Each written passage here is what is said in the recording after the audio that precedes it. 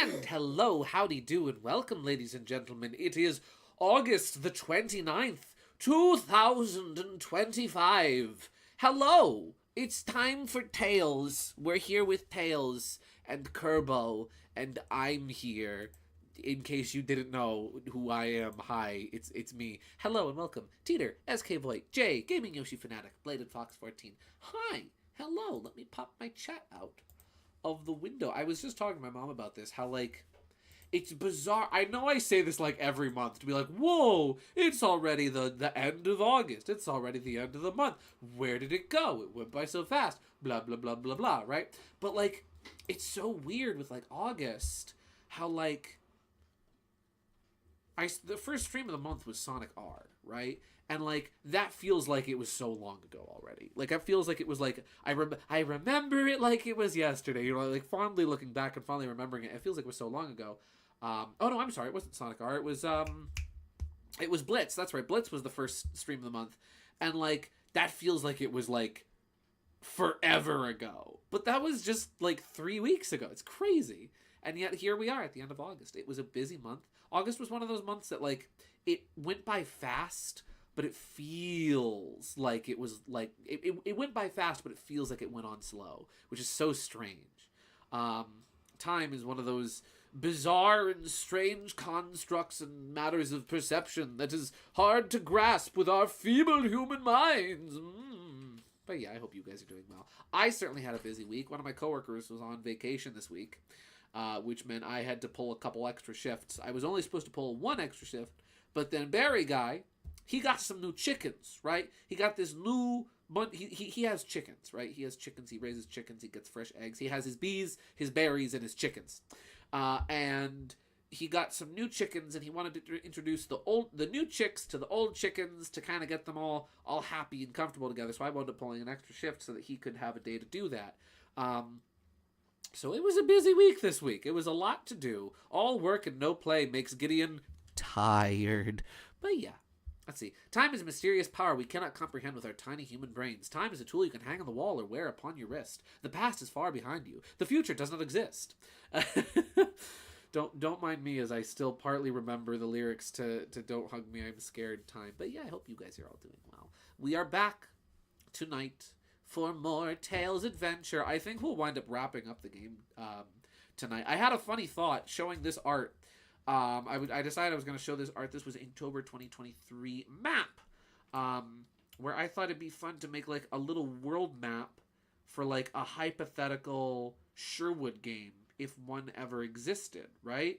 And like I thought, oh, okay, you know, this will be fun. Maybe it was a Game Gear game, right? I thought, oh, that'd be funny because I did like Sherwood Game Gear game art before as kind of a fun hypothetical. I've realized now, after playing so much of Tales Adventure, I'm realizing now that I think there's a distinct possibility that like this game imprinted on my small child mind, because like the idea I had for this funny little Game Gear Sherwood platformer was like a Metroidvania type game where you would collect disguises as Sherwood that would magically give him new powers to access new areas and abilities to go to other spots and revisit levels, to find new stuff, to do things. And it's like, I know those are all very generic, broad stroke descriptions of like what a Metroidvania is, right down to like the thought was like, oh, maybe you would pause the game and flip through your different disguises to get your different abilities. But like, the more I think about the way I visualized this concept of hypothetical Sherwood game, the more I realize, wait a second, this is just Tales Adventure, what the frick? So I think this game imprinted on my brain for some reason, and subconsciously made me want to make Sherwood game real. We can make this Sherwood map a real Mario Party board in Creator. That's true. We could. I never even thought about that. Sherwood the Fox, Apprentice of Disguise map could be real. Kind of looks like Wario Land 3 too. The idea, it's funny because the premise behind like this hypothetical Sherwood game is very like Wario Land inspired, where like Sherwood gets sucked into like this little miniature like model train set world, and he has to escape from it. So very similar to Wario Land 3, with Wario gets the music box and he gets sucked into that little world. So yes, actually, a Metroidvania, I am intrigued. Yes. I like me a good Metroidvania. They are very good, very fun, very nice. Even though, I was thinking about this. I was thinking about the term Metroidvania. And we'll get to the game in just a second. There's just one more thing I thought about that I didn't want to forget. Metroidvania is such an interesting term, but I think we could come up with a better name for the genre, right? Because in order to understand why it's called a Metroidvania, you have to understand the general mechanics of a Metroid game and the general mechanics of a typical Castlevania game, right? And it's kind of a fusion of the two. But the mechanics are in order to understand the name, you have to understand the mechanics of both games. But the mechanics of the game itself are not that difficult to understand without just knowing how it plays. Because, you don't call every side-scroller a Mario. It's no, it's a side-scroller where you go from left to right. You don't call every, puzzle game a Tetris, right? It's just okay, you have to solve puzzles. You don't call every fighting game a Street Fighter. It's no, it's just a game where you fight, right? Hear me out. I have a suggestion, right, for what we rename the genre, right? A little bit more of a broad stroke name that makes it a little bit easier to understand without having to understand what's a Metroid, what's a Castlevania. Hear me out. Labyrinth game. A labyrinth game, right? A game where you're exploring through this big labyrinth. And oftentimes that entails, finding and collecting power-ups and retreading old territory and going back here and there. But I don't know. I just, in the case of something like a roguelike, right? Maze and a Rat, that's a good one.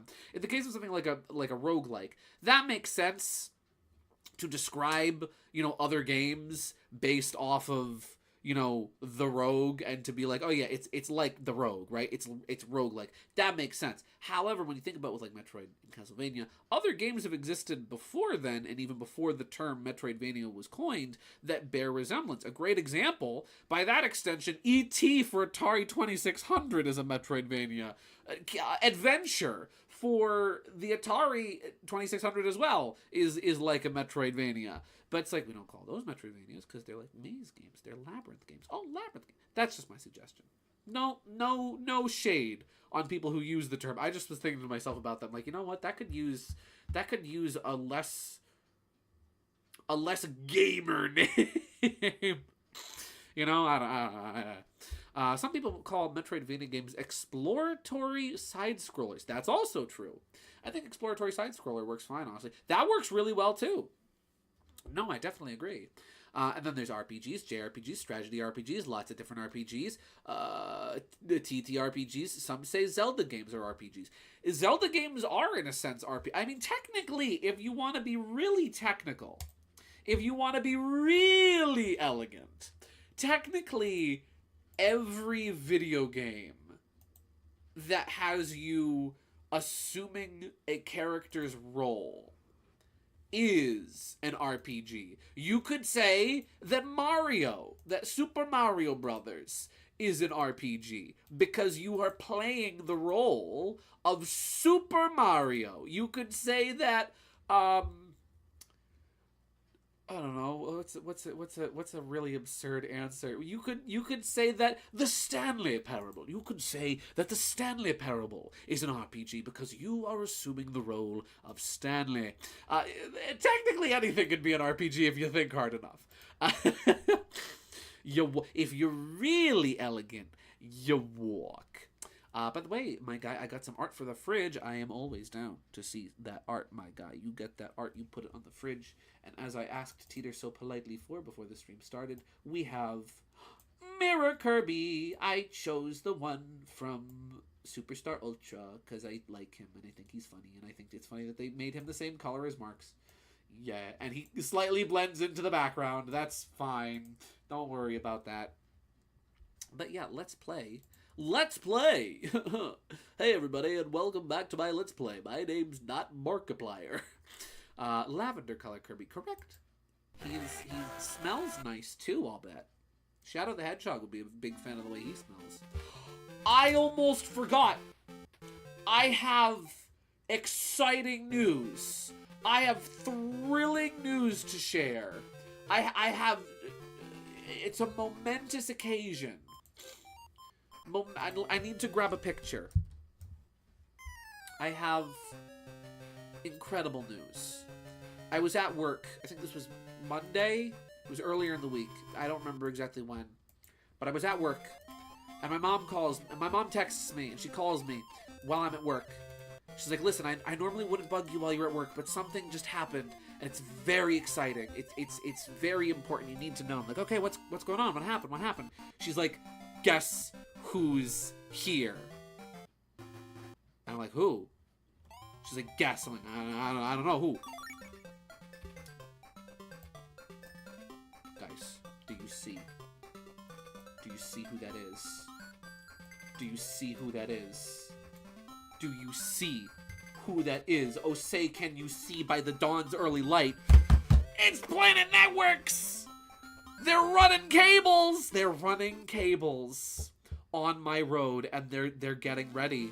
They're getting ready to start providing service to my neck of the woods. We are almost free! We are almost broken of the shackles. The bondage we have been forced into by the wretched, evil people at Optimum. I mean, the people who work at Optimum aren't evil. It's just their service sucks. That's all. I have a friend who works for Optimum, and he's a nice guy, but I hate the company he works for. We're almost there. I'm very excited. I'm very much hoping. My hope is that we'll be free by my birthday. That way, by the time I do anything fun, any kind of fun birthday stream, that we'll have good internet. Planet Networks truck is an official sponsor of the stream tonight. Here, let me just get off the title screen. So this title screen looks after putting over. Here we go. Because Gaming Yoshi Fanatics got some art to share. Is this gonna automatically remember where I was in the game? Does that remember where I am?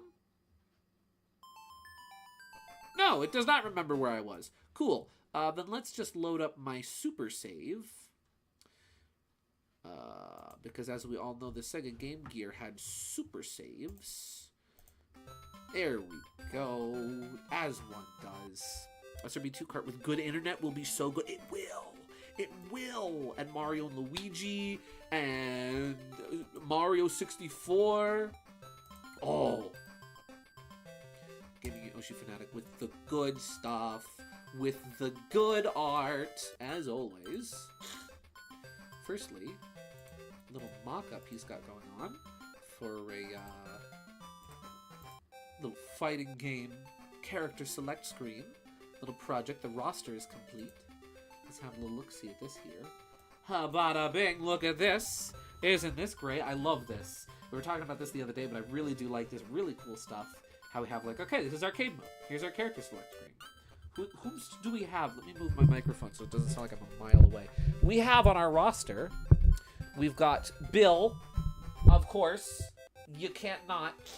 The possibilities, correct. We got Bill, Fox, Falco, Ryuji, Faye, Crystal, Marcus, Miyu, Shears, Wolf, Leon, Slippy. There's Slippy. I love Slippy. What's his name? I forget his name. Panther, Peppy, Saber. Is that... I'm having trouble seeing at where I am sitting from. That guy. Craig, Cat, Farah, Oikini, Leon, Yash, Rob, Pigma, James, Dylan, Bucky O'Hare, Random Select. What's his name from SWAT Cats? Sly, and last but not least, we got Jonathan. Absolutely stellar work here, my guy. Who am I picking? I'm picking, you know what? I am picking, who am I maining day one? I am maining, let me move my microphone back so that I'm not leaning over it dramatically. Day one, I'm playing as Slippy. Slippy is my character of choice. I'm maining Slippy day one. I love you, Falco, but Slippy, he speaks to me. He is Frog. He is funny little man. Yeah. Also, may I just say, I completely glossed over the rest of this. Sorry. Really cool character select screen. As I mentioned before, I like that you have, There's a home stage, like Bill's got Corneria in the background. That's a really cool, nice Star Fox Assault screenshot. The text is cool. I like that you included the blood type, you know, fighting style, age. Really good stuff. Very nicely formatted. Great, like, menu design here. Really cool. Me like that. Also, this is just good neutral music to have in the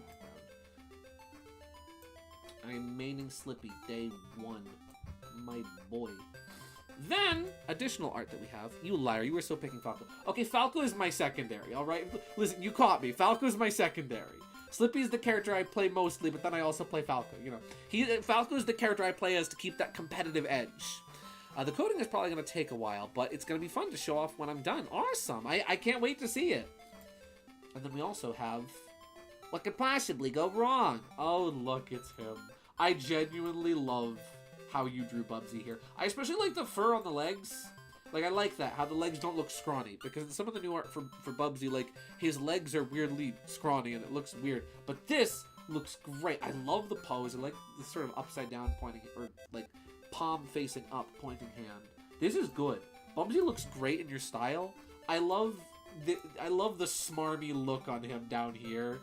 He's like, that's right, I'm back again. I love him. You know what? I'm keeping him. Mom, can we keep him? No, he has fleas. Beautiful. That's good. We have a good amount of stuff already on the fridge tonight. Heck yeah.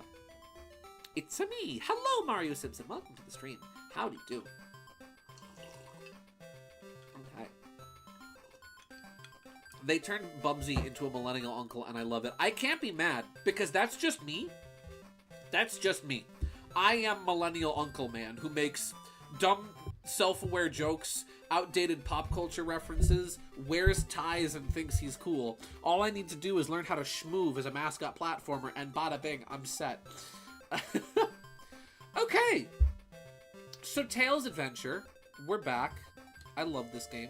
Very much enjoying it. They somehow made him likable after 3 decades. Yeah, for real. I don't know how they did that. They made him endearing, and I am down for it. Yo, what's good? It's your boy. Howdy, Dan!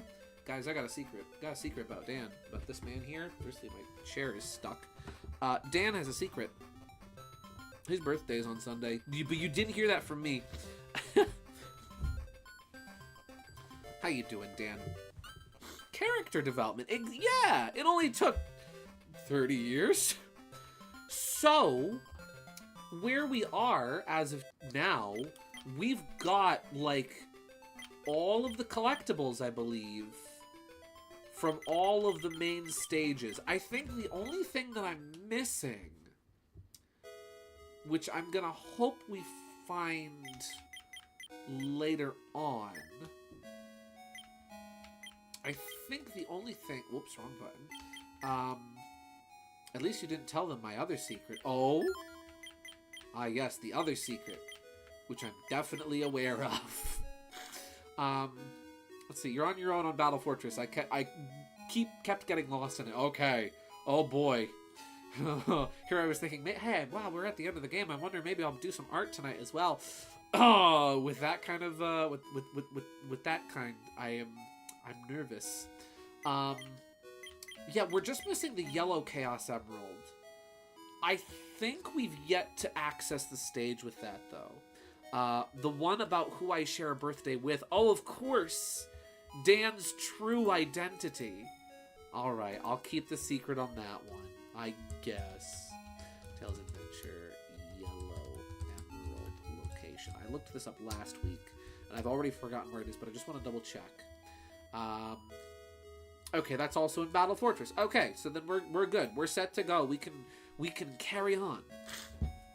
We got the most important item, the Rado Shadow Legends. Hey guys, this stream is brought to you by today's sponsor, Rado Shadow Legends, the #1 idle RPG where you just kind of sit back and let the game play itself and don't actually do anything. There's really not mechanics, but there's gotcha. Ah! Let's swap out the Rado Shadow Legends for... I'm gonna say the hammer. I've enjoyed the funny hammer. The funny hammer has been useful. And regular bomb. I feel like the large bomb is probably going to have use. I mean, worst comes to worst, I go in there and I just don't have what I need and I'm unprepared.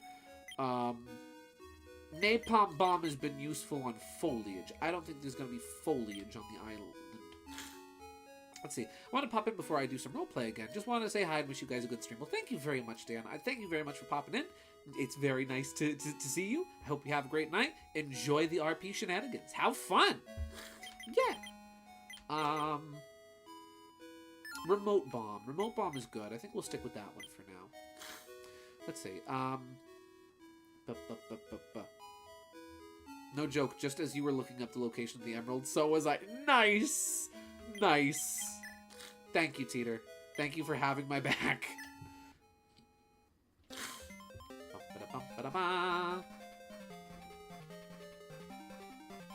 Yeah.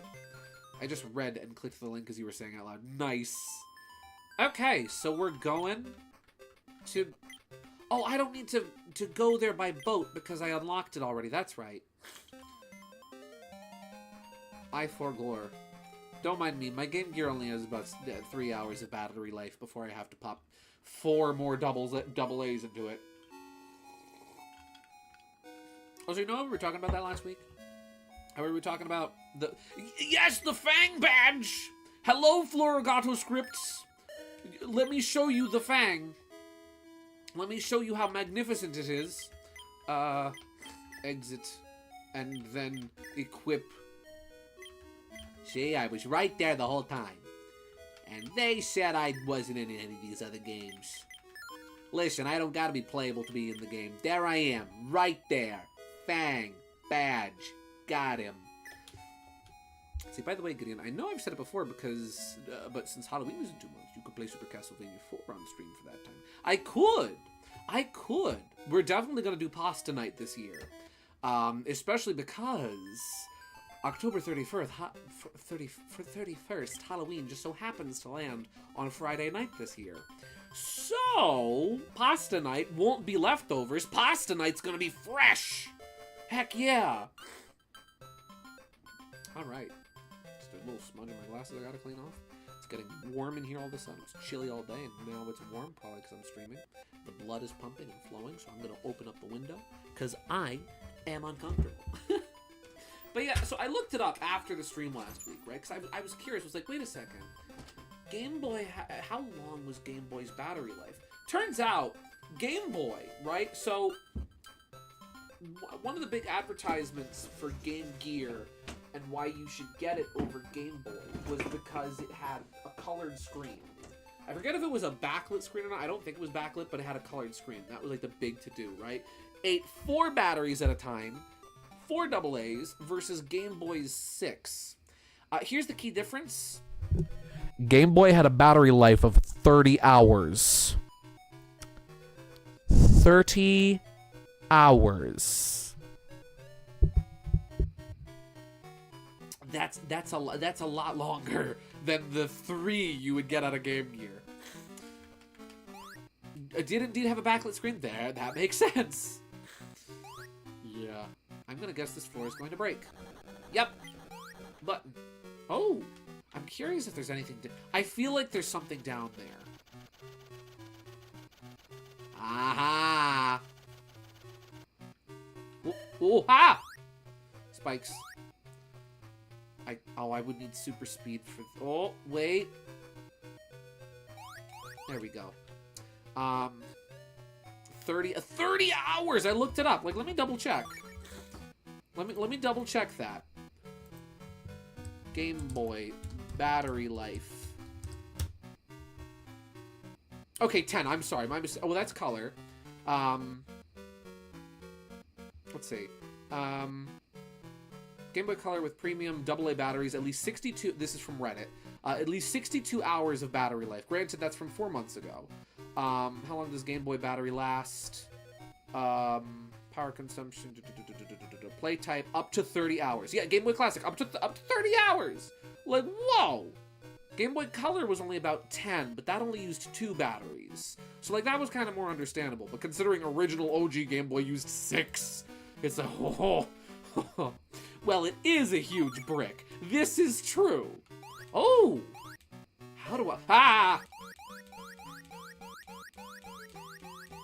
The Battle Bird Armada likes their death rooms.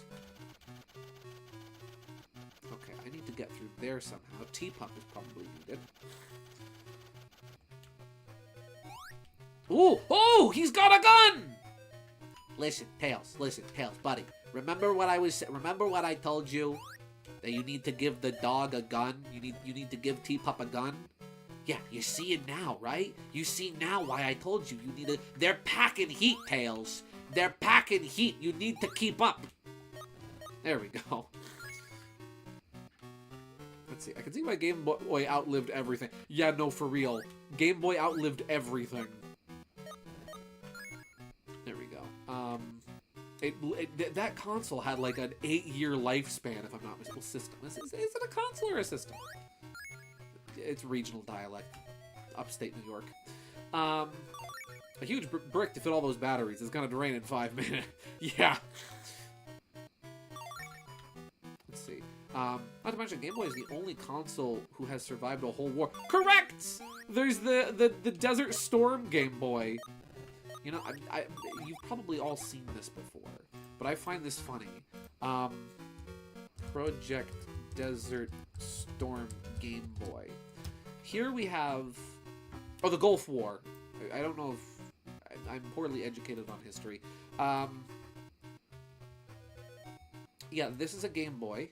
This is a real Game Boy that went to war, that was taken by a soldier and was on the battlefield during the Gulf War, got bombed, and still worked.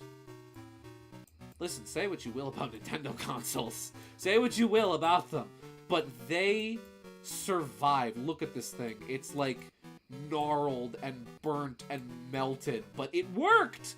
The whole system, the whole console, right? It wasn't just the outer shell that was preserved. The only like mechanical part of this thing that stopped working was the screen. The screen was the only thing that needed to be replaced on this thing. I remember seeing this thing in Nintendo Power once, actually. You know what, Tails, you get to have it. You get to have the Gulf War Game Boy. Let's see, my backlit rechargeable GB lasts about 3 hours or so. Nice! I haven't tested the battery life of my backlit Game Boy, actually. One of these days I'll have to do that. Something tells me we need Big Bomb here. Nope, can I, Tails, can you... There we go. Oh, no, we don't need Big Bomb. Regular bomb is fine. Nintendo couldn't wish for better advertising for how tough their products is. For real! For real, genuinely. Let's see. Yeah! I brought my Game Gear with me to... I brought my Game Gear with me to the ocean and dropped it in the ocean and it died. Well, that's cool. My dad took his Game Boy to war. Here we go. Something tells me that having Fang as my chosen power-up for the final level is actually going to be very useful, because I don't know how much damage I'm going to be taking here, but I would assume a lot! That looked like a floor. Let's see. Let's see, some people do confuse Desert Storm and Gulf War, so I get it. Yeah. Fun fact, my dad almost got Oh, that is a floor for bombs. Cool. My dad almost got shipped out to Desert Storm, and then at the last second, they're like, no, you can stay here. We're sending all your stuff, though. Oh, this is a maze, isn't it? Something tells me it is. Your Game Boy's gone. It's in the bottom of the ocean. Oh, poor sea captain. Ooh. I can probably break through there with the hammer, actually. I just want to have Fang in my inventory. That's all I want. There we go. Let's see. Just Googled it. It was the Gulf War. Apparently that GB is still able to be played. Yeah, it was on display in a museum. That specific, like, screenshot of it, or that picture of it, is from it being in a museum, where they booted up, they let it play Tetris, and it still functions. Oh, hi, Teapup. Oh! that does not kill the teapup. Cool. Teapup is durable. Doesn't help Game Gear with its limited screen space. Yeah, though I think they had about the same size screen, didn't they? Can Teapup go through here? He can't. Okay. Ooh. Here we go. Oh, geez! I thought that was a floor. Oh, these are one-way walls. It's like Mario Maker. Why would you want to go that way? I see. I thought those were just like a clever little like indicator. No, those are yeah. Those are like, nah, you can't go through here. Ooh. Let's see if I can beat this stage in the time that you would have to play it on an actual Game Gear. Oh, here we go. Oh, I can use the funny hammer. Ah! Let's see. Bomberman and Tails need to have a crossover together, just like Wario and Bomberman did. And then again, that was only in America / never. I think it did get a Japanese release. I could be mistaken. I think it did get a Japanese release, but it was just as a Bomberman game or something else. I forget. And like all of the Wario in it was removed and like swapped out for something else. I forget what. Such a bizarre little game that is. The time that Wario and Bomberman had a crossover, which then cemented bombs as being like Wario's thing for a little while there. Like long before Wario Land or WarioWare came around, and you had like the little bomb timer. That was where Wario and bombs first met. So now I gotta go in there. Something tells me this level is gonna have a lot of backtracking. Just walking. Just walking. Super speed would help with that. Again, I'm wondering how I get in that room. Maybe I'll have to come back here later. There's gotta be a way to open that door somehow.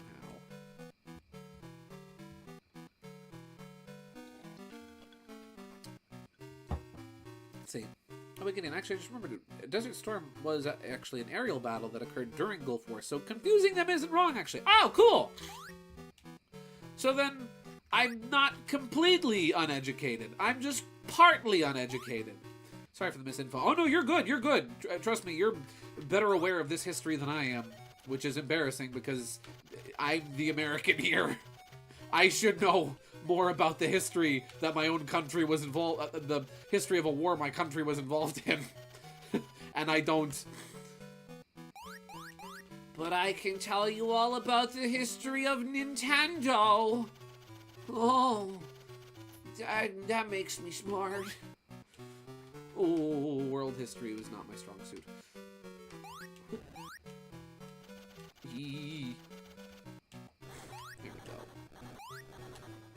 Bada bing. Oh, more bombs. Let me move this real quick. Sorry, there's something on my desk I have to move. Oh yeah, apparently, I don't know if today was the public release date, but I know for like the open beta. Oh, Jiminy Criminy. Oh, really glad I have Fang with me now. But apparently, like, Sonic Cross Worlds is happening today. That's cool. I don't know if I'm gonna get Sonic Racing Cross Worlds, like, right away. I might wait for maybe, like, to go on sale or something. But it is still exciting. And I've been seeing a lot of screenshots today of, like, the car editor. Like, how you can edit the cars. You can customize them. And it looks really cool. I'm not gonna lie. How... Oh, these are breakable. I can bomb my way through these. Let's see. I can tell you when Nintendo was first around and blew the minds of all the older people's minds. For real. Oh, that's not what I meant to do. No, that's also not what I meant to do. Oh, can I, Oh, yeah, no, I get you. I downloaded the playtest, but I haven't played it yet. Nice. Well, that's okay. You could at least be the first on your... Oh! There's the Yellow Chaos Emerald! Heck yeah! Okay, sick! We are now up to 99 rings! Max health! Heck yeah! Well, that was easy. That was easy.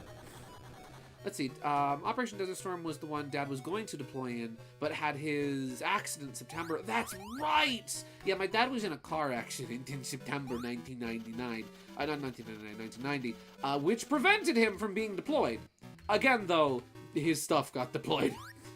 Oh, that's a door. We are getting... Oh, this goes back out? That goes back out. Cool. Let's see. What's down here? I'm getting big, like, Mega Man, like, Quick Man vibes from this hallway. I feel like some beams are gonna pop up from the side and go, and kill me.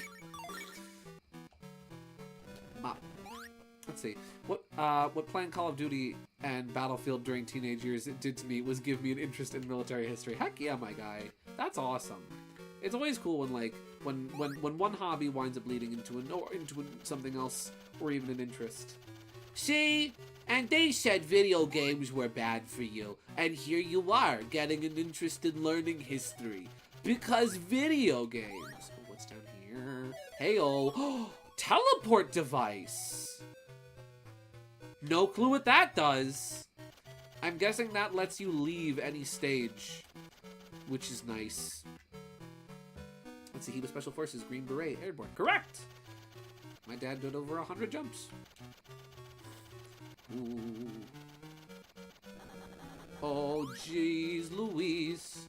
That is a breakable wall if I've ever seen one. Oh, no. Now that I have all the Chaos Emeralds, the flight meter lasts for a really long time, which is nice. Let's see. I want to be very excited for Crossworlds, but I'm gonna wait for reviews and gameplay videos to look at it further. Same. I am excited for it, but I am skeptical. You know, I'm just a little, it looks okay. It looks all right. If I had to choose which video game you're going to buy, like if I wind up getting a Switch 2, which I will eventually, nice smear frames here. If I'm given the choice of, like, which racing game do you want to purchase for your new Nintendo Switch 2 video game console? Do you want Mario Kart World? Or do you want Sonic Racing Cross Worlds? Neither. I want Kirby Air Riders.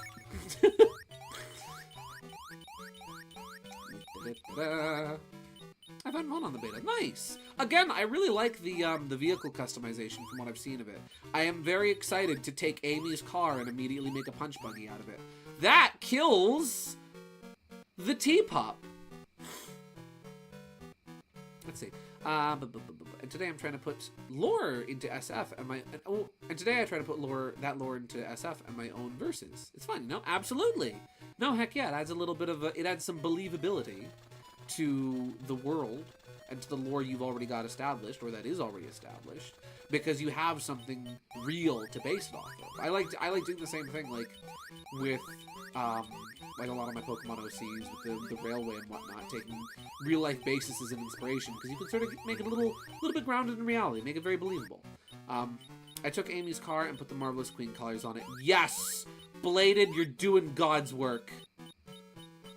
Listen, if Sega's not gonna put Fang in the game, then by golly, we'll have to.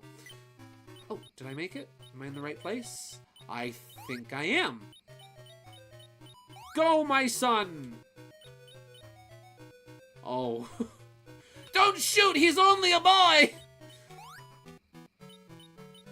I'm just exploring. Oh. Let's see. The car customization I can see myself toying around with for hours and hours. Somebody within like 2 hours of the beta being out made Mr. Incredible's car the Incredimobile from the hit 2004 film The Incredibles. I love being able to fly. Can I break this? Can I destroy that? I can't. The guns are forever. Oh, I need to break this so that T-Pup can get through. There we go. I'm just gonna plop myself down here in a safe spot. There we go. Ooh. Let's see. This is actually really cool. I find it funny that, like, it's always funny, like, oftentimes you find in games that have, like, multiple abilities for your player character to have, there's usually, like, the one favorite ability that gets the most use. Like, a great example is, like, Stone and Hammer Kirby get a lot of use in Kirby's Adventure. For like different puzzles and whatnot. Same goes for Fire Kirby. And then like other games that have like multiple character abilities and whatnot. There's always like that one that's like, yeah, we're using that ability today. And I find it funny that like T-Pup is very much so that like favorite ability in this game. Ooh. Where they had a lot of fun designing levels around the dog. Oh, this is a time for remote modes.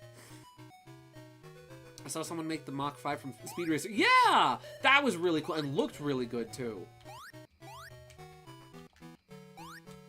Go, my bomb. No, my bomb! Go! Yes! Fly! Oh, I can just sneak in here. Cool. Having enough health that bombs don't instantly kill me is really... Ow, cool. I wanted to write something down, game. I wanted to write something down. Here we go. There's another... Oh, there's a gun. There's a gun. There's another gun. Why is there guns everywhere? I mean, I know why, but why? He's only a boy. I understand that Tails is, like, single-handedly absolutely laying waste to the Battle Birds Armada, whole, like, you know, their whole operation here, but, like, guys, he's a child. You don't need firearms. You can win him over with, like, milk and cookies. You can bribe him, buy his allegiance. Let's see, some of the rival dialogue is pretty fun as well. Yeah, I've seen, like, I love all the stuff I've seen so far with the Babylon Rogues. Also, that line from Cream to Vector about, like, oh, Mother will be very happy if you let me win. It's like, Cream knows. She knows. Come on. Well, I guess I don't really need to kill him. You know what? Pacifist, you live. I remember you're pacifists. There's a ceiling there? Oh, whoa. Oh! We have some bad tiling here. Oh! Oh! Get with it, game designers. You put the wrong kind of tiles here. These aren't background tiles. They're solid, tangible walls. That's funny. I guess the purple tiles up there, right here and right here, are for some reason tangible? They have collision when they shouldn't. Maybe that's a remnant of earlier game design, or like an earlier point in development maybe, where this ceiling came down a little lower. Let's see. Eggman should probably bribe him with candy and a copy of Super Smash Bros. Brawl for the Nintendo Wii. That should do it. Yeah, no, for real. That would win me over. If you bribe me over with some candy and a copy of Super Smash Bros. Brawl for the Nintendo Wii 2008, I'd consider joining your side. Uh-oh. Uh-oh. You! It's him! Ah! Oh, lasers. Of course lasers. Why wouldn't there be lasers? Ow. Let's see. Okay, this is really gosh darn cool. Something I'm happy about. Look it up. Crossworlds will have crossplay. Good! That is what Team Sonic Racing needed. Oh, nice! So if you know somebody that's on Xbox and you're on Switch, you can still play the video game. You can play video games with your Xbox friends. How do I, T-Pup can't drop bombs. I guess I gotta chuck it in. Ooh. Yeah. No, Tails. Ooh. No. No. Oh, you gotta thread the needle. Oh, you gotta thread the needle. Oh. Oh, dear. T-Pup! Do something! I pressed the button. There we go. That's the sailor's way. His name is Dr. Fukurov. Fukurov. Correct. I am bad at pronouncing that, apparently. Oh, Teapup lives. Nothing can damage Teapup. I find that hilarious. That Tails built an invincible dog. What you doing up there, Mr. Man? What you doing? I can either save Tails. No, actually, I know I can't. Oh. Huh?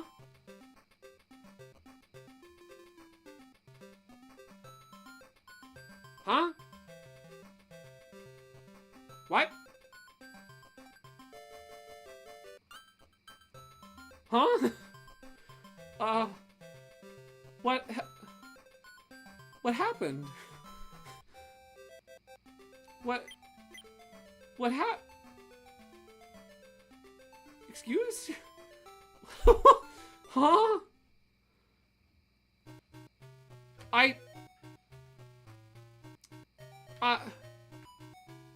am very confused. What happened?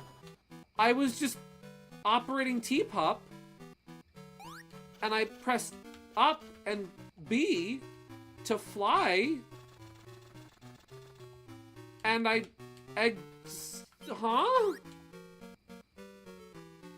I think you got ejected from the... Apparently! Guys, I fell into one of Dr. Robotnik's nefarious traps! You know, from the manual to Sonic 2. I'm gonna go back to Tails' house to restore my health. Okay. I mean, now I can just gun for the end of the stage instead of going back for the power-ups. Cool. I don't know what happened there. Let's see. When the U.S. bought Alaska from Russia in 1867, they just gave the Russians a copy of Super Smash Bros. Brawl. It works like a charm every time. Yeah, listen. You know, the last time, right? Listen, that's how, you know, I was talking about earlier, how, you know, Barry Guy and I, right? How, like, we swapped days yesterday so that I could be here and, you know, I could be at work while he introduced his chickens to the other chickens, right? Remember that? Yeah, he just gave me a copy of Smash Bros. Brawl. And that's what we did. It was great. He gave me a copy of Brawl, and I went to work. Bada bing. Well, since we're here, let's test out the teleport device. Does it do what I think it does? Oh! Yeah. It just takes you out. You know what it does? I have to go now. My planet needs me. And he's gone. Well, that's cool. That would have been very useful for hunting for, like, the different items that I was missing. If I had had that earlier in the game, that would have been... I still don't have the wrench. No clue what that does. If I had that earlier on, that actually would have been very, very useful. Realistic Mario with denims just inspired kindness in people. It's true. It's true. They took one look at the fine, elegant, and beautiful hairs. The individually detailed and defined hairs of his mustache. And, you know, the Russians, they're great appreciators of facial hair. They took one look at Mario and was like, you know what? This is good. We like this. Because of your funny Italian man, we will permit you to take Alaska. Alaska is now yours. You can thank Shigeru Miyamoto later when he is actually born. Sometime around 1960. I forget, when was Miyamoto? How old is Miyamoto? It's funny. All this talk of Brawl, I have something for the fridge. So my mom and I were talking, I was telling my mom about Kirby Air Riders, right? Because I'm very excited for it. And because she heard Luna freaking out while we were watching the Direct. And she was curious, right? And so I wound up watching the Kirby Air Riders Direct with her. She enjoyed it. She thought it looked really fun, really cool. And as soon as Sakurai comes on screen, she's like, wow, how old is that guy? He looks really good. Is this the Masahiro Sakurai guy you're talking about all the time? I'm like, yeah, that's him. And she's like, how old is he? I'm like, Ma, he is a year younger than you are. And she's like, no, he is not. He is not a year younger than I am. I'm like, yes, yes, he is. So I go to Google, I find a picture of Sakurai from the 90s versus a picture of Sakurai now. I look up his age to prove it. She's like, no, he's a baby. He's a baby. No, he's not a year older or younger than my mom. He's I think he was either born in he was born in 68 or 70, I forget. Either way, there's a year difference between him and my mom. She's like, no, that's a little baby man. He's a baby. He's not really that old. They saw that Map Pack comment. They did. They were like, you know what? We like him. He's very good, very nice, beautiful man. After all, the fridge is not perfect until we have this. What is it, Teeter? I still want to know how I accidentally exited the stage. That would be cool. Aside from, you know, the obvious of Dr. Robotnik's nefarious traps. Miyamoto's 72. Wow. He looks good for his age as well. Yes! Teeter, you got the goods for the fridge. Teeter has something very important for the fridge. This must be acknowledged and shared with the world. Let me just close this. There we go. The loudest Wii startup menu. Brawl. Yes. Great looking disc, might I add. Both Brawl and Melee had really cool looking discs. I love how prominent Link is here. Like, Mario's actually kind of pushed to the back. He's in the middle, but he's not nearly as largely depicted as Link. Also, hello, Wario. Really cool disc. This disc looks even better in person because, like, like the Brawl part, the Wii part have like that rainbowy sheen that CDs have. So, like, when you see it, it looks even cooler in person. Wii disc. Not Wii disc. Wii disc. I always thought it was really funny, the fact about Miyamoto, that, like, he used to ride his bicycle to work every day, which I think is really cool. Like, even into, like, his 50s, he rode his bicycle into work, which is so cool. And then at one point, the higher-ups at Nintendo are like, hey, you're kind of a crucial member of this company. We really don't want anything happening to you on the road while you're riding your bicycle. Please stop. And so he's like, oh, okay. And he did. But real ones remember the bicycle era of Miyamoto. Xenoblade Chronicles has one of my favorite. Oh yeah, doesn't the for lack of a better term, the eye of the disc go right through the Monado? That's clever. Of course, there's always the Seinfeld DVDs. Of course, there's always the Seinfeld DVDs. Seinfeld DVDs are really cool. They're really great.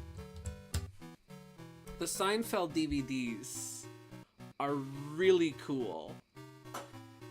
You want to see the Seinfeld DVDs? There's some images here I can't show online, but really cool DVD, official, might I add, official Seinfeld DVDs. Here's some of the really cool Seinfeld discs. They knew what they were doing. If you've never seen, these are very low resolution images too. These are some crusty JPEGs. I'm just gonna save this as feld.jpg. Here's a really cool Seinfeld DVD. Oh, Jerry, you can't be putting the hole there, Jerry.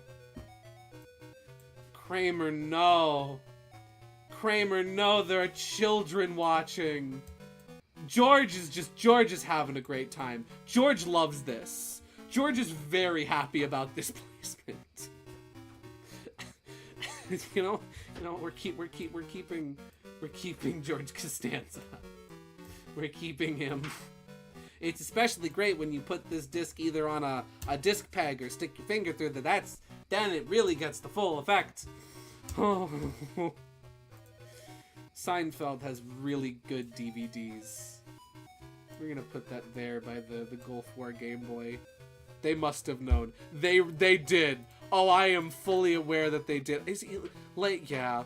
And even Elaine gets in on the action. Oh no. Even Elaine. Elaine, you can't do that on live television, Elaine. So those are the Seinfeld DVDs. They're really cool. Those are official.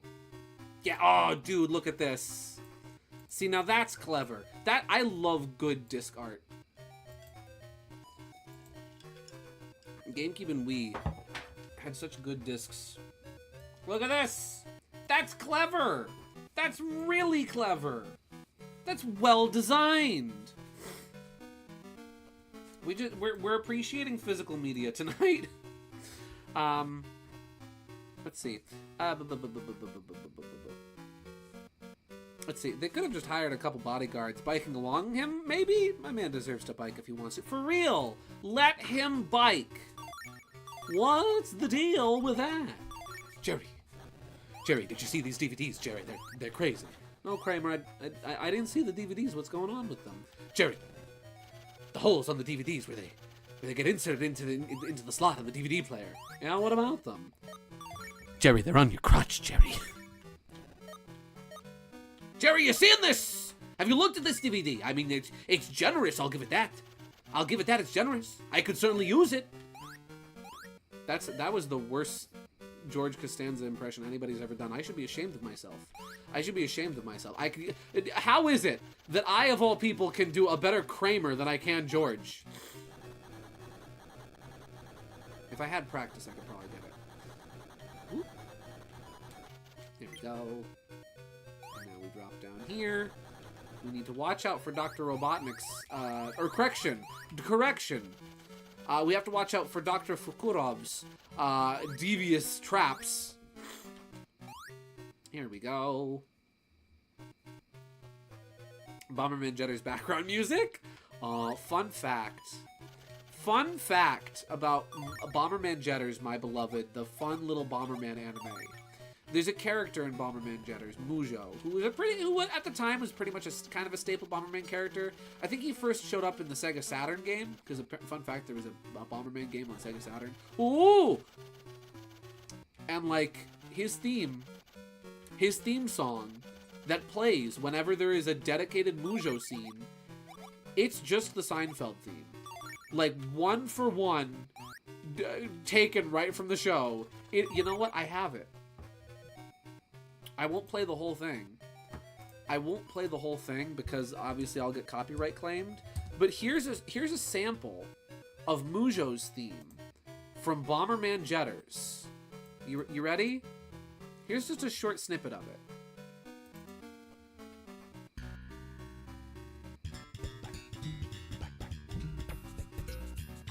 That's just Seinfeld. That's just Seinfeld. That is literally just Seinfeld. Comedy music. Watch out for Dr. Robotnik. I feel like I'm in Sonic Schoolhouse already. Watch out, Baldy, here we come. The American educational system was the true villain all along. Ooh. I have to time it just right, because that thing kills the teapup! Oop. Bada bing. Here we go.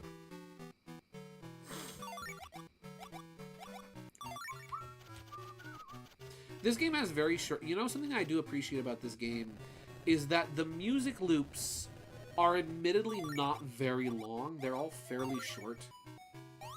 And you wind up hearing these these songs looping a good maybe 10, 15 times, if not more, a lot. You hear the music loop a lot while you're actually playing the stages because the music isn't very long. However, it's not bad, which makes it not like super irritating to hear it loop over and over again. Like maybe I'm just the kind of guy because I can listen to music on repeat for a long while, right? Like I'm the kind of guy where like I can listen to the same song for like an hour and then get tired of it. Oh shoot, I need to break this open with tails. Oh! Speedrun tech discovered! Thank you, T-Pup. Thank you, T-Pup still active hitbox. That was cool. Hey, listen, Tails Adventure speedrunners, if you're watching, you're welcome. Sounds pleasant, not intrusive. Yeah, it's very good just kind of like background music in the sense that it works well to just have this playing in the background while you're trying to get something else done. It's very nice. It doesn't do anything big or crazy. It doesn't have any like elaborate melodies. But at the same time, it's not so like gratingly repetitive that it feels like, oh, I've heard this song 15,000 times already. They're simple, yet, you know what? It's almost like listening to like the backing track. Like these could work really well as like backing tracks to more complex songs, and so they don't get repetitive, like annoyingly repetitive too quick. They have enough variety and change in them with the keys and whatnot that they're still very fun to listen to. Dude, during August, I remember blasting Sonic 06 OST, so I can relate. See, you get it. You get it. You're like me when it comes to looping music. I've got a couple songs like that on my phone where, like, there's a few of them. There's, like, Ecosa by all of... Oh! Never mind! Those are secret breakable blocks for you to find more rings! I am terribly sorry, Tails Adventure game designers, for thinking that you made an oopsie. But yeah, like, I've got a couple songs like Ecosa and Hourglass Meadow by Oliver Buckland, where, like, their songs are like, no. You can't just listen to this song once. You need to listen to it a second, or even a third. All right, you. I'm not gonna be deceived this time.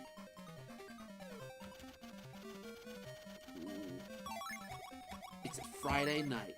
I've got a full... It's a Friday night. I've got a full bottle of Shasta and my all tape. Let's rock. Ow, I still can't do Billy West. Ow! Ooh.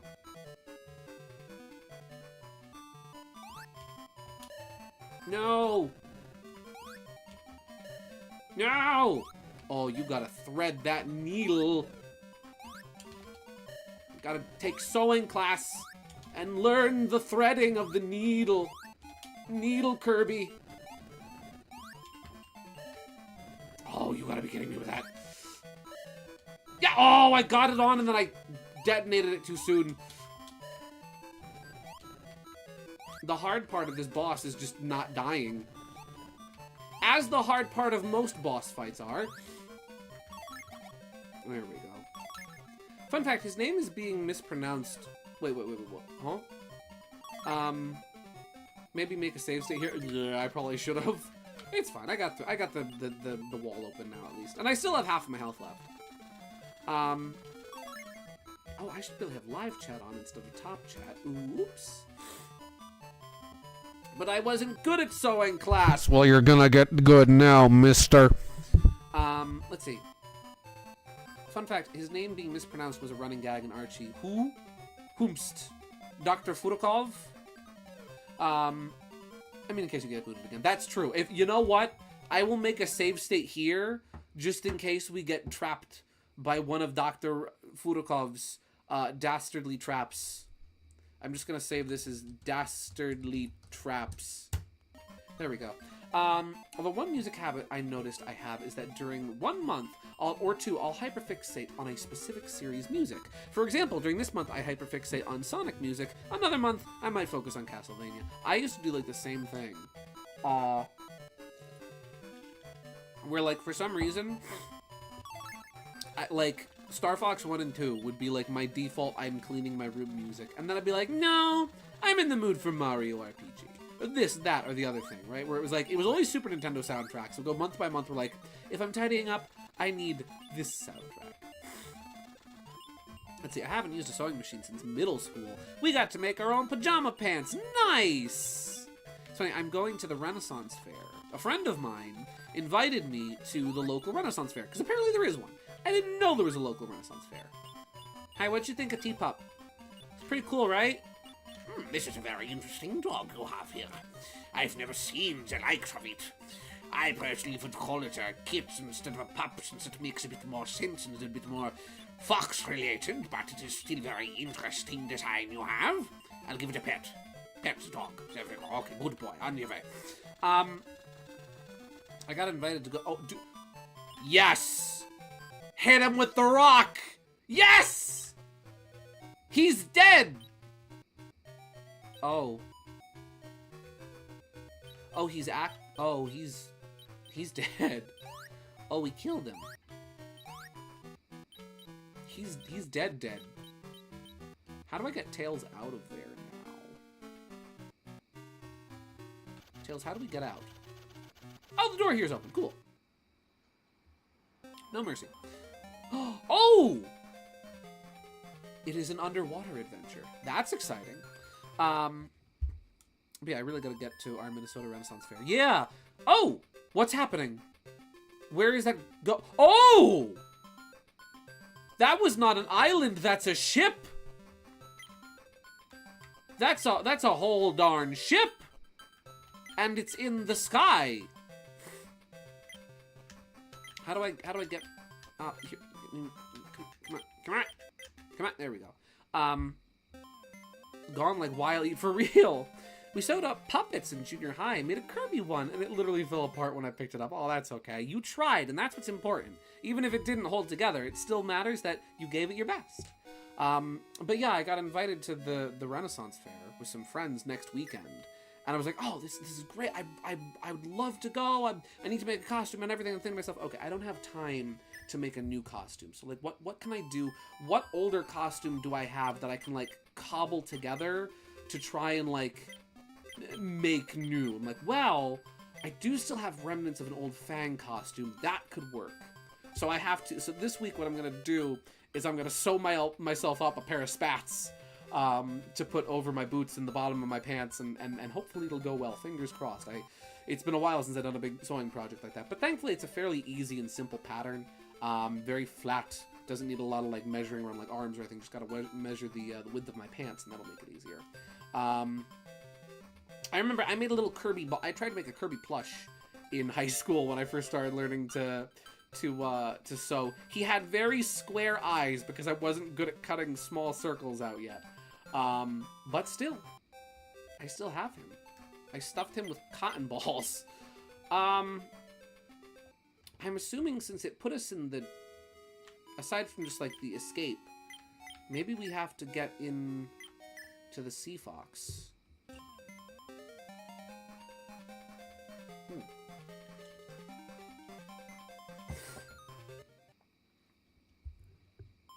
Let's see. I also made a little Bomberman plush too. And I made, oh man, I actually made a lot of stuff sewing in high school. I made tons of patches.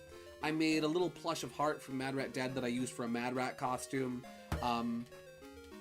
which I wore last time I went to the New York Renaissance Festival.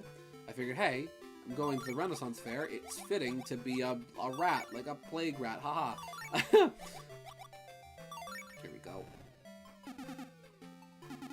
Okay, so I'm gonna assume maybe we need to take the road back to, that would have previously led us to the hideout of the Battle Bird Armada. I'm guessing that's gonna be where to go.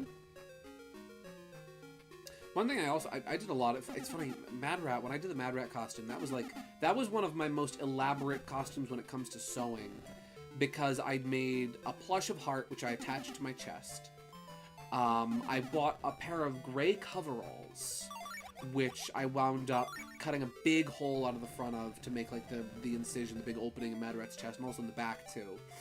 And then I made these little faux, like stitches, these big yellow stitches that I put in there. And then with the hat too, there was a hat that went along with it. I had a gray like baseball cap with a gray beanie over the top of it to get kind of the right shape. And also just because I thought it looked cool. And on there, I made like fake ears that I sewed onto the beanie. And then with the tail was cool where I wanted to make it like kind of a very authentic sort of like rat tail like thing. Where I took this this like brown garden string, the kind of string that you often see used for like wrapping up packages with, and I wound up taking like 3 cords of it and I braided it and I made this long braided tail. And that was probably the most elaborate costume I made in terms of sewing. I think the most elaborate costume I made in terms of props was probably Luigi in the Poltergust, because even though Medic and the Medigun was elaborate, actually no, the Medigun was probably elaborate because I kind of built that all from scratch versus the Poltergust where I took apart a vacuum cleaner, repainted it, and gave it straps.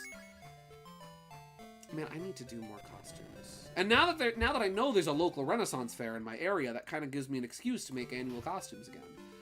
Because I don't do Halloween or anything like that. I don't really go to any costume parties.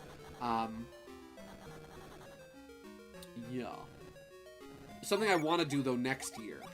Next year, if I wind up liking it and having a good time, and if I wind up going again, I think next year what I'd like to plan out to do is like to do like a really well like put together Daroch cosplay. Because I feel that like with the kind of Renaissance theming, I feel like Daroch works well. Because of the kind of attire you would think he would wear and how you often see him depicted in like human designs. Again, the rat theme works well because plagues. And I can do a lot with like little bombs and the cane and whatnot. That would be something I would need some good time though to make, because I would want to make the cape. I might even try to make the hat instead of just like buying a red top hat. And then the ears would need to get attached and all sorts of little props and thingamabobs and yeah. I remember one time going to the Renaissance Festival, I bought a bow and an empty quiver. I was forced to unstring my bow. Oh, sorry, Teeter. Yeah, I know that there... Is this the Death Room? Does the Death Room have anything in it now? Yes, the Death Room has death in it now. Good to know. Yeah, I know that, like, for conventions and whatnot, as cool as prop weapons are, sometimes they're very like, okay, check your prop weapons at the door. Check your prop weapons at the door. I'm gonna make for the Fang costume I'm revising. I'm gonna try to, if I have time, to make like a little fake, little like cardboard pop gun, with little cork jammed in the barrel to make it clear that hey, this is not a real gun. This is fake and funny cartoon gun. But I won't be surprised if they're like, you're leaving that in the car. I'll be, yeah, okay, that makes sense. There we go. And I've got 2 little Chaos Emeralds I can bring with me too from some of the Jack specific figures that I've got. I don't know if I'll have time to like print up a wanted poster. Maybe that might be fun to carry around with me too. Maybe I'll just doodle one. I'll just sketch one up.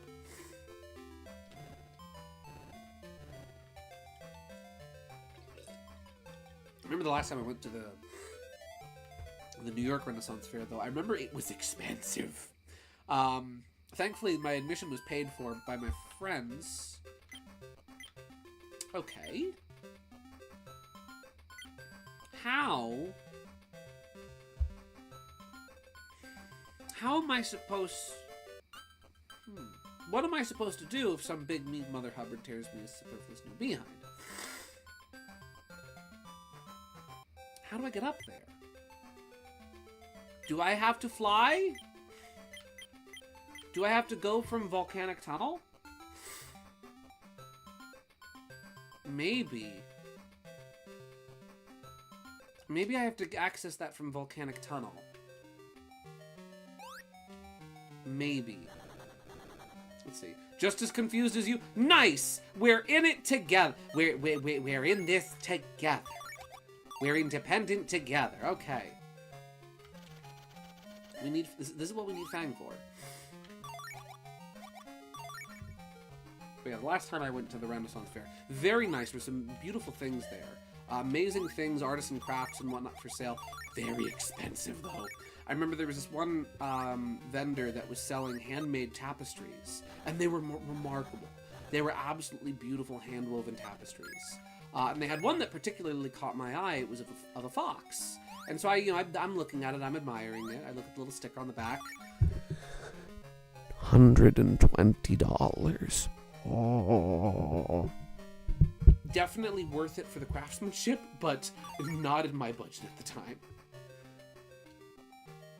Looking up to see how one gets there. Okay. Teeter's got my back. Teeter's got the chalk. Teeter's got the chalk.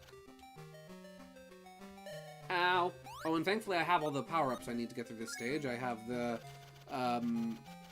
remote bombs, and I have T-Pup. Yoink. There we go. Bit off topic, but I start my last university year in 2 days, and I'm not gonna lie, I'm a bit anxious, but I'll try to do my best in the end. Yeah. I'm sorry, my guy, but hey, don't worry about it. You know, don't worry about it. You'll be fine. I'm sure you're gonna do great.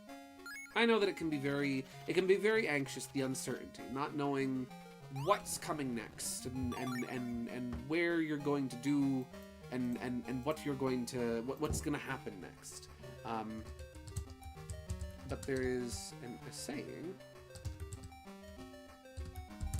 This comes to mind. I want to make sure that I get this correct. The unknown can be something. Right? Just Googled it. Go to Lake Rocky with anti-air missiles. Oh, okay. Thank you. Well, I guess I gotta leave the stage. Oh well. The uncertainty of not knowing what's coming next, of what's lying ahead, of what you're gonna do next after you're done with this current chapter and phase in your life can be very, very distressing. I certainly know how that feels. When I've been like, okay, when I've recognized a certain season or time is coming to an end, I'm like, well, what next? Now what? What am I gonna do now? And that is when there is something I often think about. You'll have to forgive me for being a bit preachy. You'll have to forgive me. But there's a wonderful wonderful little verse in Matthew that I often think about, and don't mind me. And it's let's see, what version was that? Let me just find that real quick.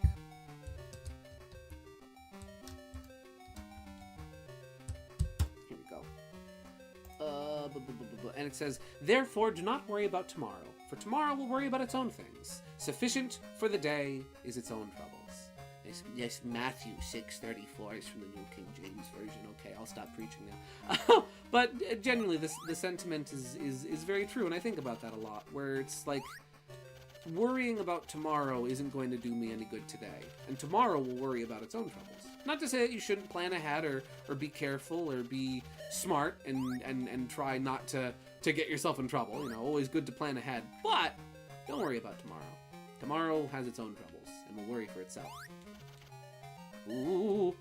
See, I'm looking forward to meeting my classmates again, though. They're wonderful people, but yeah, I'll try to enjoy the studies as well, even if it's difficult sometimes considering how high the pressure is. Yeah. But I'm sure you'll get through it. You've gotten this far, right? You've gotten this far, and you've done as well as you have up to this point. I'm sure you can do it. Yeah. You got this. I mean, and again, you know, it's the sketchbook, right? It's what I think about with my sketchbooks, right? Whenever I get to the end of a sketchbook, I always look back and I think to myself, wow, you know, when I first started this book, right? When I first opened this book, when I first started doodling in it, it was empty. There was nothing here.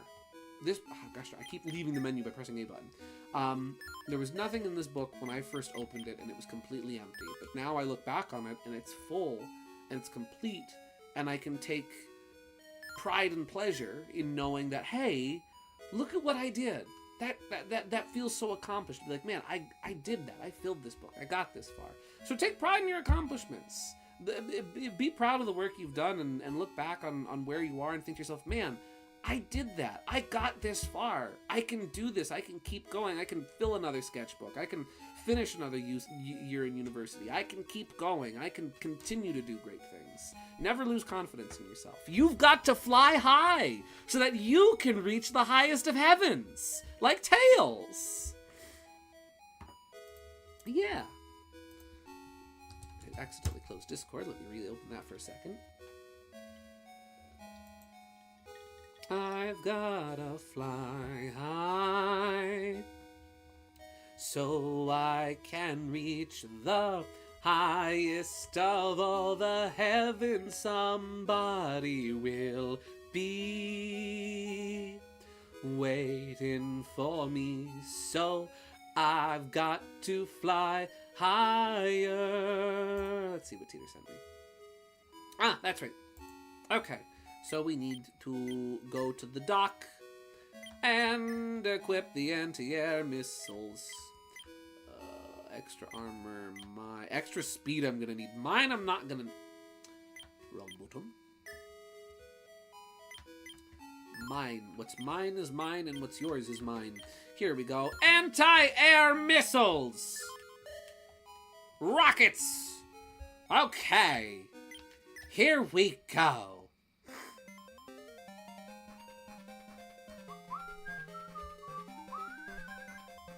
Here we go. Okay, we gotta go to Lake Rocky. Hey, Adrian, hey, I got a rod. Hey, yo, Adrian, I got a lake named after me. Yeah. I actually don't think I needed the jet booster. I was thinking about going down the Wine River. Here we go.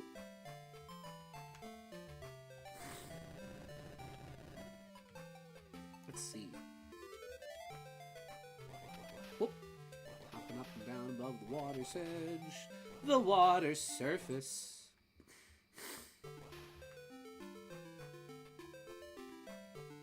Just cruising. This is where we fought that boss. Oh, it's going quickly. You're like, all right, come on, chop chop. The boss isn't here anymore. Get going. Move it or lose it. Woo! I'm just, I don't know why, but I've had the Sonic Triple Trouble soundtrack stuck in my head this past week, specifically the 16-bit version. Oh. Maybe that was the wrong part of the stage. Okay, let's, we will try another location. These birdies shouldn't have left all their goodies for Tails to collect. Otherwise, they would have won. Yeah, for real. Like, the Battle Cuckoos, right? Like, they're kind of leaving their stuff out. Like, hey, maybe if you hadn't left your toys out, I wouldn't have played with them. See? If you didn't leave your Game Boy out, I wouldn't have played with it. How did you know that we had a Game Boy? Because it's right there. I thought you were playing with the Game Gear. Because you guys had a Game Boy. It lasts, the battery life is longer, and it has Mario Land 2. Tails canonically likes Mario Land 2. Ooh, oh, they both died. Cool. Mayhaps there is another location to use the anti-air missiles. I mean, they had all the emeralds and did nothing. No, for real. Well, no, they didn't. They had one of the emeralds, right? Or one or two. Like, there was a couple of those that they didn't have that were just, like, hidden in the world. Though they were in the little capsules. So, actually, no, you might be right. They did have the emeralds. Guys, I think the Battle Bird Armada might be slightly stupid. I think there might be a distinct reason why Speedy is like, what, Battle Cuckoo the 16th or something? There might be a reason why their lineage is so long and they have 0 successes. Because they're not very good at what they do. The Game Facts Guide says, equip the booster rocket and the proton torpedo to the Sea Fox. Then select ready. Now you can go to the first stair in the Battle Fortress. Oh! Okay. We go back. That is very vague. I really sympathize for all the little brothers in the 90s whose older brothers wouldn't let them play Sonic 3 and instead were like, no, you get to play Tails Adventure on my Game Gear that has 30 minutes of battery life left. And no, I'm not gonna let you take any batteries out of my cool transformer that automatically transforms to put new batteries in it. I was trying to think, like, what would be an appropriate battery-operated toy from the 90s? No! I'm not gonna let you take any batteries out of my Furby! Let's see.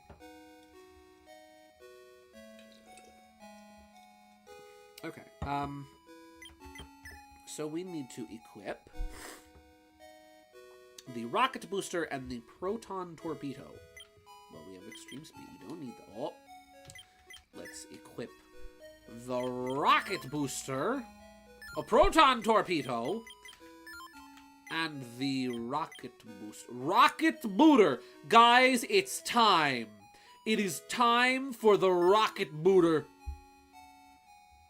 Imagine getting to the final Imagine getting to the final boss and your batteries die and you didn't write down the password. I would cry. I would actually no, I wouldn't cry. I probably just would have been very frustrated and disappointed as a kid. It's like, man, I gotta do all that again and I don't even know what the password is. Man. Speaking of which, we're actually gonna get ready and then I'm gonna save because it's been a while.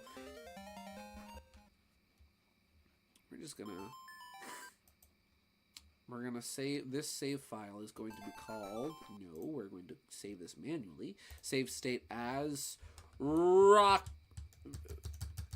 rocket booter justified crash out.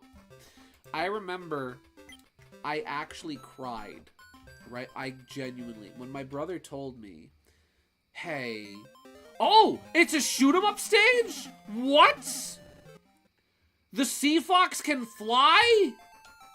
Who needs the screw you, Sonic. I don't need your plane.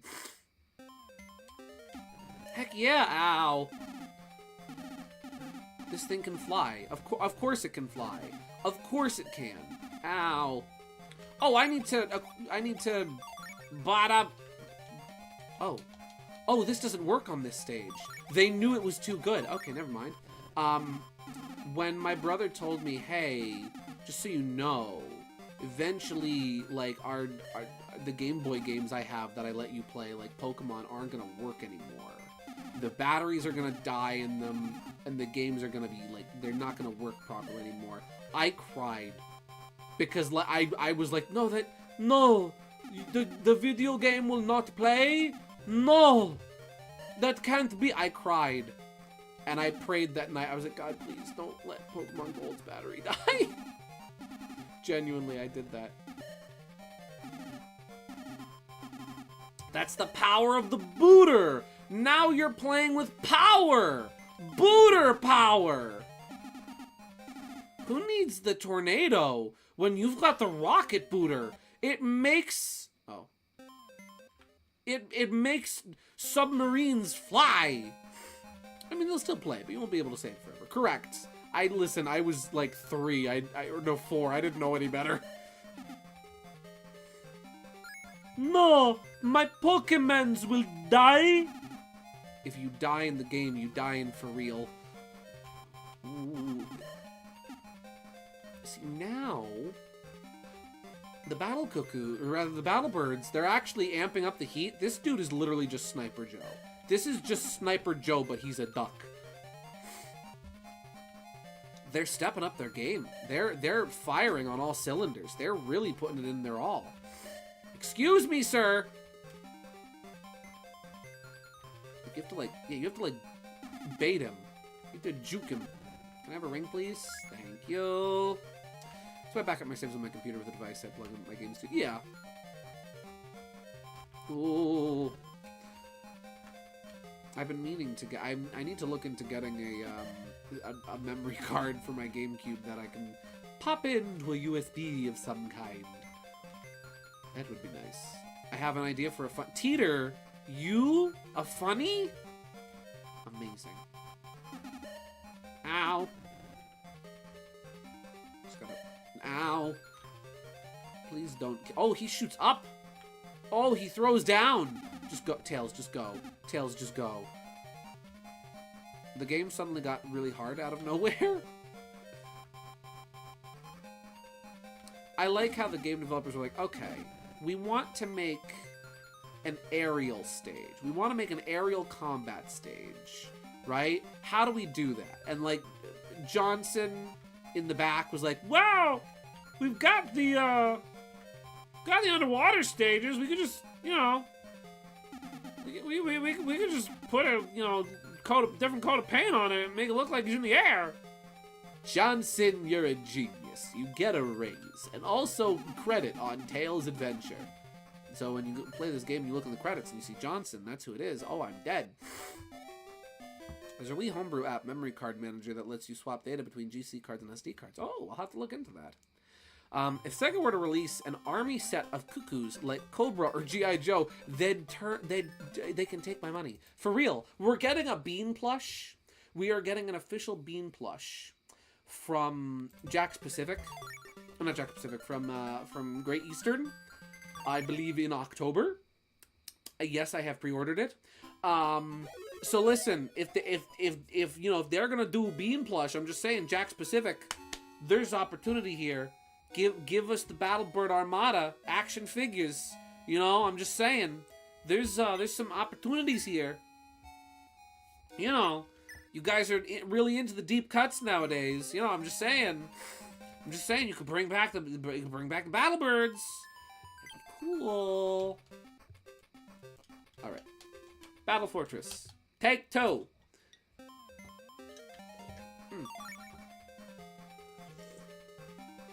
All right, take 2. Staying close to the top of the screen, I feel like that's probably your safest spot to stay. All right, it's getting late for me, so I'll go to bed now. But have a great night, y'all. Thank you very much, as always, for tuning in, Gaming Yoshi Fanatic. I hope you have a great night, get some good rest, and have a wonderful day tomorrow. Yeah, talk to you later. Wow, you can just hug the top of the screen. You can hug the top of the screen and be cool. Cool and groovy. This is good. I like this. This is very nice. I even like that, like, the Sea Fox has, like, a little... It's got a little, like... I forget if that little smoke cloud was there when you shot underwater, too. Oh, wait! What is this? Do I have a special missile now? Yes! New missile! And it goes up! Yes! I forgot that I had a new gun. I have no way of killing you. How do I make it shoot up? How is it?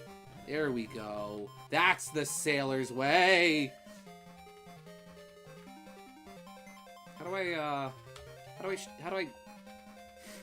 How does it work?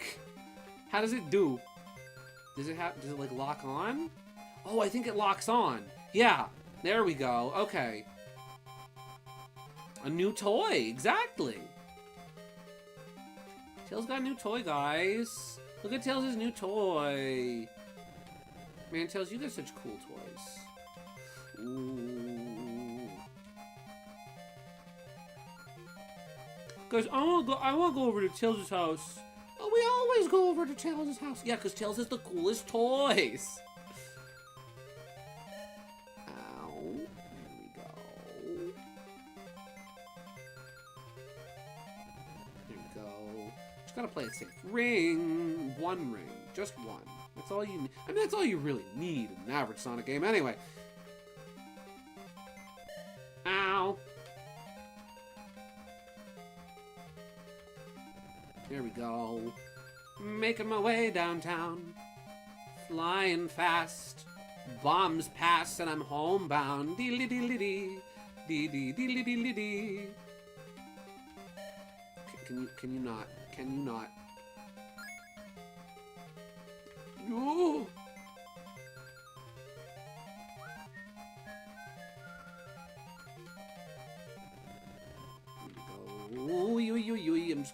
I'm just gonna go. And go. And I still got hit. That's fine. I still have half of my health. A little more than that, actually. Please, just... Please. I got hit by one still anyway. Oh, it's fine. Well, geez Louise, when does this end? Where's the top?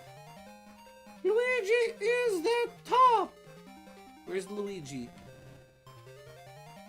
Crazy how he still needs to find confidence in himself despite all the... Yeah, for real. For real.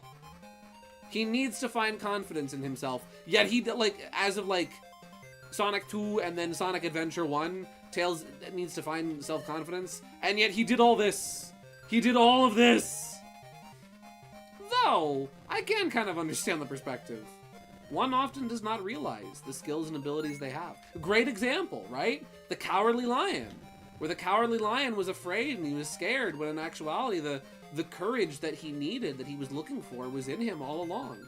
Maybe Tails is like the Cowardly Lion. He's afraid. He's not confident, but he doesn't realize he has the bravery he needs all along inside of him. He just doesn't know it. Battle Fortress. Okay. We are at the final stage, presumably. Let me just check my equipment. Do I need... Well, I need the hammer, preferably, over the regular bomb. You know, get this thing out of here and equip that instead. There we go. Selective homing missile, correct. It's like you've heard of selective hearing. There you go. Do I need to put Tails' head on the Cowardly Lion? Teeter. Teeter, I'm not going to tell you not to put Tails' head on the Cowardly Lion. How do I... How the fleep? How do I... Ah! I do not understand how this game's map works. Even still. Okay, down, no. Left goes there. Left. How do I get over there? How do I get over there? Okay, let's think. Down, left, no, up, left.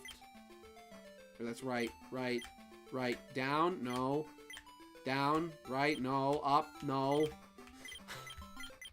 It's blinking! That means I can go there! Get on your Sea Fox again. I might have to! Can I... Game, please. I just came from there. I just came from there is the thing, right? Like... I guess we're getting back on the Sea Fox. I guess we're getting back on the Sea Fox. We're doing the stage again! That's fine. Funny ascent? Funny ascent? Oh, that's marvelous. That's beautiful. You know what? I'm putting that over the logo that we have already. I'm putting that over the logo that's already on screen. Tails Adventure. Now you're playing with Booter. Yes. Beautiful. Now you're playing with Booter. I can't believe it's not Booter. There we go. Perfect. Alright, now how do I get from there? Left, right? Yeah. Well...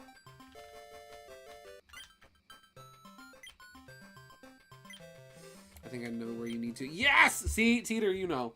Well, we're doing this stage again. Oh, well. Now that I know how to do it, it's not that hard. This segment, you just hold left. Or right. You just hold right.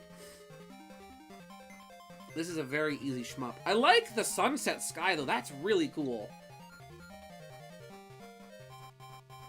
I get big Sunset Park vibes from this here game.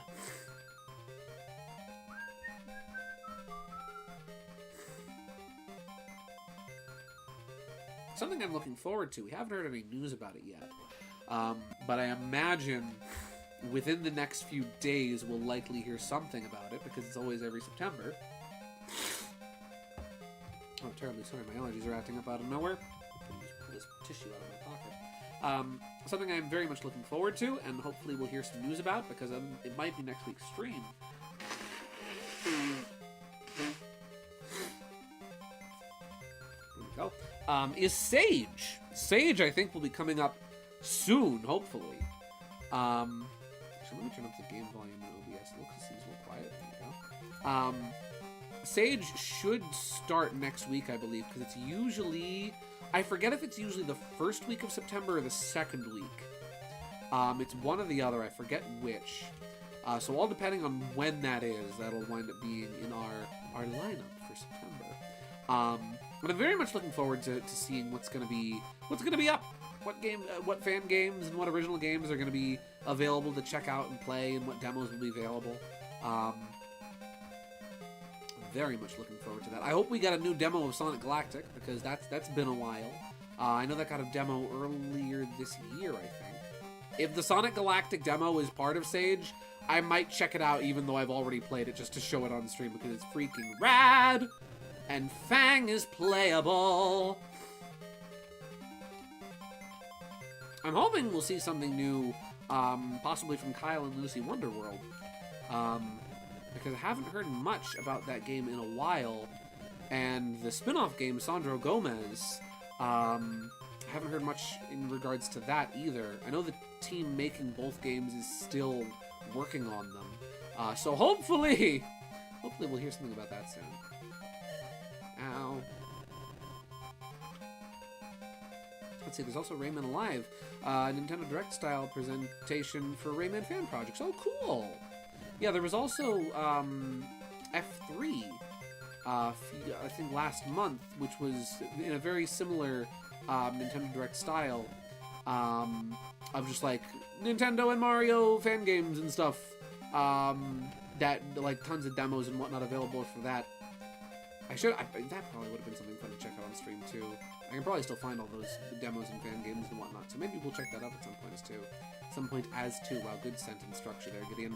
F3, yeah, it's a funny little play on E3. Ouija was talking about actually.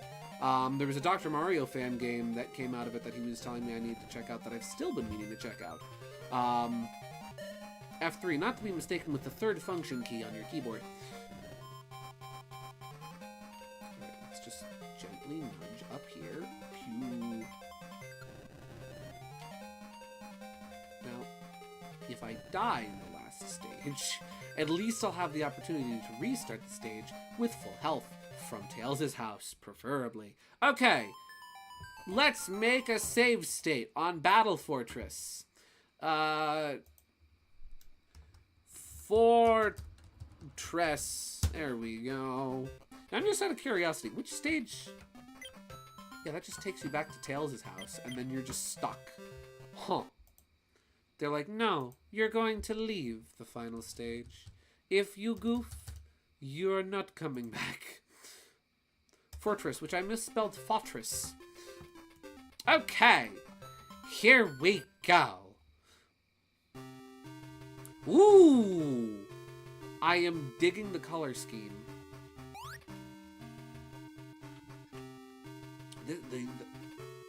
Don't tell me.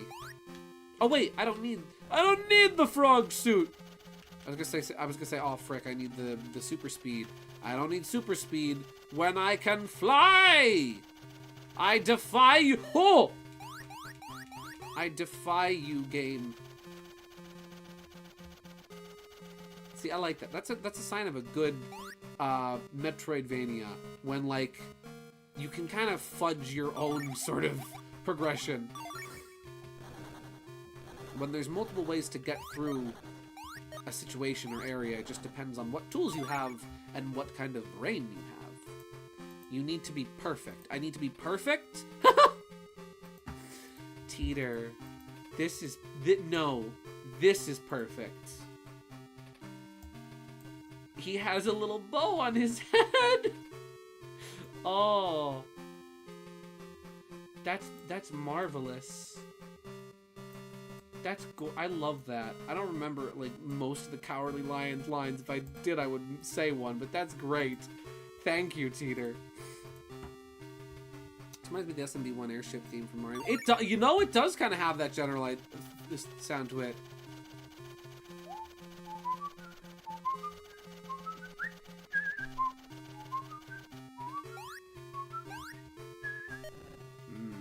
Oh, he died. Cool.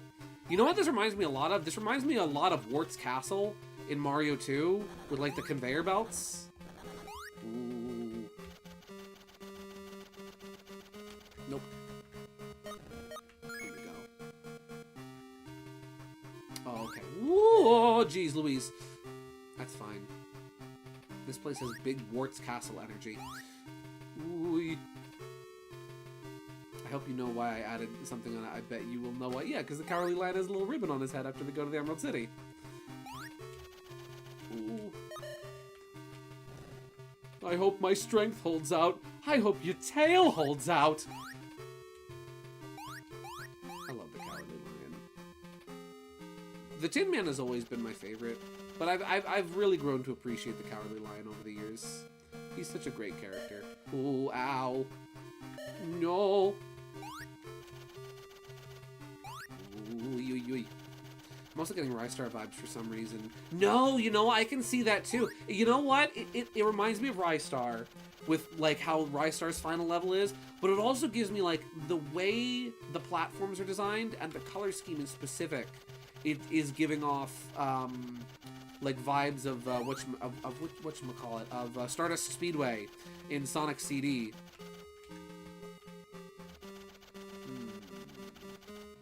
This calls for T-Pop. Whoop. Get in there, my son. Go, my boy. What's this? Is this the wrench? Wrench! No clue what the wrench does, but I'm sure it does something. There we go. I wonder what the wrench could do at this point. I always find it funny when you have, like, end game progression items that are, like, very minor use, very niche in terms of what you actually have to do with them. Ooh. There we go. Oh. There we go. If I, wait for it. Nope. Oh. Maybe I have to go in there and whack him. Ow, don't jump into the spikes, Tails. Ah! There we go. Oh, sweet merciful heavens. Oh. This looks like a job for T-Pup. Speaking of RPGs at the start of the stream, did you know there's a Wizard of Oz DS for a Wizard of Oz DS RPG? I did. I was actually thinking of streaming that at some point once I had capability to do DS games, which I do now. I actually was thinking of checking that out on stream. I'm not sure if I would play the whole thing because it would be a blind playthrough because I've never played that. But I thought even just for like a one-off, just to like check it out, I was thinking about that game actually because it looks really cute and really fun. I love the art style. It has a lot of charm and whimsy to it. And I've always loved The Wizard of Oz. It's a personal favorite of mine. Oh, gosh darn it. There we go. I like these little computer terminal platforms. Oh, no, don't want to go back through there.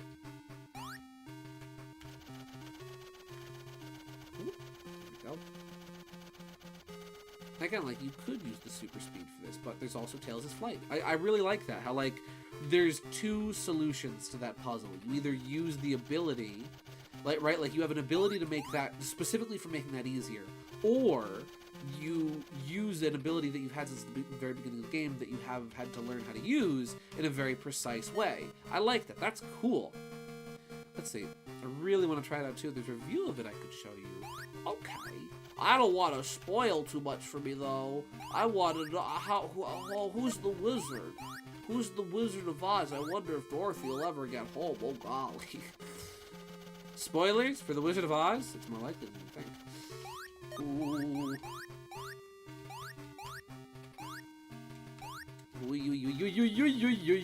Not going through there. I can't kill that. I need to actually hit him with a hammer. Listen, sometimes in life you find people that you just need to hit with hammers. I used to watch the old Wizard of Oz anime every morning when I was in high school. I forgot there was one of those. I find it hilarious that there's one of those and also really cool. Let's see. Play this next Wizard of Oz game. No, don't. Yeah, I remember AVGN's video of that. That game looked very stereotypical bad game with big sprites. The way you move Dorothy is very unique in that game, I will say that. Isn't it almost like a point and click? Oh, this goes up somewhere. Can I go back? I just want to make sure I don't miss anything. I have not missed anything. All right, moving right along. In search of good times and good news, good friends who can't lose, this could become a habit. Opportunity knocks. Let's just reach out and grab it. Together we'll nab it. We'll hitchhike, bus, or yellow cabot. Cabot. Hey Kermit. Hey Kermit. What species is Klonoa? Cabot. It's actually a couple different Wizard of Oz anime series. I think only one of them got an English dub though. Oh, interesting. I didn't even know there was multiple. That doesn't surprise me, considering... What the frick? There's a fly on my screen. Get out of here, man. It doesn't surprise me considering like the cultural impact the original book and specifically the movie had. Especially because I think the book is public domain. The movie obviously isn't. Many base their adaptations of the story off of the movie just because of how, again, culturally significant and well known the movie is. But sometimes they're like, yeah, we're gonna go more based off the book, and that's cool. Can Teapup go through there? He can't. What is Teapup meant to do here then?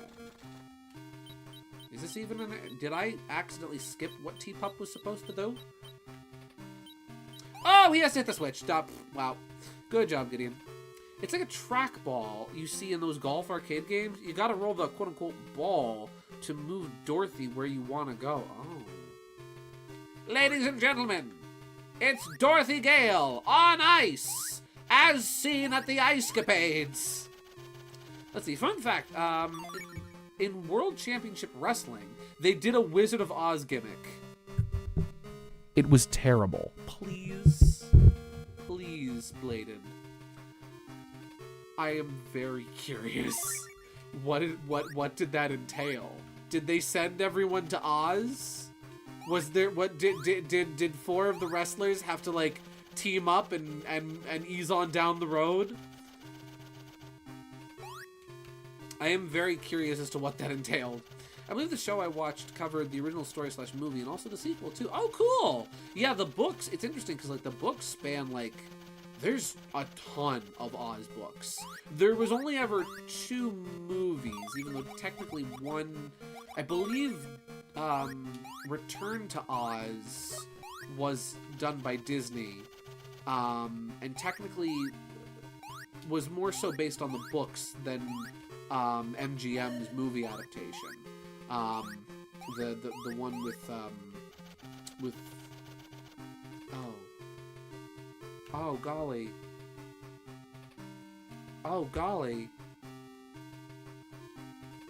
Oh my goodness, her name.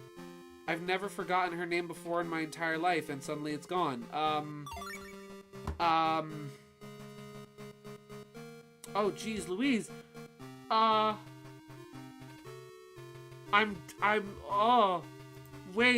ashamed.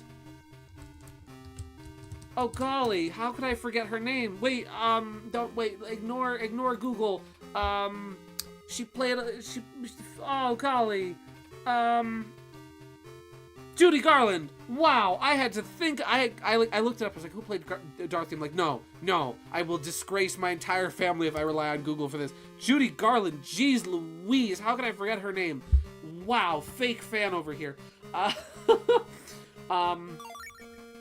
But yeah, that's more inspired off of the books, Return to Oz, more based off of the books than off of the MGM film. Return to Oz is terrifying, not gonna lie. Yeah, I've heard it's scary, like genuinely. One of my new favorites, as I mentioned a couple months ago on stream, is The Wiz. Like that's such a fun version of The Wizard of Oz. It's such an interesting like twist on the story and even how it changes kind of the moral. About to send a pic. Oh boy, I am excited to see it. I'm gonna assume you don't want to go there.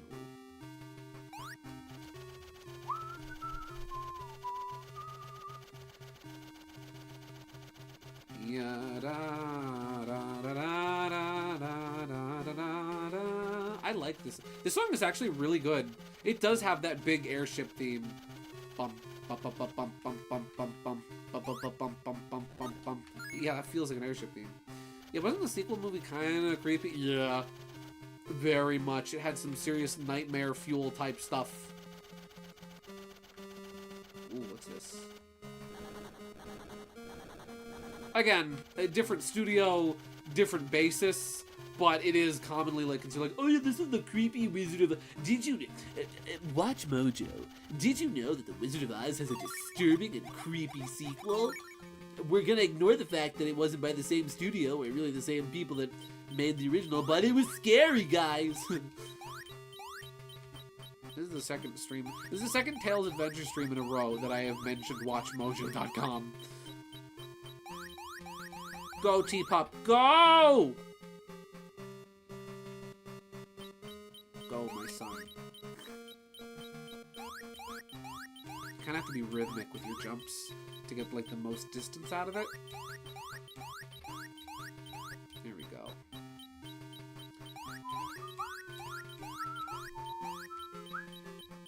That— oh, fiddlesticks! Let me have a look at what Bladen sent.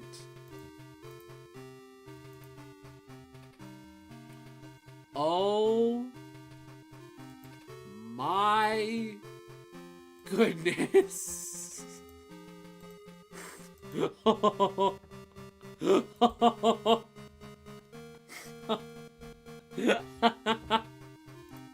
Guys, you remember that part in The Wizard of Oz?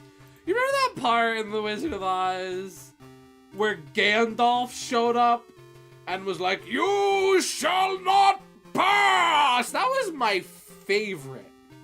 That was my favorite part in The Wizard of Oz. The part with Gandalf. Oh my goodness, he's beautiful. Look everyone! Wait, do you know who that is? I know who that is! I know who that is! That's not— I'm sorry. That's not Gandalf. How foolish of me. That's not Gandalf. I know who that is. Where is he? Here we go. That's not Gandalf. It's Rousey!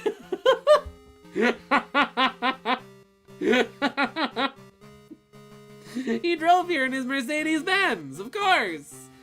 Oh my goodness, that's something else. Rousey, you can stay here. You know what, Rousey, you can go by Bubsy. Rousey, you get to go next to Bubsy. And the wizard over here, the wizard. That is if ever there was a wizard, there was, because wow. You know what? He's gonna go next to Kirby. He's beautiful. That's something else. That is something else. Same guy who would later make Millions, which they all did blew it all. Good for him. Wow, you know what? He earned it. He deserves it. Can you fly through here? No, you can't. It actually prevents you from flying through here. Rousey got a really long beard and a brighter green robe. Well, yeah, you know. That's, you know, artistic liberties were taken, but, you know, it's Rousey. I keep getting messed up by the fact that his name is actually supposed to be pronounced Say, not C, but I've always pronounced it C. You do, like, slowly inch along. There we go. See, he put his hat back on. He put his hat back on, but he didn't assume, like, his like, shadowy appearance. He still looks normal. What is in there?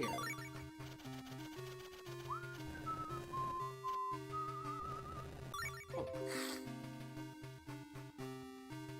Optimum rearing their ugly heads for the first time tonight. Apparently Optimum doesn't like Rousey. Who would have guessed? Optimum hates Deltarune. Optimum is WD Gaster confirmed.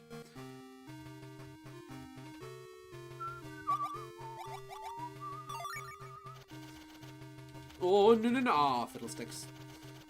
Wrong buton. Up we go! Fiddlesticks. Oh, this is a whole maze, isn't it? Yes, it is. A maze of which I have already solved. You can see, it's a maze of which I have already solved, thanks to my acutely large brain and incredible amounts of brain power. You thought that the puzzle that you had prepared for me would faze me, but unfortunately for you, I have already solved this maze.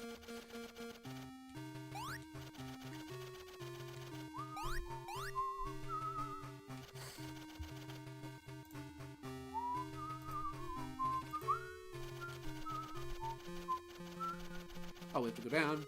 Disappointed. Wizard of Oz Beyond the Yellow Brick Road does not have retro Chivos. Aw, man. No Chivos.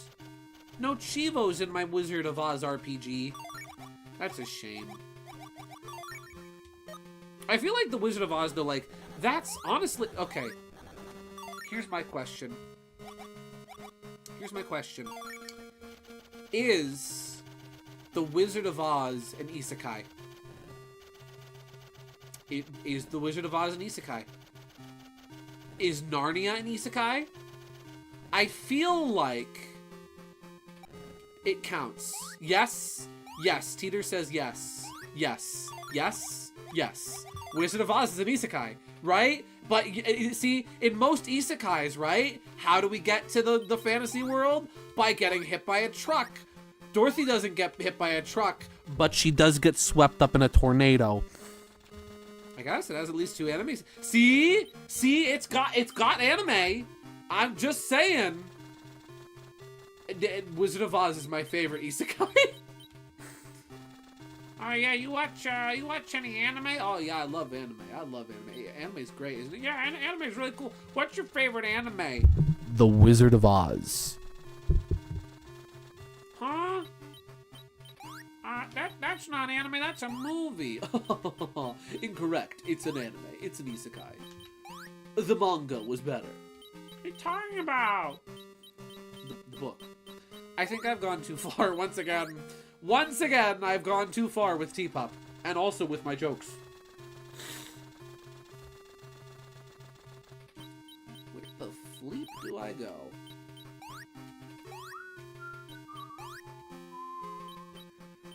Oh, the buttons. Wow, the button's right here. Good job, Gideon. That's the sailor's way. Yeah. I was going to say before, though, before I got off on the isekai question. I feel like the Wizard of Oz, like, that's the perfect setting for, like, an RPG. It really is, because, like, you've got, again, because it's very much so an isekai, right? It's main character who is not from the fantasy world, getting caught up in the fantasy world, looking for a way to find home. Like, that is the perfect setup for an RPG, whether it be a tabletop RPG or a JRPG. That's just, that's perfect. What do I, more secret rings! They made a whole Sonic game about that.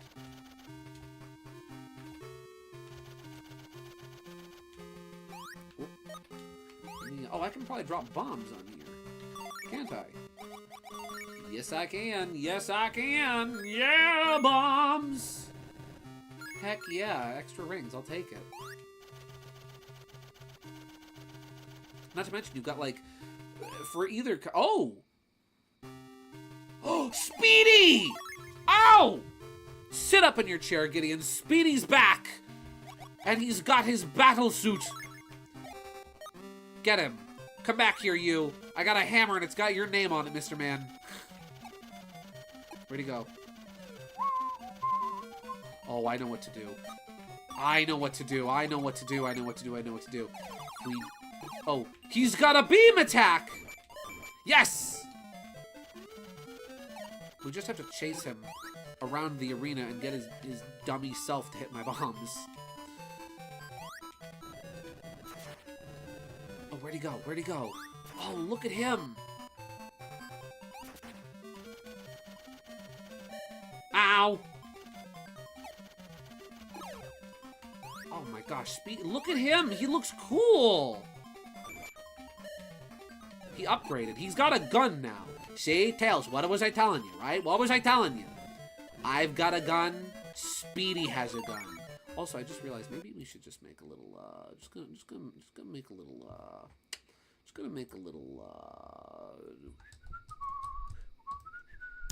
there we go. You need Speedy for SRP2 cup date update, yes. He is Iron Bird. Yes, he is. Look at him. Oh, he's cool. You know what? Tails, I love the idea of Tails having a rival character. He's had a couple. Like, I like when they've done that with Wave, with the Babylon Rogues. But man, Speedy is such a cool idea for a rival character for Tails. And he's got the full armor now. Where, like, his lower... See, I can see why Speedy's colors would get mixed up in terms of design. For, like, oh, is he green? Is he white? Because, like, if you go off this sprite, he looks like he's completely green.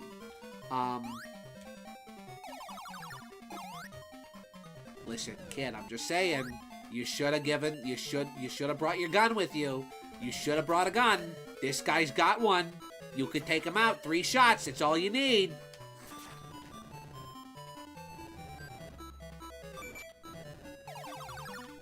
I like this too. Like, I like that he's using the entire battle. Like, this battle arena is very much so built to Speedy's strengths.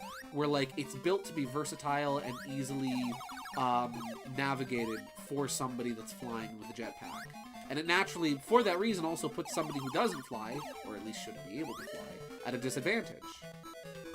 This is a well-designed room. Let's see, Speedy and Witchcart were perfect rivals for Tails. I will die on that hill. You know what? You know what, Bladed Fox? I will join you on that hill, because that's a good hill to die on. Some hills are not worth it. That hill is, in fact, worth it.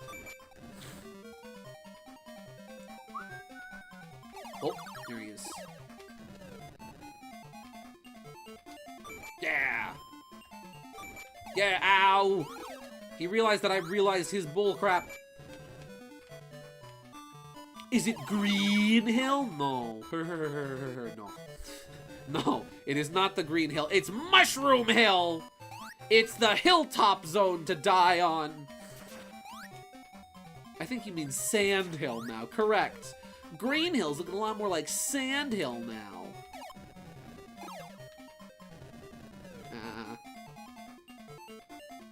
Pumpkin Hill?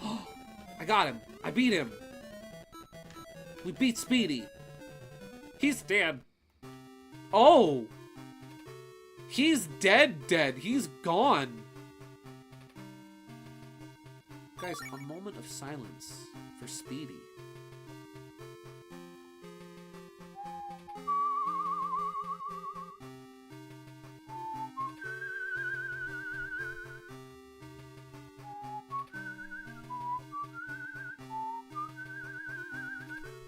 Tails is holding the last remnants of him in his hands, mourning the loss, the friend that he could have had.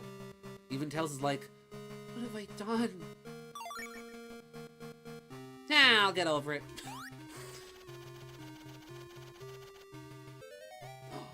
You! The man! He laughs! Oh, jeez, oh, Lord, he coming. Oh, jeez. Oh, golly, get out the funny hammer. Defend yourself. Ah. Oh, let me go! Let me go! How do I... Ooh. Okay. Oh, jeez, Louise, you get off of me. Holy Toledo, that depletes your rings. No! That's terrifying. Ah! Holy cow. Battle Cuckoo the 15th does not mess around. Jeez Louise. I don't even know. Maybe the punch would be a good idea. Okay. So we need to be careful. The hammer is a good weapon to bring in. That Tails chokehold is shockingly yeah, like, he does the classic, Genesis boss thing, where his arm is a separate sprite detached from his body, so it can move more fluidly. Okay. Sent you a picture of Armstrong Cuckoo. His arms certainly are strong. See how he was gripping tails? Look at this dude. Oh, he's cool.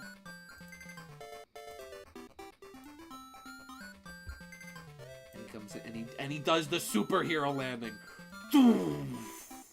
And not, oh, and those are the Babylon Rogues. Wake up, son. It's time for school. Oh, I like him. Oh, he's cool. Oh, look at him. Toma, you were firing on all cylinders, buddy. Oh my gosh, he's rad. You know what? I am disturbed that he was just so carelessly choking a child. That child being my son, Tails. But whoa, he's cool looking. Move over, Ralsei. Bubsy's got a new friend. He throws hands in Archie. He was built like that. He's throwing hands here. You know what I'm gonna do is I am gonna just quickly load this thing. I'm just gonna quickly load Speedy too. Now that I know what to do here, I'm just gonna. Oh, I still have a drink. Never mind. I don't need to grab one. Okay.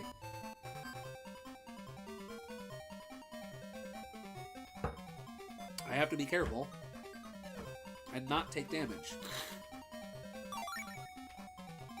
Ooh, I need to not take damage, Gideon says, right before he almost takes damage. I wonder if I can duck under him when he goes that way. Oh, get out of here, fly.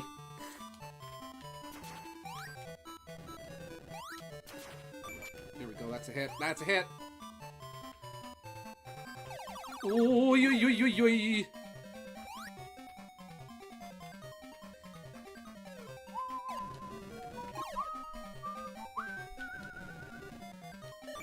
That's, man, this, I genuinely love this game. I'm kind of sad that I never gave this game much of a chance when I was a kid, and I didn't really try to get into it, because, like, that first stage is difficult, yes, especially early game when you don't have any power-ups or upgrades, and it's very easy to die. Like, this game is very unforgiving at points prior to you, like, getting the upgrades you need in order to really succeed. But, like, man, there is some cool stuff going on here. Let's see. Sending you friends to give your friends to give Tails strength. Good sentence, Teeter. Ow! I need to beat Armstrong with 20 health. Yeah.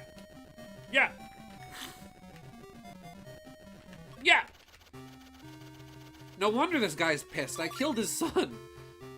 Shh, I'm still sick. This is my excuse. Sure you are, Teeter. Sure. Yeah! I adore these designs so much. Like, oh my gosh, there's so much to take in here. And it's all good. Like look at these. Look at them. Look at this gaggle of goobers. Like, firstly, the cowardly lion looks so huggable here.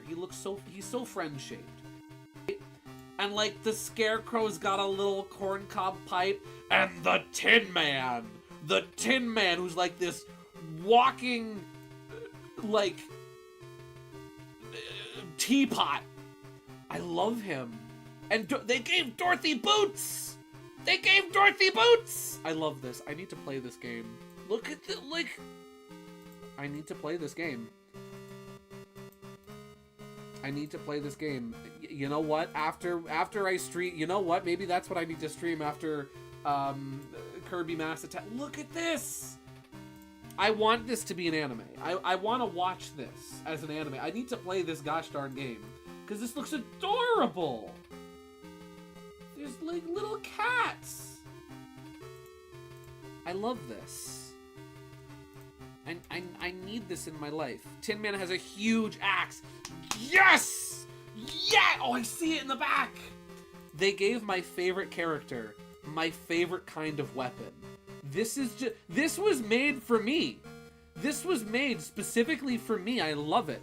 I don't know if it's sitting in the background. It does. It looks like a big old castle. All right, let me take a sip of my water. And we go.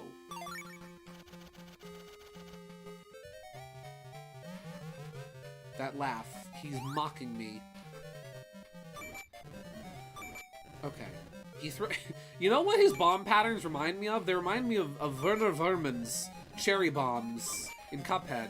Okay, he's not too hard to dodge once you get the gist of his arc. Ooh. Ow. Ooh. Oh! What's he doing? Oh! Oh, jeez Louise! He's bowling!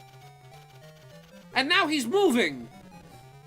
Oh, he's really moving. Well, I can move too, Buster. Ha-ha! I lead my shots, and so does he! Oh, no, no, no, no, no! Let me go! Jeez Louise!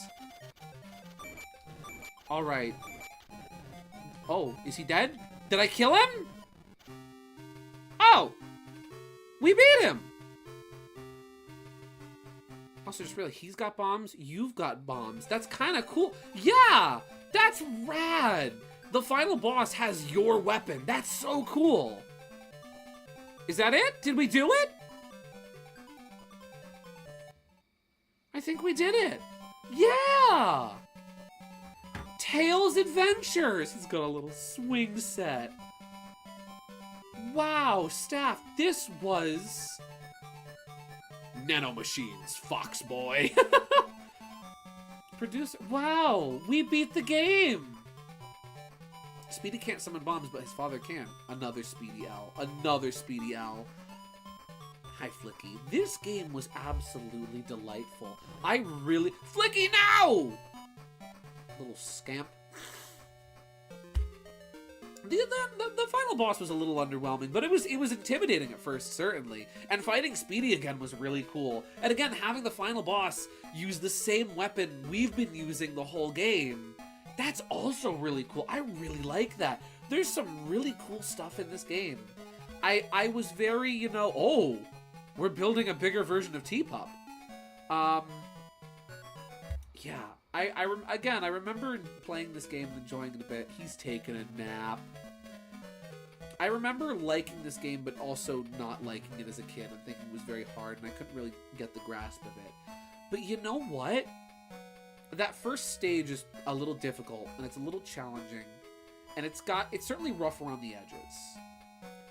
But underneath the surface, once you really get into this game, once you get a couple, you know, Chaos Emeralds and you boost your health, it's really fun.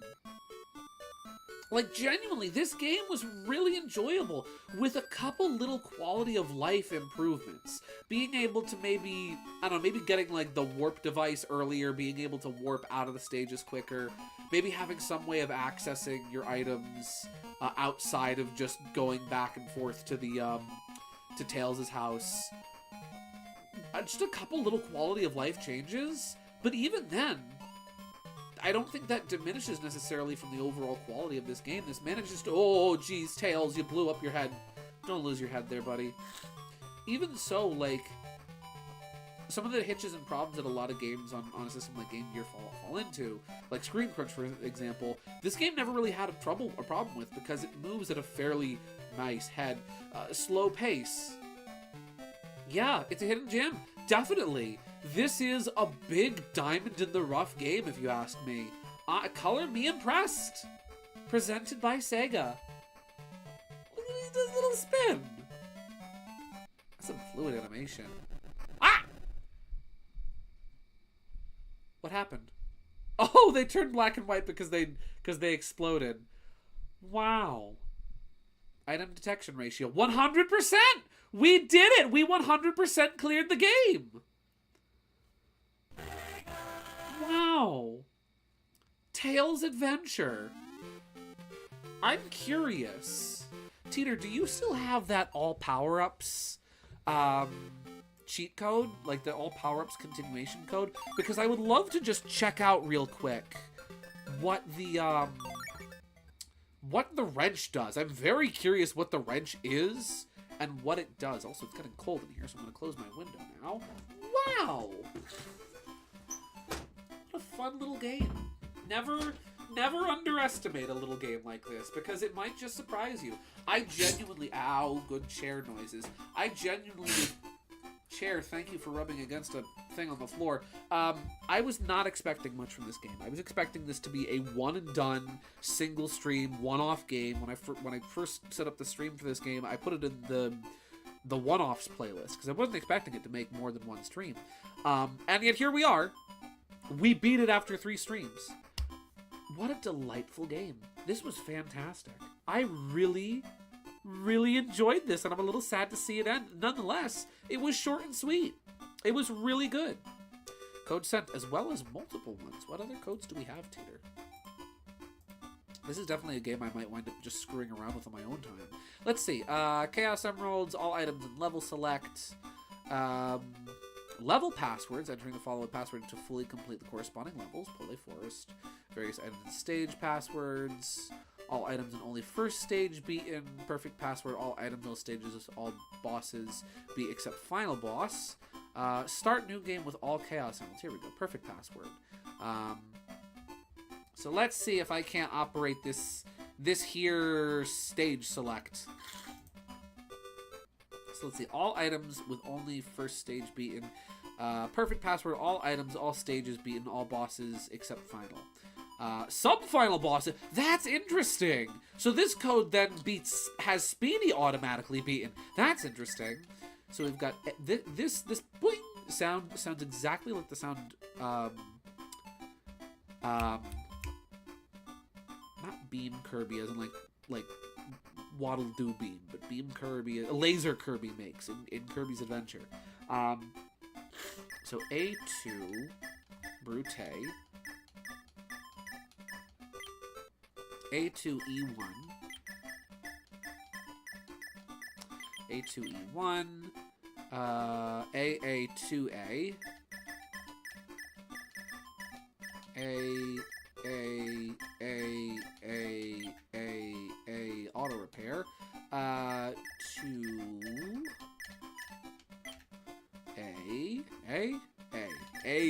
baby. A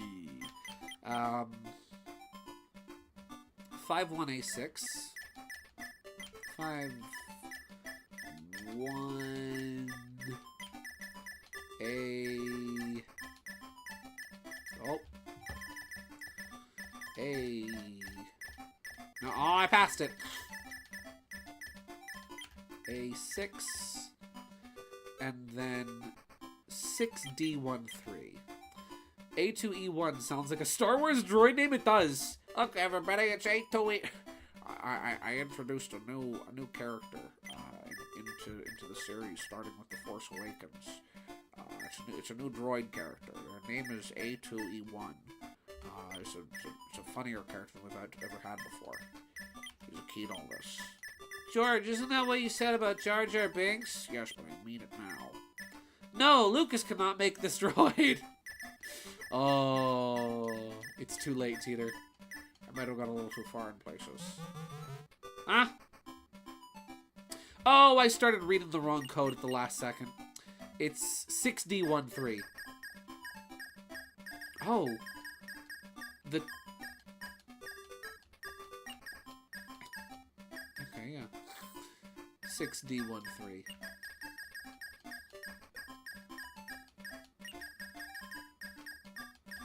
Here we go. Huh? How did I type it in wrong? Oh, wow. Wow. Good job, Gideon. I read 3 different codes. I'm good at reading. I am really good at reading. So, all items with only first stage effect is A2E1, right? When I need... That's how that starts. And then I started wow. And then I put in the second part of perfect password, AA2A 51A6. And then I put in the final bit of start new game with all Chaos Emeralds. Good job, Gideon. You can read. This needs to be 6D13. 6D13, and this needs to be ADE6. ADE6, my favorite point in time. There we go! So that starts us with everything, presumably. Yes, Mom! Yes, Mom! Wake up! You can't read! Tina, no! Don't expose me to my mom! I was homeschooled! She'll get mad at me! She'll be mad at me for not being able to read. Fang goes in the inventory, thank you. What does wrench do? Because we got that in the last stage and we never got to try it out. Let's go to... We always go to Polyforest. Let's go to Green Island. What does wrench do? Huh? What? Ah, yes. I too love fiddling around with the background. Huh? When the wrench is used, the player can reverse the moving direction of conveyor belts in Battle Fortress 2. Oh! That's cool. Strum the invisible fiddle. Correct. He's really good at playing that wash tub bass. I feel like that would have been a very useful item to have had prior to the last stage of the game. That is a serious lack of foresight. Okay, that's funny. That's actually really funny. Well, I will be right back. I just have to use the bathroom again. I think we cheesed that last day. Possibly. But I would have had to have gone back anyway. I would have either had to have an empty inventory slot, or I would have had to have gone back through the whole stage again. To have gotten that anyway. Well, I'm just going to be back in one moment. I'm just going to use the bathroom real quick and then pour myself another drink. And then when I return, I'm thinking we'll work on some art. That's why items probably need descriptions. That would be another little quality of life change I would add, which is something I'm going to talk about. Now that we've beaten the game, I'd like to talk about a bit of that, and I'll be right back. We'll talk about that in just a sec. I'm just going to use the bathroom real quick. Let's get Jerry in here. I'll be right back. Whoa. There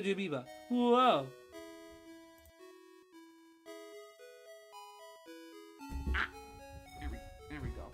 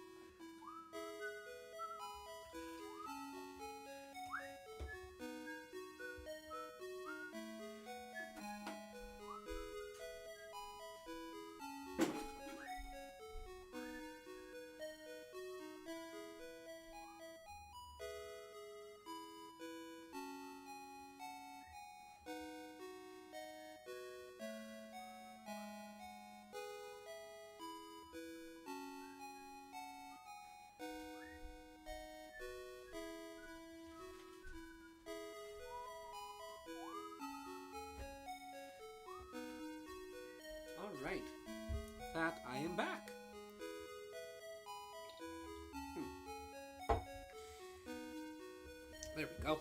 Okay. Oh, let me plug in my scanner. That way I can scan. I figured, hey, we played the Funny Tales game. I have a Tales sketch that I haven't scanned yet that might be fun to do. Might be fun to work on. So I figure in the meantime, until you know, I figure maybe I'll work on that tonight. I'm just gonna quickly scan that in. I figure we'll stay on this screen for now, since this is some nice good music. Ooh, just put down my controller. Preferably in a place where I cannot massacre it with my whatchamacallit, with my chair. That'd be nice. But yeah, I really enjoyed Tales Adventure from start to finish. It was very charming. It lulled me into a false sense of security, thinking it'd be this tough cookie little game once I first started playing it. But then, like, the further I got in and got along, it really turned out to be fun. I really enjoyed. I wasn't expecting it to be a Metroidvania. I was expecting it to be just like, you know, your average run-of-the-mill sort of spin-off platformer. And then I'm exploring through levels, looking for secrets and finding, like, hidden stuff here and there and everywhere, up and down and all around. Like, there was a lot to find. There was a lot to take in. There was so much to do. There were little power-ups and Chaos Emeralds and stuff hidden. I really liked how...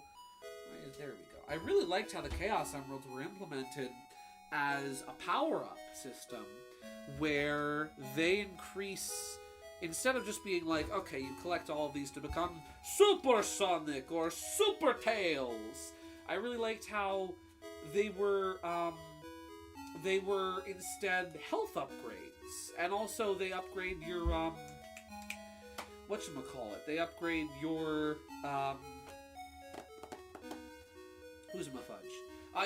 your flight meter, where, like, the more Chaos Emeralds you have, the longer you can fly without Tails getting tired. Like, there's a lot of really fun and cute ideas and really clever ones. Again, the thing that's holding this game back is it's got a couple quality of life issues that I think could be worth, like, addressing. I'm genuinely, I love the idea. I've been looking into a couple different, like, game building tools and whatnot between Game Maker and Godot engine. I think it's a Godot, but it looks like it's a Godot. I'm not sure how it's supposed to be pronounced. I might, if I ever have time, maybe it'll be a fun winter project, I might try to make, like, a Game Boy Advance style Tales Adventure remake. But, like, things that could definitely be worked on is that, like, something I would change would be the power-up system. Please forgive me if I sound like I'm away from my microphone. I'm currently standing up so that I can scan something into my scanner. I would change something about the power-up system. I like the limitation of having, like, an inventory, of having, like, a hotbar of, like, 4 items you kind of fiddle through, and then you have all of your items, but you have, like, 4 specifically equipped. How I would change that, right? The sort of quality of life update I would give to that would be, I would make it so that you can access your item equipment menu from the pause screen, but you can then, like, equip, so you have 4 items equipped always, right? And then instead of having to leave and go back to Tails' house, you can just equip new items from the pause screen. You can change your loadout. Like, maybe, like, if this was on GBA, right? You would maybe, like, hold down, like, the select button and tap, like, L and R to quickly cycle through your power-ups or something. That would be what I would do. And then, like, yeah, giving the power-ups, like, maybe, like, proper descriptions. That way you kind of really know what they do. Let me try that again, because that scan wasn't straight up and down. Let me move closer to my scanner so I can scan this properly. Having proper, like, descriptions for the power-ups would also be really useful, so that you know what things do, instead of just having to kind of try them out and find out on your own and be baffled by them. Other things I would change is, like, I don't know, maybe make, like, certain power-ups, like, passive abilities. like make the super speed a passive ability, where like you find the speed shoes and now you have a run button, or the radio. Maybe that's just like you can turn that on at any point and it changes the music, or just like access a sound test, or have the bombs, all the different bombs, instead of having them be like separate items. That didn't scan quite properly, but don't mind me. These are the woes of drawing in gosh darn notebooks and then trying to scan things that don't come out right all the time. I would have like the bombs be one power up that you can like, maybe you hold down like, maybe that's what you do. Yeah, maybe like for the bombs, maybe like you hold down the select button. Like just to cycle through the regular power-ups, maybe you just like tap L and R. But for your bombs specifically, like you hold down the select button while you've got the bombs equipped, and then you can go through them with like a little cycle wheel to select like the different variants of the bomb. That way, like if you need, say, the napalm bomb, but you only have the triple bomb equipped, the triple bomb, which you use like one time, by the way, maybe you can just like quickly cycle through them. Again, there's like, on paper, this game, in my opinion, really does have like the making of something really good, and there's a lot of potential here. I would love to either see or personally make myself like a proper remake of this game. Just give it a couple little quality of life changes. Maybe have the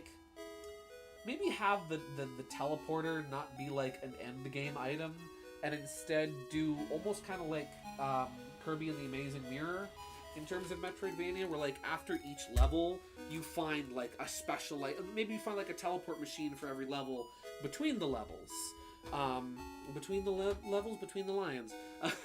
Like between levels you find teleport devices that then allow you to like quickly warp between stages or to the end of stages from wherever you want, but you can only warp to the stages, like the beginnings or ending of stages you've completed. That would be like just little things, little changes. This game doesn't need much. It just needs a little nip, a little tuck, a little something here, a little something there. And then honestly, it's great. Maybe make that final boss just a little bit more climactic. Remember there was a fan game called Tails Adventure Armada, but I haven't heard much about it in a few years. Ooh. Maybe I've already been beaten to the punch. I will gladly be beaten to the punch on Tails Adventure Remake if it is good. This is going to be exciting because this is going to be the first time I'm gonna be breaking history, or making history, not breaking history. I'm gonna be making history with this. This is going to be the first time that we are using the drawing tablet for an art stream. Let me just get this set up. I was supposed to get, at least I think I was supposed to get a stand for this thing, I think, with the bundle that I got when I purchased it, but I didn't. For some reason, they never sent me a stand, which my tablet was supposedly supposed to come with. So instead, I am using 10 notepads, 5 on either side of the underneath of the tablet to prop it up and to make it propped up at a nice angle for me to be able to draw. Let me grab my lemonade, because it is over here on the table now. Okay. Marvelous. Simply marvelous. And what's great is previously I was using my tablet for OBS and my primary monitor for the chat and the game. But now, what I can do, through the power of drawing tablet, I'm terribly sorry if there's wires bumping into my my microphone, making things sound funky.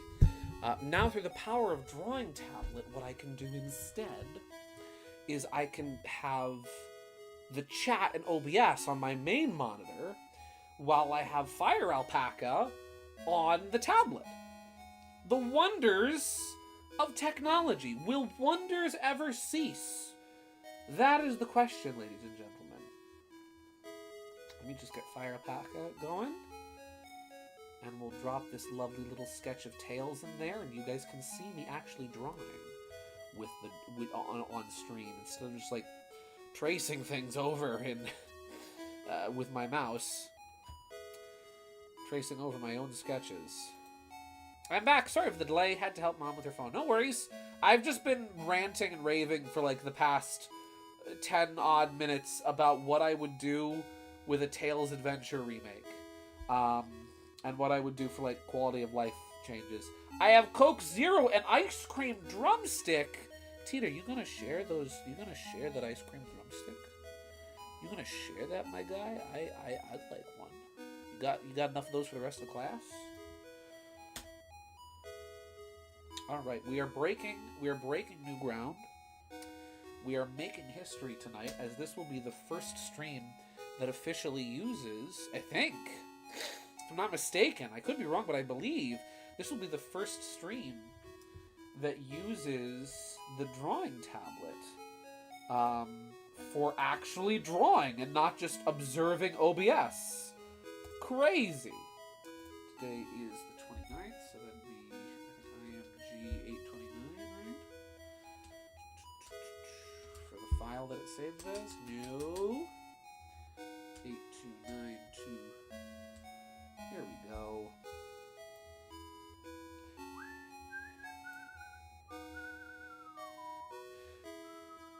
Okay. So let's see. Let's switch over to art in OBS. Here we go. Oh, hey! Star Fox Sherwood is here. I forgot he was here. Let me resize my window. And we actually, I don't think we're going to need the background, because this should, I think, stretch out to the size of... It does not actually, so we'll just... There we go. Very nice. That looks good. I can close the game now because I don't need the music anymore. Actually, you know what? I'll leave that on until I get proper music going. So let's see. Oh, there's a really good mix I had on the other day.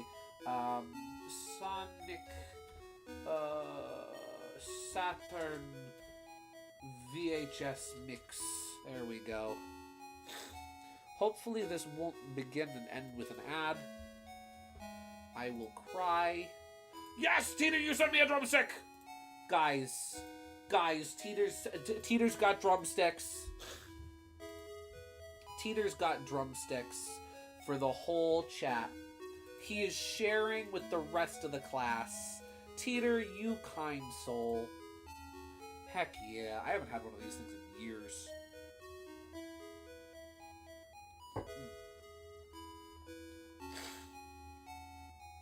Classic hero cone.webp. You know what? This cone is a hero. This is a hero of an ice cream cone.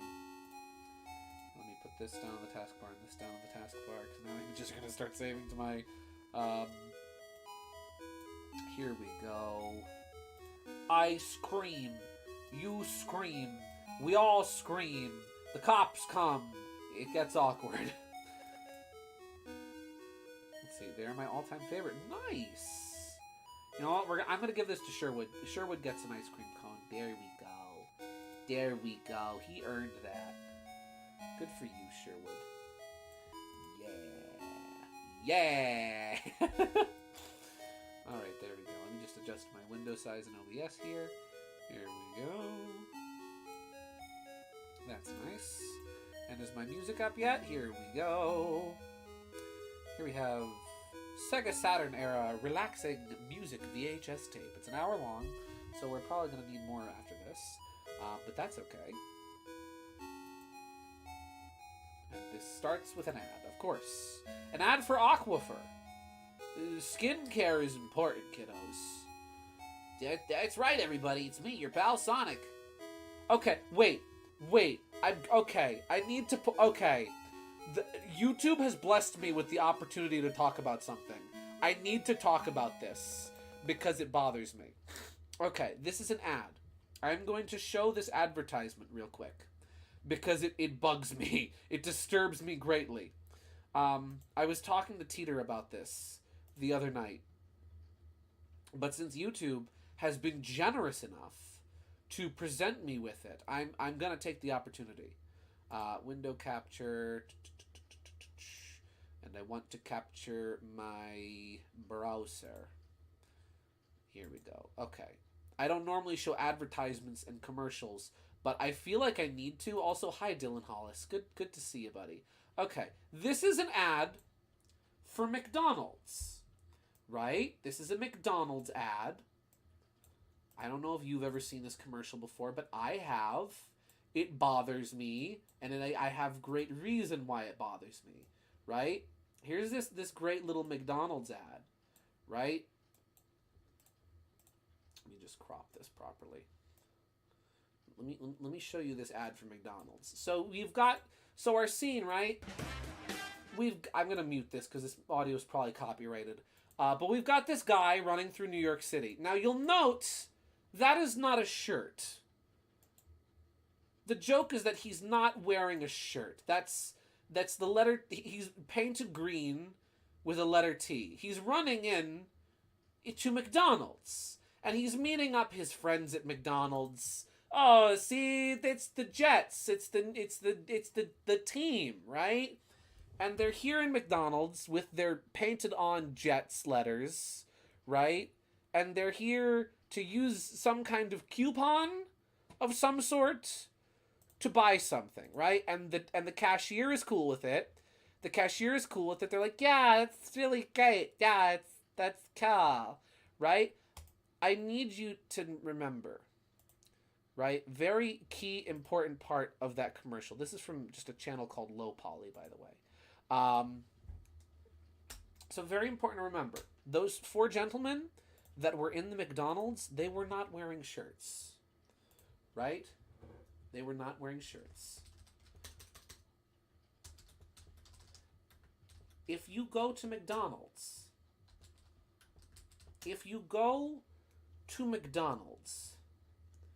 in McDonald's land, you will often find you are greeted by a very interesting sign when you go to McDonald's. For health and safety reasons, there is a sign often posted in the door in McDonald's, right? So you go into McDonald's. Let me bring up my folder of funny things that I put on stream. You go to McDonald's, and you will note that on the door, this sign will be posted.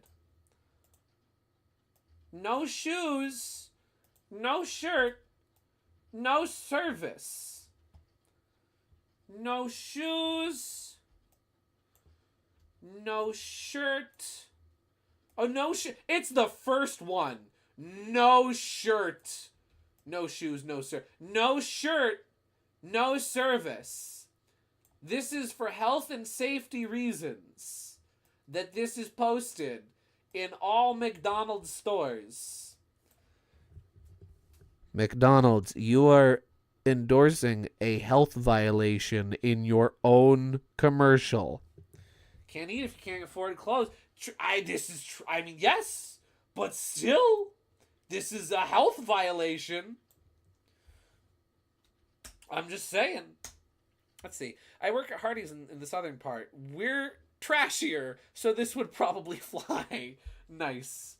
After your rant about your ad, I do have a channel to share with a different Sonic playlist. Oh, do you, Teeter? Let me open Discord back up because I accidentally closed it. This has just kind of been like my default playlist I go to. It's got like that nice low. It's like got like that nice low resonance hum or whatever it is. I forget what it is. Frequency in the background, and it's like recorded off of VHS. It's really cool. Okay. Oof. Oh yeah, and on my page here I have like some doodles that kind of show the idea I was kind of going for. Teeter, what you got?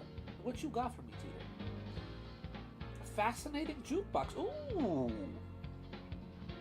I haven't listened to all of these in full, but they seem pretty nice. Ooh. I think I've seen this channel before. Maybe we'll have to check this out. I just got a DM from KG as well. Sonic music for work, study, chill, and relax. Ooh. You know what? This one's got gosh darn, this top one's got gosh darn Sunset Hill Zone from whatchamajig from Sonic Advance 3 in the thumbnail. I like that. Do we have timestamps? Oh, we've got music from Sonic CD, Adventure, Sonic R, 3D Blast. You know what? Maybe we'll give this one a listen. Starting off strong with some Sonic Mania music. Comfort Zone, the menu theme. There, oh, and look at, oh my gosh, this is cute! Oh, I love this! Wait a second, you get the Gideon stamp of a look at this god, this is adorable.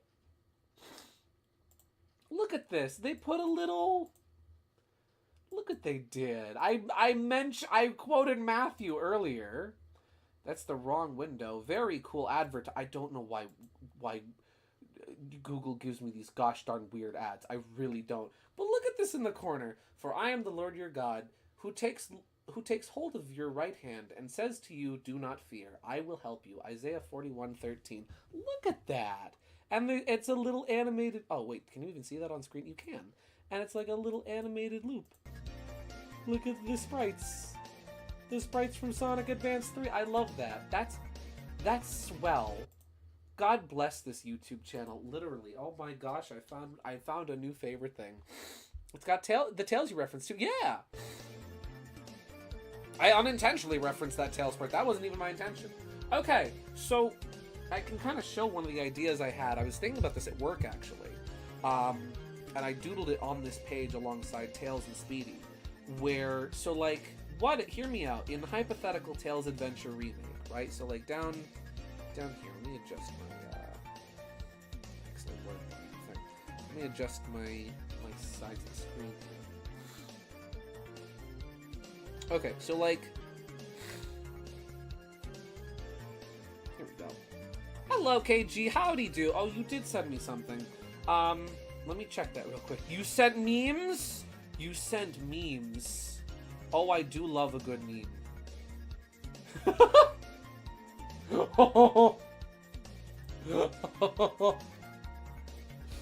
Wow. These are all good. That first one is amazing. These two are also particularly good. The last two. I'm gonna do some drawing because we finished Tails Adventure. And it was really good. Here we have for the old folks. For the old folks at home. Good thing you promised him not to let. That's true. She didn't make me promise this time. I was born in 19 versus I was born in 2000. That's how I feel. That's genuinely how I feel. Barry guy was telling me about a friend of his who's like somebody in he's a Jehovah's Witness, right? And like somebody in his congregation who's like that he's friends with that's like, I think he said like he's like 19. No, he's 18. And I'm thinking to myself, oh, he was born in 2008-ish. Oh, geez, Louise, I feel myself aging. This is me. This is me. For the old folks at home, Teeter, I am including myself in on that. Yes, good. Why you calling me out? Listen, you tell me how you yabba dabba do it, and we'll talk. So hear me out, right? What if, right, you get a bomb power-up, right? Like, so you start the game, and you have the regular bombs. Unfortunately, I can't stay on long because I have concessions tomorrow. Oh, okay. Gotcha. I hope concessions go well. Thank you for tuning in, even if you can't be here long. No, I won't hear you out. All right, then you'll hear me in. Thank you. So when you get a bomb, right? I physically age when I see the brain rot memes, and I'm an 04 baby. You're an 04 baby? My guy, you're 21. Congratulations. Happy birthday. You can drink now. So, right? This ain't a hear me out cake. It could be. Listen, here's the cake. Here's the cake. Ooh. Here's the cake. Here's the cake. There's some whipped topping and a candle on top of the cake. There we go. HMO. Hear me. This is the hear me out cake. I drew that on the sketch layer. Gosh darn it. I cannot be trusted with a drawing tablet. Let me draw a new cake. You can have your cake and you can eat it too. So instead of having to here's our candle. Oh, there we go. So hear me out on this, right? When you get a new bomb power-up, instead of having to pause and manually swap through, you just hold down the select button and then like maybe tap L and R, or even just like hold down the select button and then like you can just like select these with like up, left, right, left, or down on the D-pad, and Tails can like flip through the different bombs. So like you don't have to worry about like, oh, I only have the regular bomb equipped. That looks like, you know what? It does. Here we go.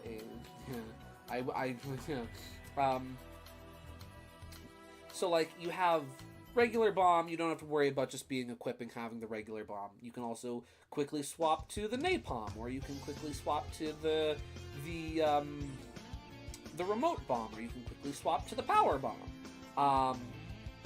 Yeah, that was just kind of like one little quality of life change. I figure the bomb is the most like frequently used power up in the game, so it makes sense for it and its variants to have kind of a combined sort of power up function. And then to make traveling easier, right? Like after you beat a stage, definitely save space so you don't have to carry 3 types of bombs, only to have the wrong one. Exactly, yes! Because like then you can still have, you can free up some space for other items. You'll always have a bomb equipped, right? The bomb will always be equipped, and then you just have 3 other slots you can equip different items to.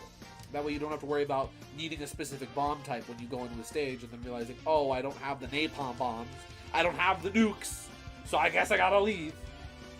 And then like, after every stage you'll find like, you'd find these teleport devices built by the Battle Birds, which would explain kind of how they're quickly transporting, you know, their supplies and whatnot around the island, and how they're pulling off their nefarious deeds, right? And like, so that's where you go. And then Tails like, oh, wait a second, like there's a little like computer terminal here, right? There's a little computer terminal. And Tails like, oh, I know what to do. And Tails, he's in. Don't mind how messy my handwriting is. He's in, boys. He hacks. He gets into the computer terminal, and now Tails can like operate the teleport devices whenever he finds a new one, to instantly be able to like warp to another stage. So you can't like leave a stage from anywhere, but as long as you get to like the end of a stage or the beginning of a stage, you can just quickly warp to another one. Yeah, or even right, like if you've completed that stage, or you just get the teleport device and now you can quickly warp to any of the big teleport machines you've found anywhere in the world. You can't warp to one you haven't been to already, but if you've been there, you can just be like, well, what I need isn't in the stage, I'm just gonna warp over to the mountains or to the sea. Yeah, Teapup should always just be available. Yes, well, see, again, he'd be one of those things. But yeah, those are just a couple ideas that I had at work for like Tails Adventure hypothetical remake that I will make in the year 2030. Okay, let's draw Tails. And Speedy is here too. Isn't he beautiful? This is the first time I've ever drawn Speedy. But for the purpose of this sketch, we are going to be cropping Speedy out of the picture. There we go. Let's crop that. Can you still see my mouse? You can still see my mouse. Cool. Yeah, like, honestly... let me crop it a little bit more even. Oh, Supersonic Racing. Is this the... I hope this is the instrumental version. Because I actually kind of prefer the instrumental version, especially for drawing. Speedy is no more. Be gone, Speedy! He's out. Yeah, genuinely, I really enjoyed Tails Adventure. Like, that was fantastic. We're gonna up this up to, say... 14. Let's see, the music is a bit quiet. Is it? Okay. I did not want it to overpower my voice, but I will put it up a little bit. There we go. Let me know how that's good. How that's good. Let me know how that's good. Let me know how that is. There we go. I'm still getting used to having a setup where I've got like my microphone set up in front of me and my my drawing tablet, so I'm still kind of getting everything positioned. I am sorry for any like noise from me moving my microphone around. Oh, I can unplug my controller now. Get one of the wires out of here. There we go. Okay. Everybody's supersonic racing. Gotta keep your feet right on the ground. Yeah, what did you guys think of Tails Adventure? Again, personally, I really enjoyed it. It's definitely like big contender for Diamond in the Rough at the GSV Awards this year. There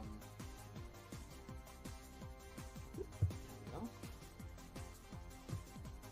Big contender for Diamond in the Rough, because I really wasn't expecting much from it, and I was pleasantly surprised by it. Here we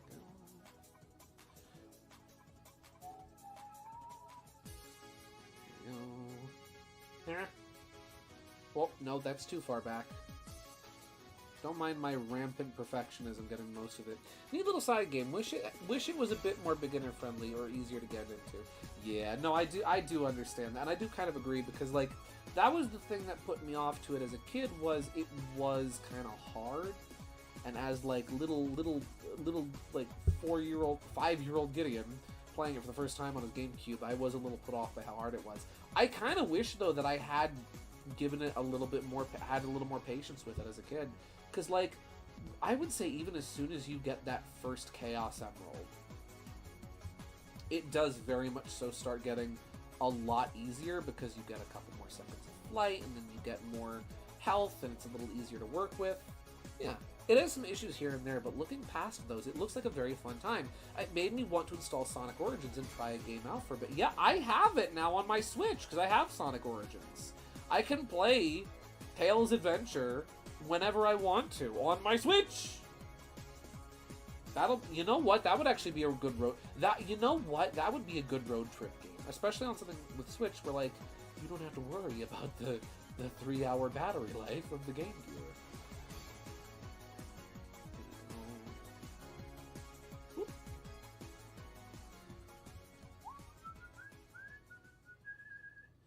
Let's see, wait, is that? Oh.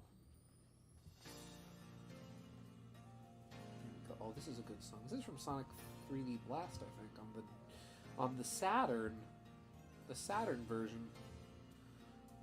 Let's see. And can make some legit saves on that too, or just use the passwords. Yeah, I can take screenshots of the passwords once I get through all of my, once I weed through all my Animal Crossing screenshots. Nope. I am still getting used to drawing on a drawing tablet, so you'll have to have a little patience with me in certain areas. There we go. That's a more comfortable angle to draw that from.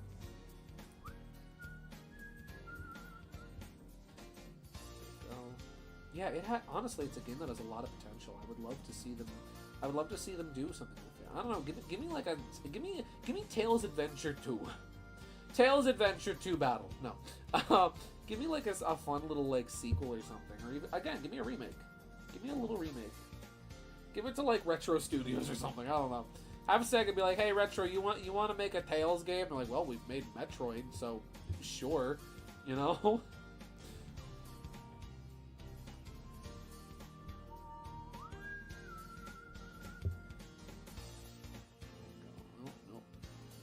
Nope. That's good enough. Nope.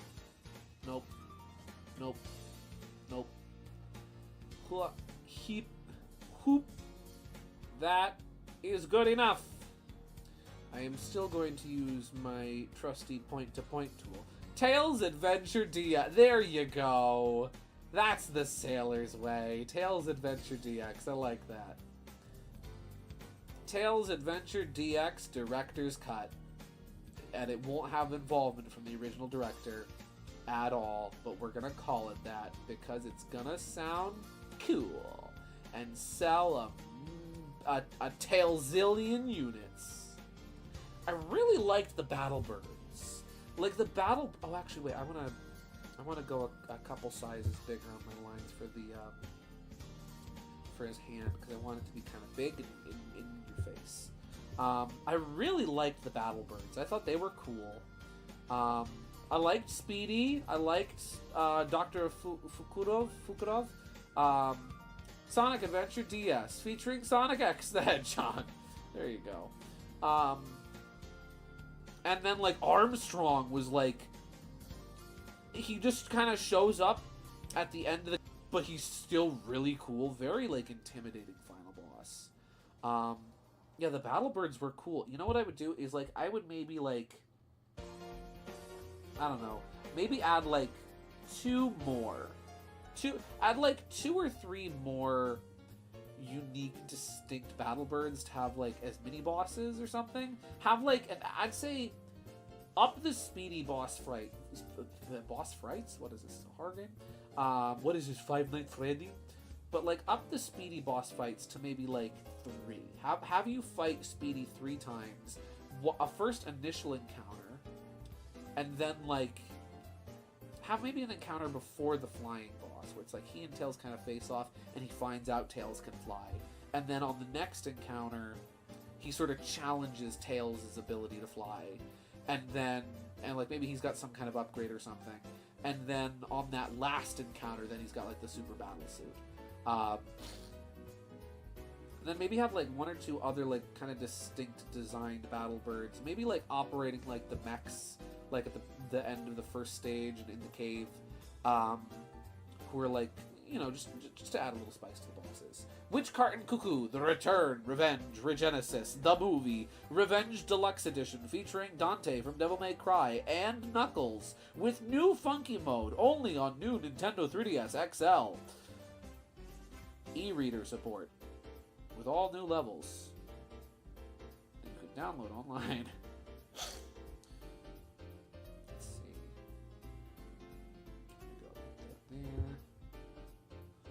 Whoop. KG, if you're still here, don't worry. I remembered to lock my sketch layer. There we go.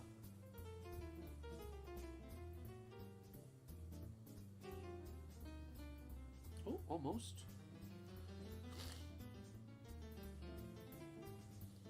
Yeah, honestly, I was really impressed by it. I'm really impressed by it.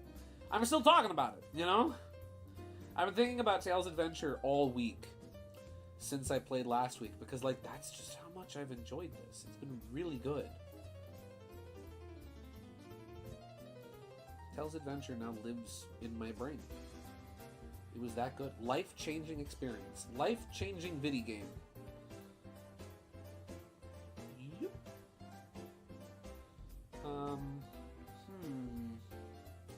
How do I want to handle the Tails? Not this Tails. The Tails. Trying to find Speedy for SRB2 car. I swear we were talking about him last week, remember?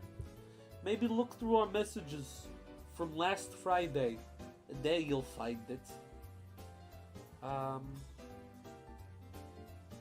Let's see. So let's see. That will make a much, like, I think maybe we'll make that a 10 to kind of emphasize that it's smaller, it's further back. Or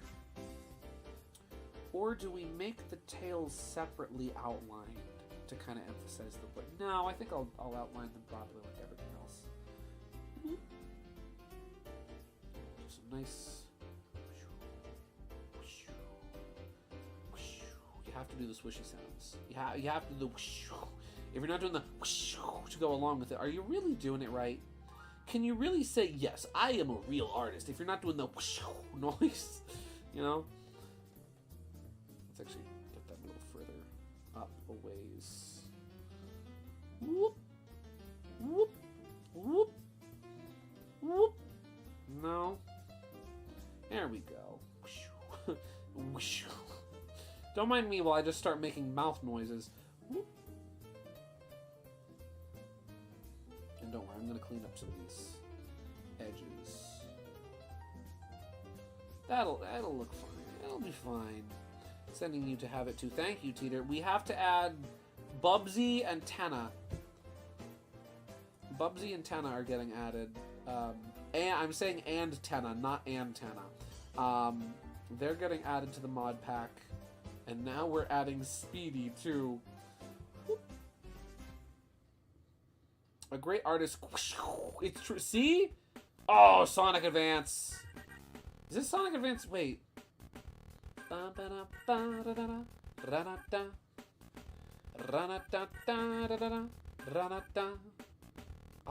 this is Sonic Advance 3? Yeah, this is the character select, I think. Or is this Sonic Advance 1? No, this is Sonic Advance 1. That's right. There we go.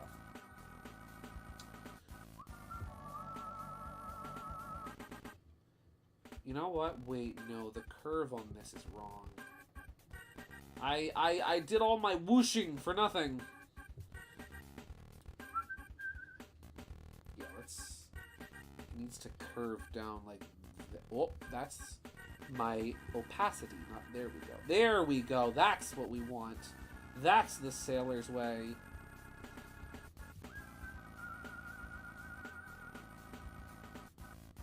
There we go. That's what I wanted.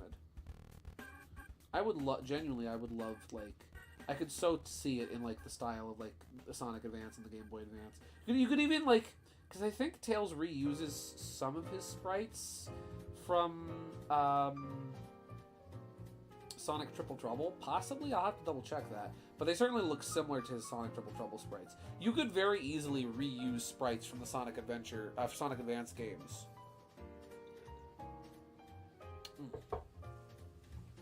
For the hypothetical Tails Adventure GBA remake.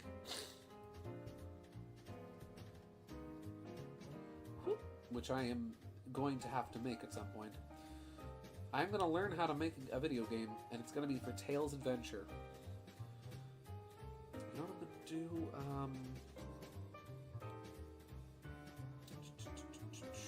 How did I even...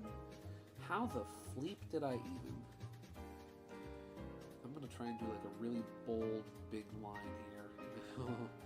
Oh, I'm still getting used to this thing, but... Woo! Oh. Yoy! Oh, that's too big. That's too big.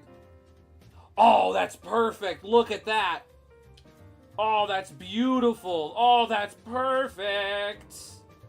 That is perfect. Oh, well... Not quite perfect, actually. But you know what? We're gonna copy that.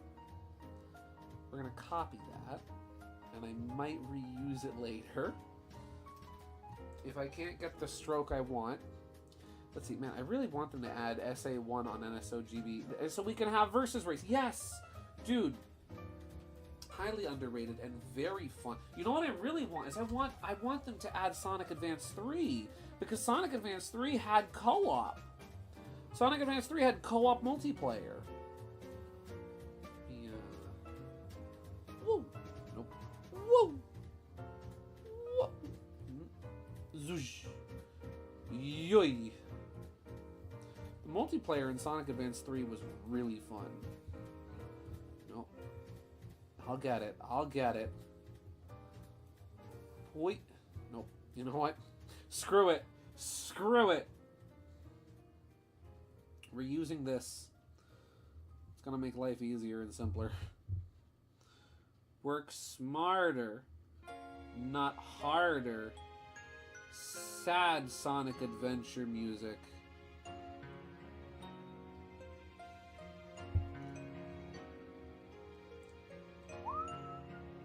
But yeah, Sonic Advance 3, I would what I hope they'll do, right? There we go. What I hope they'll do is I would love for us to get, that's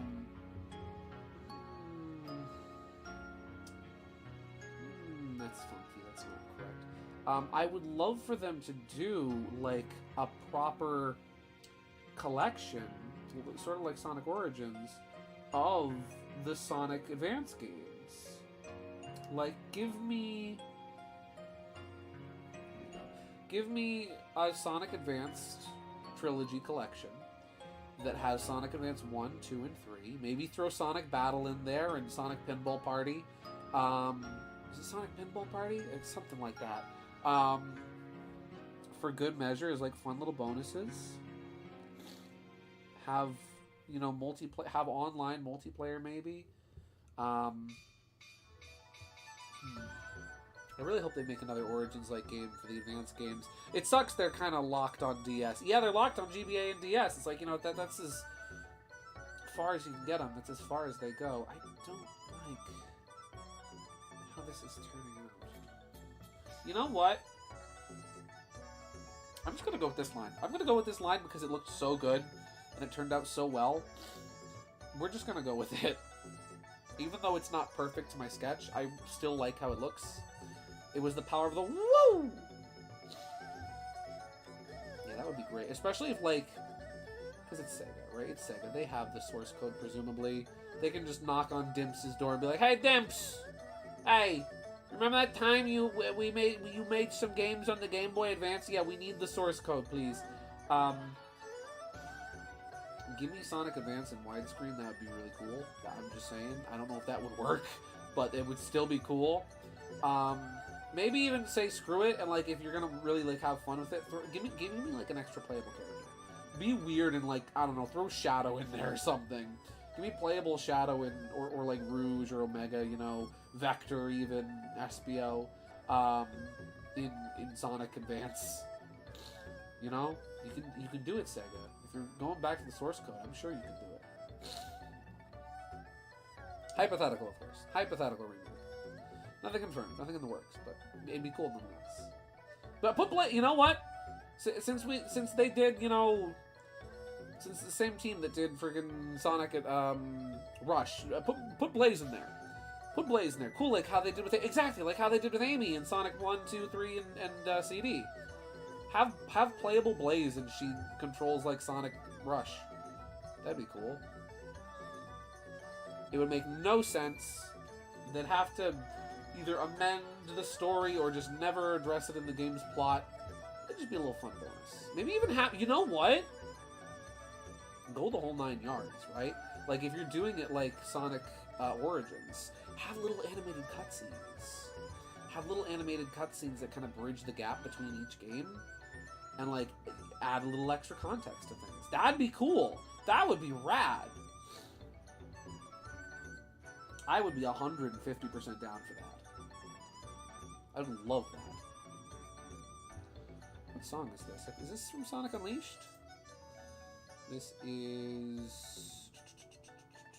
Yeah, Chunnan Day. I don't remember this song.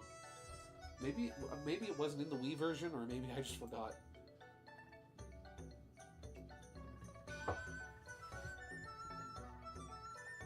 Let's see. This foot we'll put back up to a 15, since it's supposed to be kind of on the same plane as the hand. Whoop. Whoop. Nope. Nope. There we go. This goes down to a 10.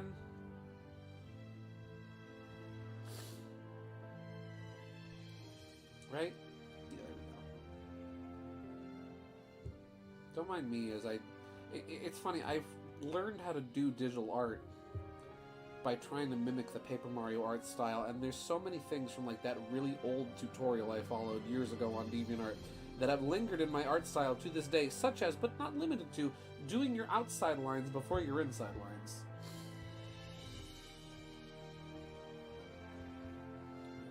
I would love that so much.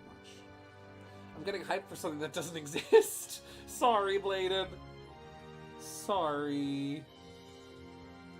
But hey, it'd be cool. We can all agree. It would be cool. Let's see. Someone made the item box for SRB2 cart. Lol, the extra life is now playable. Nice! Wait, is it the item box or is it Extra Life? Is it a fella referred to as Extra Life? He's a character. Fun fact. There's an evil Sonic in the Fleetway comics that is commonly referred to as Extra Life because, like, his whole plot is that he was in... The Fleetway comics are absolutely deranged at times. They're strange.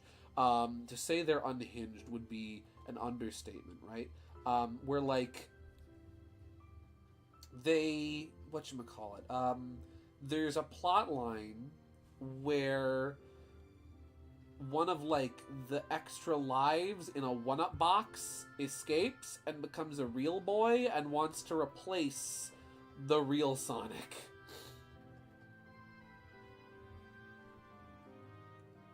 Fleetway is crazy, but nobody read them. Yeah, because they're British. Nobody read them because they're British. Oh, if I have any British audience members in the audience tonight, I'm terribly sorry. I could do a bit of British accent, but I chose not to. I made a conscious choice, a deliberate effort, in the moment, to portray British people as stereotypically as possible for the sake of a joke, and for that I'm terribly sorry. My condolences to the Queen. My cheque for £500,000 to say I'm sorry will be in the mail tomorrow. Also, Sonic was a top-tier jackass in that comic. He's unlikable at points. So I've heard. Fleetway Sonic, the character, not the comic, I've heard is just completely insufferable at moments.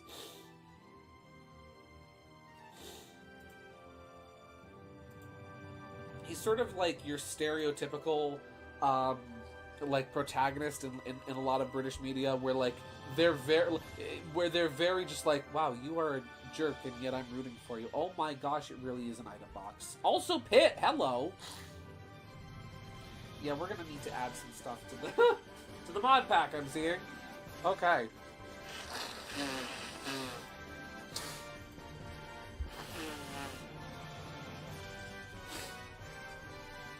Go. Nice final, nice end of game music we're getting here. That's cool. Here we go. Oh, hello, Sonic 06. I'm glad you're here. We were talking about your music earlier. Let's see. What? Did you see the Mario parody they have in Fleetwood? Yeah, they have the Super Marxio Brothers. They have the Super Marxio Brothers, which are definitely not a weird fusion of Mario and the Marx Brothers. I have seen that. Let me, you know what? Let me grab them. The Fleetway Sonic Mario. Unless there's another one. Is there another?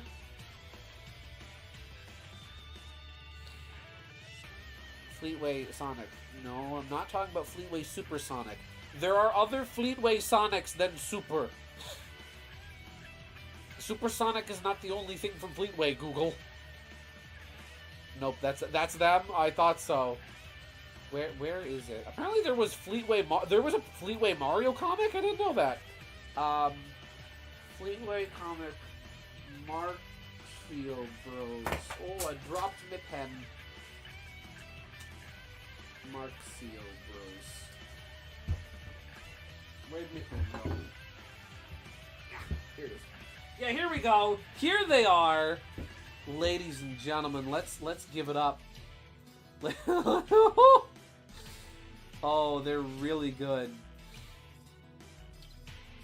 So in Fleetway, in Fleetway Sonic, there. Oh, this is a very small image. Wait, let me reopen that previous tab. Can I get a better image of them? Here we go. In Fleetway, the Fleetway Sonic comics, which are a trip to say the least. There is a little gang of characters. I don't have much context for them because I never read Fleetway, because I'm not British. Called the Super Marxio Bros. And they're a Mario parody. For some reason, Twitter wants to open in Russian for some reason. Hello, Emily. Welcome to the stream. And one of them looks like a Muppet. One of them genuinely looks like a Muppet. Let me show... Like, I get it, they're supposed to be the Marx Brothers, right? But, like, I'm sorry, this man looks like a Muppet. I've seen many a Muppet in my day. That... Where is he? Come on. That's not Harpo. That's not Harpo-Iji. That's a Muppet. Knuckles, this is your lucky day. We, the Marxio Bros, are about to make you an offer you can't refuse. Wahoo! Funny part is they're the bad guy. No. No way. You're telling me that in a 1990s Sonic the Hedgehog comic that characters called the Marxio Bros, based off of Nintendo's Super Mario, are bad guys? Sega vilifying Nintendo? No. No, they would never. They wouldn't do that. See? He does look like a... Look at this man. Look at this not Harpo Marx and tell me he doesn't look like a Muppet. He is certified Muppet. Absolute Muppet. Alright, let's see. Where was I? Rubber baby buggy bumpers. Here we are. Knuckles' face says, indeed it does. Indeed it do. Whoop. Yoy. Yoy. Get a better angle.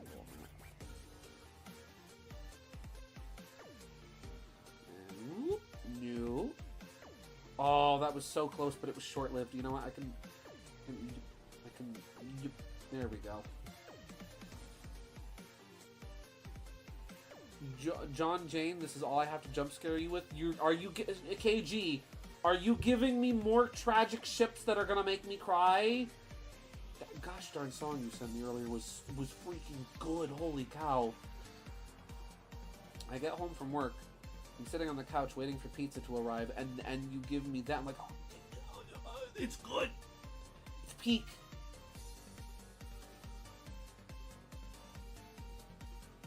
It's peak. Come on, there we go. I can clean that up, probably. Yeah, I can clean that up a little bit. Let's see. Here we go. Just habba beeba, heebly deedle, hadley diddly. There we go. I have a funny thing happened last night. I had this. Okay, on the way to work today, I was thinking to myself, man. I was thinking to myself, like, oh, what was that? What was that cool Star Fox fan art that I saw last night?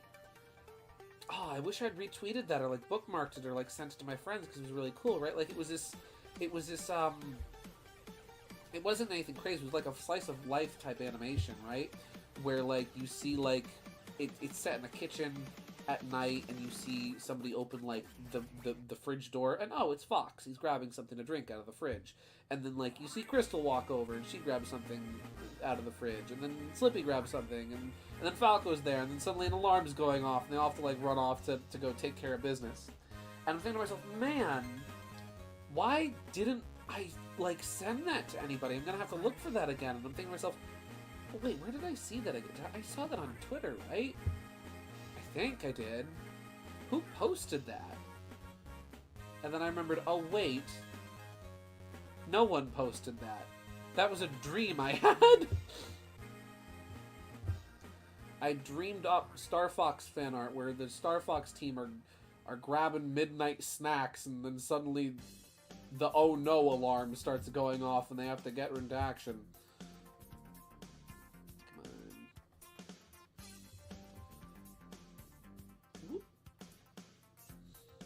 I gaslit myself. I gaslit myself. Good job, Gideon. Get that done 12, and then... Yes, I am. Good. You know what? Good. I need a little tragic romance in my life from time to time. It does the body good. It's just what a growing boy needs. Ah, shoot. In fact, you should look in our DMs. Oh. Let me just... you know what? That's good enough. Let me peep the DMs. Some jammin' Sonic CD music. Oh, hello, Tito. You found, what's his name? You found Vile from Mega Man X. No, you can't do this to me. No. Oh, the wedding. No. Madam, you can't do this to me. Ah. I hate when so real dreams are so real they should be real, but they are not real. Yes. I mean, it wouldn't be the first time that I've made art from a dream, so maybe I need to do that. Maybe I need to hop on that before I forget about it. Which I often do. It's what I bought my gosh darn corkboard for, to remember all my ideas with, and I don't use it much.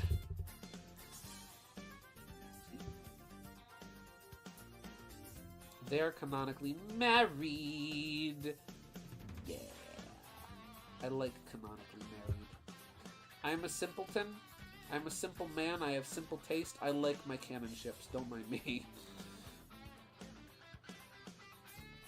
Put this up to 14, and then whoop. Oh. Almost. That was pretty good. Yeah, there we go. That looks good. It cuts a little low, though. Well, no, actually, that was good. That was good. That was good. That was good. We take that. We take that. We take that. We take that. We can adjust it. We can make a little adjustment here. A little, cut into it like a little bit. Whoop. Whoop. No. Just like zip, zip. Shave a little off the top. Little off the top. There we go. And then we zip.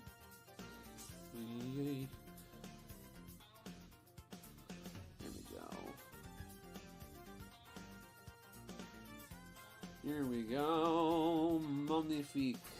Look at that. Beautiful.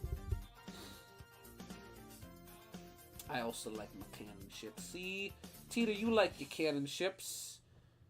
I like my cannon ships too when they got that really big cannon on the front of the ship that goes... Those are really cool. Those kind of cannon ships. I love those. That's my personal favorite. They make me fuzzy wuzzy happy. Yeah, they give you warm fuzzy inside. Yeah.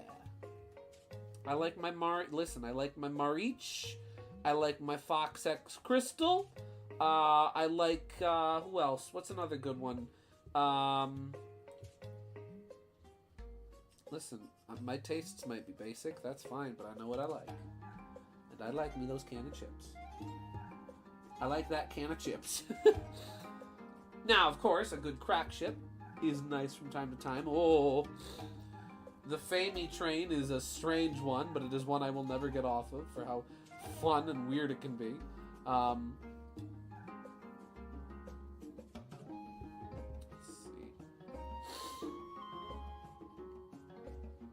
Let's see. Hang on, gotta test these out real quick. I found an SMB3 Mario and a Superstar Kirby, and gotta test the pit one out. Nice. Let's see.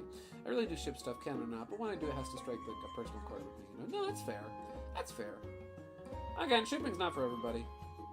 I'm simple with it. Rare pairs and weird ships are cool too, like when it's like two characters that are out of nowhere, crack ships, if you will. I don't do a lot of shipping, but when I do, it's the good stuff. Hello, Mega Wii Master. Welcome to the stream. Hey, hey. All right, Tails. See you later, Tails. Howdy do. Welcome. We're working on art. We finished Tails' adventure. It was good. I really enjoyed it. I'm a decent shipper. Not too much, not too little. I like my... you know what ship I like? I like Vector and Vanilla. Vectilla, I think people call it. That one's a good one. I like that. That one's fun. There's a really good line that everybody's posting in Twitter from Sonic Cross Worlds between Cream and Vector, where Cream's like, "Hey, Mr. Vector, my mom will be really happy if you let me win." She knows.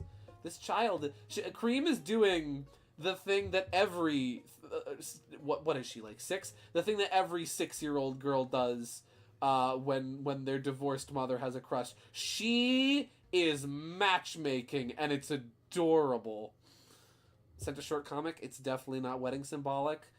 KG, you're gonna kill me. You're tearing my heart to shreds, aren't you? Yes, you are. Yes, you are. I know what I'm reading in bed tonight. Comics that are gonna make me sad. Yippee! Oops. Yes, I am. I put the files in ring racers. Oh. You know, I haven't actually tried that yet. I've tried booting up ring racers mods in SRB2 cart, and they do not they load, but they don't work properly, and so they provide a lot of like weird graphical errors.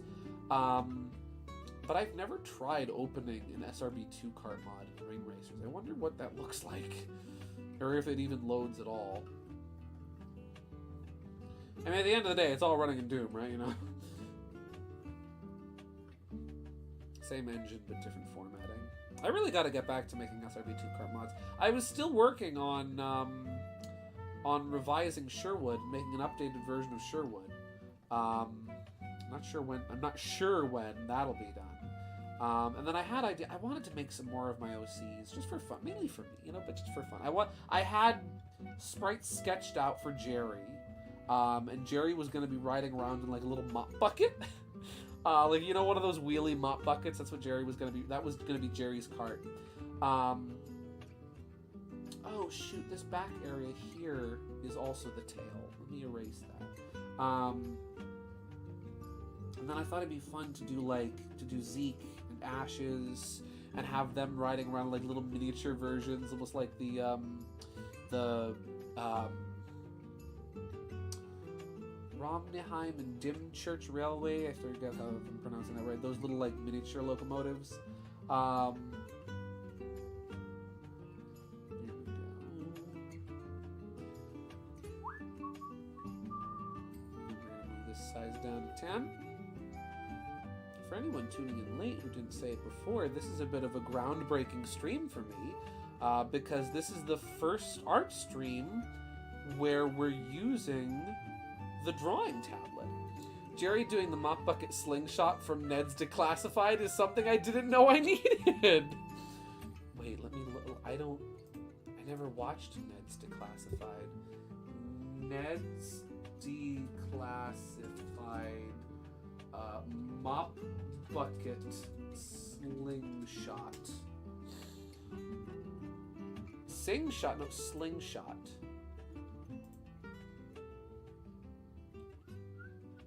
Well, Google Images is not helping me out here, but that's fine.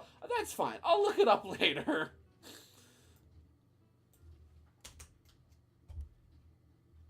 There's some really cool faces coming up, but not what I'm looking for. Gideon, really? Not even Ned. Listen. I'm slightly uncultured. I'm a little bit.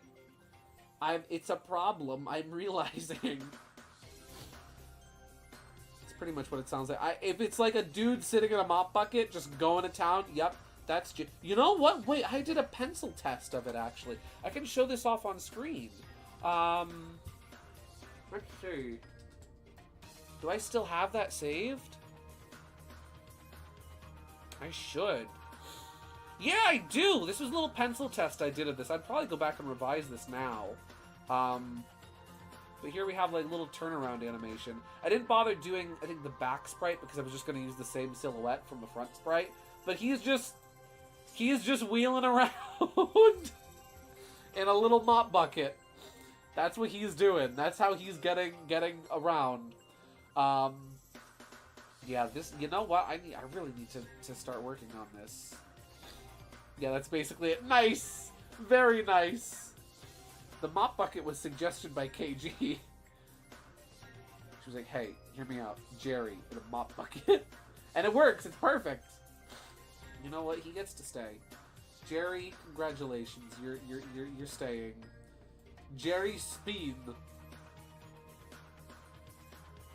You spin me right round, baby, right round. Scott Bradley, when are you going to do a cover of Spin Me Right Round so I can use that for this joke and have it be jazzy and funny? Also, Scott Bradley, when are you and PMJ going to come back to your own gosh darn hometown and play Newton Theater again, please?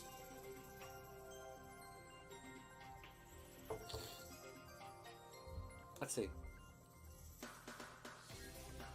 The Sherhoof April Fool's month? Yes! That I have to do as well. Where it's literally just Ponytown Sherhoof. Let's see. Not to mention the song I sent you a bit ago is literally John Jay. It is! I'm eating good tonight. I am eating good tonight for fan content of video games I've never played. I really need to hop on the ball. I really need to hop on the ball. Oh, that's too jagged. Is that where the line connects? Yes, good. Whoop. There we go, and then whoop. Nope. Whoop. There we go. That looks good. And then we just clean this up here.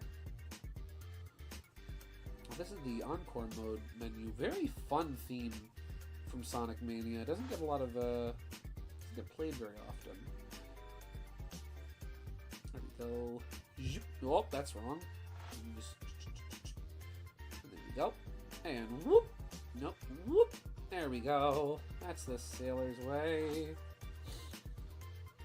I always, I don't think about it until I'm on stream and I hear myself saying it. Wow, I use that expression a lot. Thank you, Gene Wilder. You have infected my brain with something I will never stop saying until the day I die.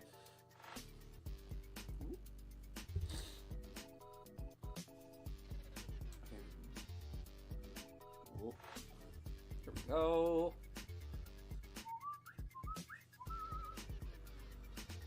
I'm just gonna come through here.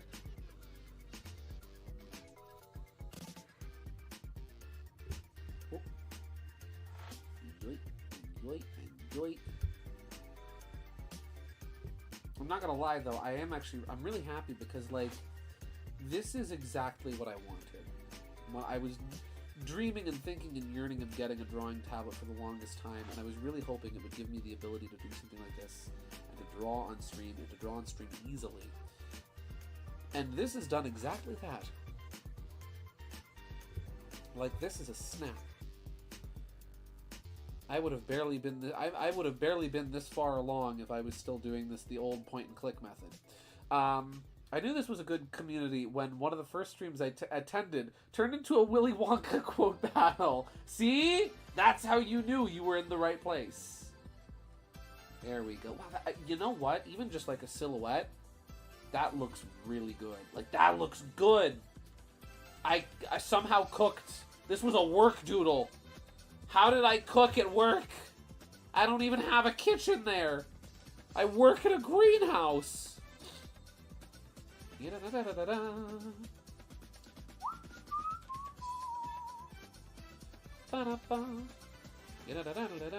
now I need to...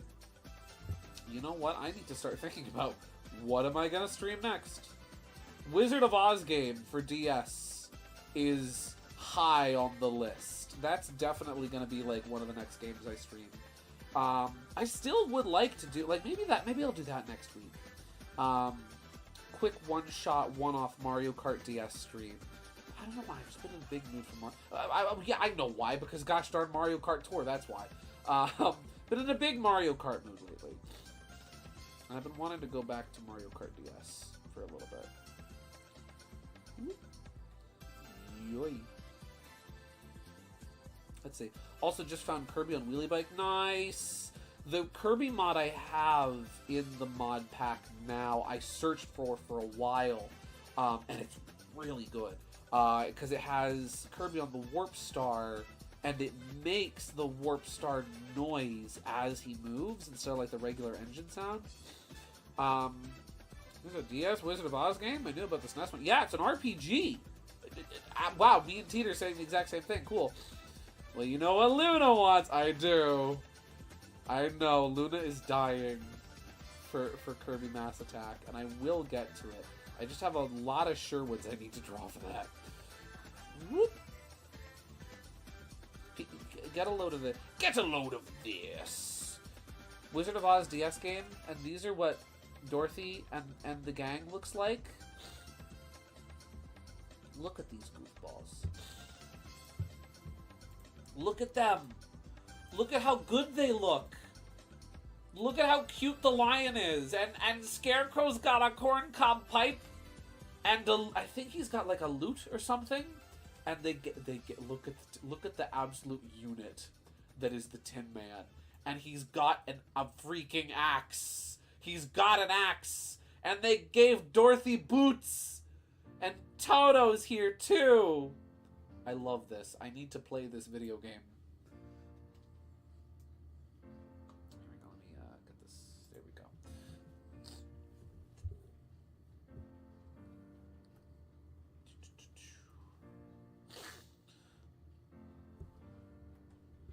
Let's see. Who's, because I've never watched The Lord of the Rings or read the books. Who's the and my axe guy? That's the Tin Man now. They threw some of me over there, and they threw some of me over there, and they threw some of me over there. Oh, that's you all over. Not what I would have expected. I know, right? But like, okay, we talked about this earlier, and we all kind of, like, everyone who was here came to the agreed conclusion that the Wizard of Oz is an isekai, which, yes, I feel like that's an accurate description of the Wizard of Oz. It is an isekai, except they replaced getting hit by a bus with getting caught in a tornado. But also, like, the Wizard of Oz, that's Gimli, thank you. The dwarf, thank you. Gimli is now the Tin Man with the axe. But, like, the Wizard of Oz, it really is kind of like the perfect setup for an RPG, because you've got, like, you know, main protagonist from, like, another place is caught in the fantasy world. And with the different characters, you have perfect setup for, like, all of the different, like, classes, right? You've got your paladin with the Tin Man. You've got, you know, your bard with the Scarecrow. You've got, you know, maybe, I don't know, what kind of, like, the RPG class would the Cowardly Lion kind of fall under? Like Druid? Because I feel like Dorothy would be like the mage of the party, right? Like, she would be the magic wielder, I feel, because the slippers, which technically you can especially tell they based that game was based more so off the movie than the book, because in the book they're silver. Let's see. If you do this, is everyone going to be in the Wizard of Oz characters, or is it Sherwood going to be surrounded by the Wizard of Oz character? I'm going to shoehorn Sherwood in, and he'll have a ruby red bow tie. Well, when you put it that way, it does make a little more sense. See, you get it. See, you see the vision. Also, I just realized Dorothy was given boots there because MGM has a specific trademark on the ruby slippers. Do they? Fun fact, actually, there's a couple different pairs. So, fun fact, actually, originally the movie was going to feature silver slippers like the book, but they decided to go with red. I believe the myth was that they went with red to better show off Technicolor. But if I'm not mistaken, I think like the real reason or something was that the silver slippers didn't show up as nicely, and they wanted to do red because they would be a bit more eye-catching. And also because, you know, they wanted to show off technology. Like you said, they were silver in the book, but at this point, ruby slippers were more iconic. It's funny because, like, L. Frank Baum's original book, I would argue, is, despite being the source material, that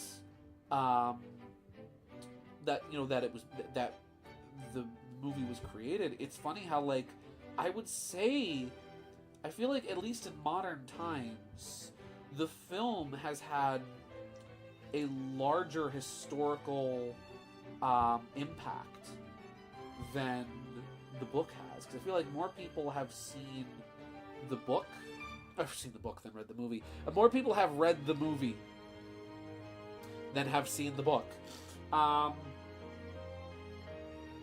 they're hitting me with all the gut punch Sonic freaking Unleashed music tonight. This from Sonic Unleashed? I think this one was from Sonic Unleashed, right? The Light of Hope title. Oh, this is Sonic This is Sonic Forces? Huh? I think the red is more eye-catching. A bonus fun fact. I freaking love The Wizard of Oz. If you couldn't tell, I love The Wizard of Oz. When I graduated high school, my great aunt and uncle, who I went up to visit this week, by the way. I went up to visit them this week. They live in New York State. Wonderful people. Wonderful people. I remember I got a card from them when I graduated high school, and it was... did I accidentally erase that? No. And it has, I still have it, because, you know, it's just one of those things to hold on to. And had the Scarecrow, the Cowardly Lion, and the Tin Man on it. And very, just, I love the Wizard of Oz. Aw, no Wizard of Oz SRB2 card. That would make for a fun course, though. A Wizard of Oz course in SRB2 cart would be really fun, because, like, you'd just be driving along the Yellow Brick Road, start at Munchkin Land, end at the Emerald City. That'd be cool. Yeah, I love the Wizard of Oz. There was multiple pairs of slippers that Judy Garland wore in the film, and they still have some of them. Some of them have been found and protected and preserved. There's one pair that is currently at, like, the Smithsonian or something. It's at a museum. There's another pair that is held at a museum that was built in Judy Garland's childhood home, and it's literally just like the Judy Garland Museum, where it's all stuff related to her career and to her history and her life there. And then there's a third pair that's owned by a private collector and kept inside a vault. When I learned that Jeff Goldblum was going to be the Wizard in Wicked, when Munchkins of the Caribbean breaks down the Munchkins, don't eat the tourists. I haven't seen Wicked, actually, but I heard it was very good. I haven't seen it, and I haven't seen the I haven't seen the it on stage or on screen, but it has certainly caught my interest just because of how much I love the movie. Oh, okay, they put this song twice in the playlist. I thought so. It looks good, though.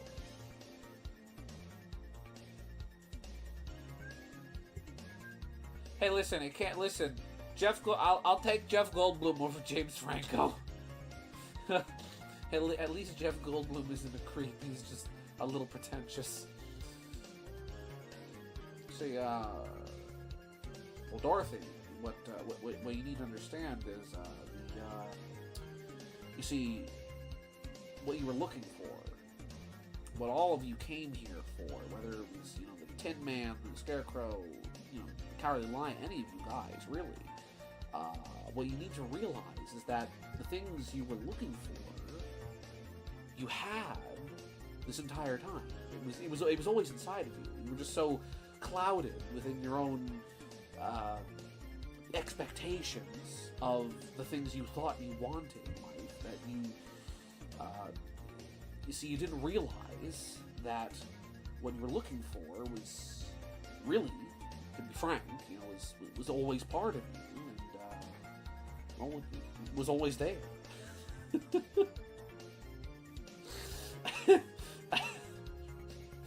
That's how we waste the day away in the merry old land of Goldblum. Come on. Whoop. There we go. Let's see. Is the video looping now I sent you? I think this was the first song we heard. No, it's, we're at the hour mark. They put this song again, or unless it loops. Oh, does it loop? Let's see. If the next song is titled Tempest, then it does loop. I think it does loop. Okay, yes, it does. Oh, and it's gonna play an ad? Cool. Nice. Shut up, Raymore and Flanagan. No one cares about your Super Labor Day sale. Certainly not me. Here, we'll put on another one, because that was actually a good playlist. Let's see. There's another one with Sunset Hill Zone in the thumbnail. And since I'm a sucker for... Yes! Yes, and Sonic R is here! Oh! I love this already. Teeter, good playlists you linked. Thank you. Can you see the sun is shining on me? It makes me feel so free, so alive. It makes me want to survive in the sky. It makes me feel so high. The bad times pass me by, and today it's gonna be a brighter day. Can you feel the sunshine? Does it brighten up your day? Don't you feel that sometimes you just need to run away? Sorry, this was what the Sonic R stream was for. The Sonic R stream was for me to have my sing-along time, not Tails Adventure. Let's see. Have we heard any version of Believe in My... You know what, Mega? You know what? Oh, stop the music. Stop the music. Believe in Myself. Sonic Adventure 2. Yes. That's what we need right now. The versions from Sonic Adventure 1 is good. Don't get me wrong. Wonderful song. However, I do much prefer how the song is in Sonic Adventure 2. It feels... Sonic Adventure 1's version of Believe in Myself almost feels like a demo track of the song versus the Sonic Adventure 2 version, which is like, that's the final song. Yeah,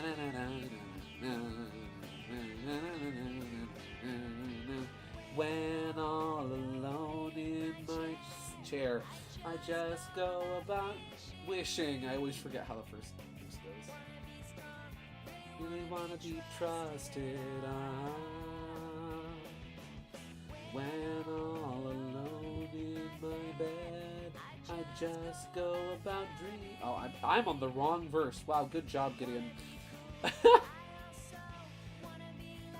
In the words of Luigi, stop the music! It doesn't matter. It doesn't matter and Believe in Myself are better in SH2. They are. They really are. Way my own style. Gotta get a hold on my life. I wanna fly high, so I can reach the highest of all the heavens. Somebody will be waiting for me, so I've got to fly higher. I love this song. Absolutely love this song. Let's see. Let's see. I think it would be really funny making everyone Wizard of Oz characters for your thumbnail. I'm not gonna lie. I don't know who would be who, but Teeter Slime as Toto is really making me laugh.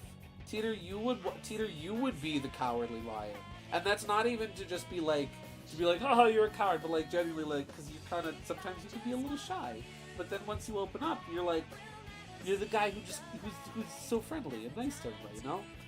You give off big Cowardly Lion energy, where you don't always recognize the greatness and the courage within you. I've gotta keep going. Every day is a brand new challenge for me, and I will believe. Believe in myself, this is the only way for me. I love that this song. You know what this song feels like? Believe in Myself feels like something from like the 70s. It feels like some feel-good hippie music at times. It's got big monkeys energy, and I love it. Let's see. I want to be Scarecrow. Ooh. Let me see. I could see that. Let's see. Actually, I feel like one ear is a little smaller than the other ear. Oh.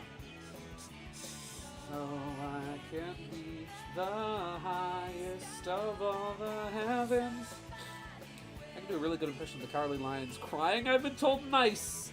Congratulations, you do a good impression of weeping Bert Lahr. I miss when Sonic had multiple genres of music in the game. Same.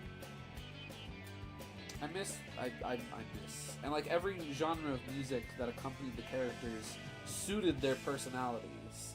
Where like Knuckles had Knuckles had rap and R&B and it suited him perfectly. And Sonic had like rock and Tails had that more kind of like feel good style music and yeah. And then you've got you've got Gamma's theme in freaking Sonic Adventure 1, which is just like Euro techno pop, and it's really good. Let's see. It's funny though, I think we only hear this song once or twice in SA2, but only less than a minute of it. Yeah, you don't hear it much in SA2. Here, I'm circumventing the issue of making the ears, like the one ear smaller to adjust. Hello, Ouija. Welcome to stream. Whoop. Howdy do. We're drawing tails. I'm using my tablet. I'm bad at using my tablet. Amy has annoying girly music because she's annoying. Listen, her theme in Sonic Adventure. Fire, fire. Not good. Not good. I don't personally care for that song. But Team Rose's theme in freaking Sonic Heroes, that's a jam. That one's good. Can this dyingly elderly man work a tablet? Baby. And then again, Amy saved the day. Amy shouted to help everyone out. This is true. See? I like it. I like Sonic Adventure. She's fun. Yay! She gave us a Amy. How could I hate her? She gave us a Amy. She's funny. And I love her in Sonic Heroes. Let it be known that Amy in Sonic Heroes came out what, like 2003, I think? 2004? Let it be known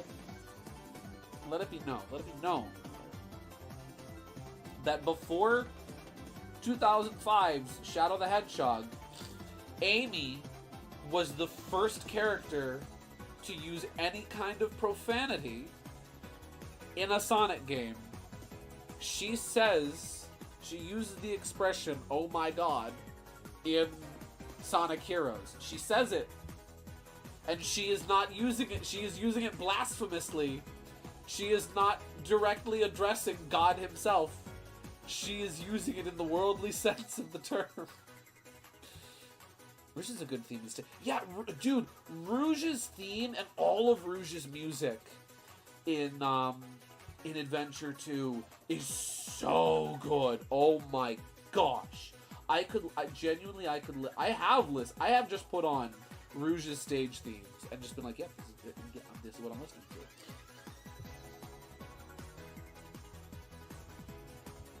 I'll stream Sonic Adventure 2 eventually. I streamed Adventure 1. I have Adventure 2 on Steam. It was on sale, the Steam Winter Sale, and I scooped it up. So it'll happen. Sonic Adventure 2 stream will happen. I don't know if I'll ever go back. Because, like, on one hand, I would like to go back to Sonic Adventure and, like, clear up, like, finish doing Sonic's missions to finish getting Sonic's emblems. I don't know if I have the time or patience, though, at least on stream, especially with how many Sonic Adventure streams we already did and how many other things I want to stream. I don't know if I have the time or patience to do, like, the Chow races, and I especially do not have the patience for Big. I'm back with watching a friend's finishing up Starcross Worlds DLC. Very nice. Welcome back, Mario Simpson.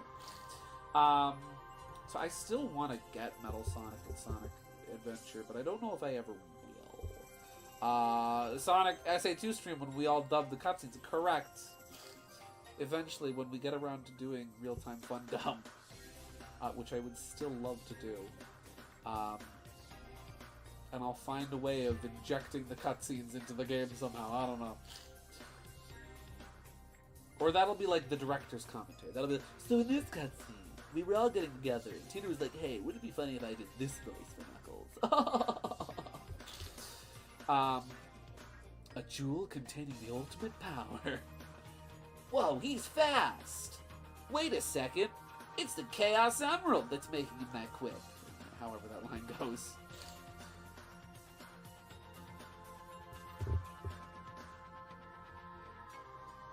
Yeah. Sonic Adventure 2 does have an amazing OST. Phenomenal music in that game.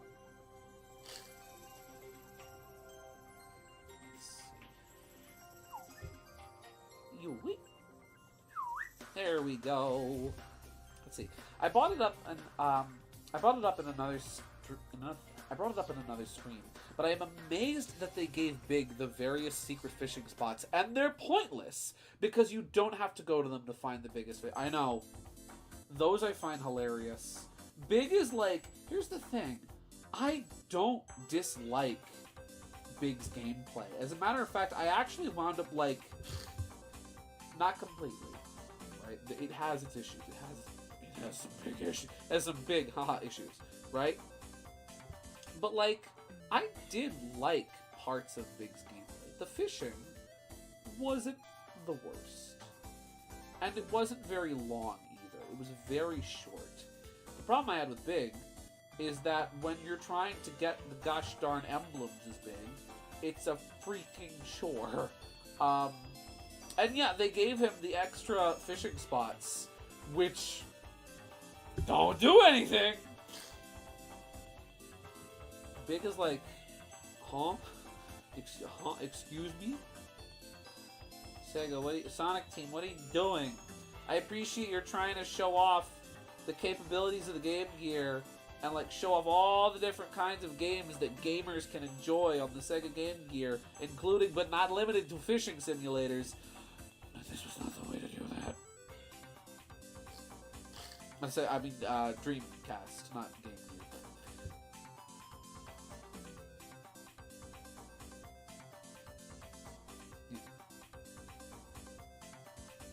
I don't have time for games. Farewell!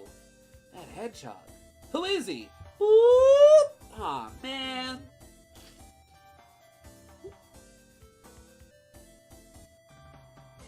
The internet's gonna hear me do Sonic voice. Oh, I'm doing line size 5. That's not my normal line size. I normally do line size 4.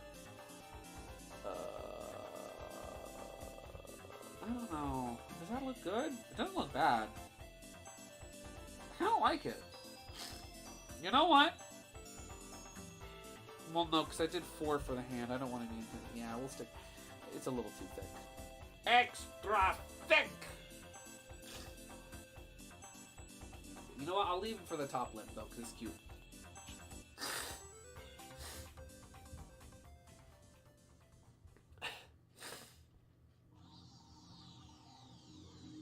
Oh, speaking of which, hello, Gamma.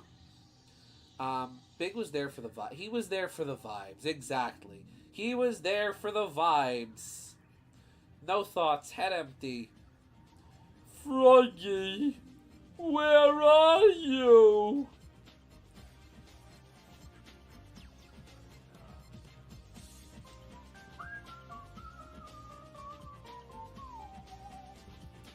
How come no one has made an emerald playable? Just a singular Chaos Emerald?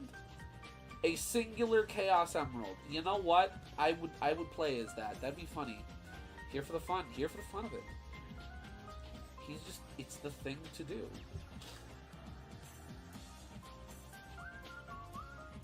Hello, Mixtro. Welcome to the stream. Here we go.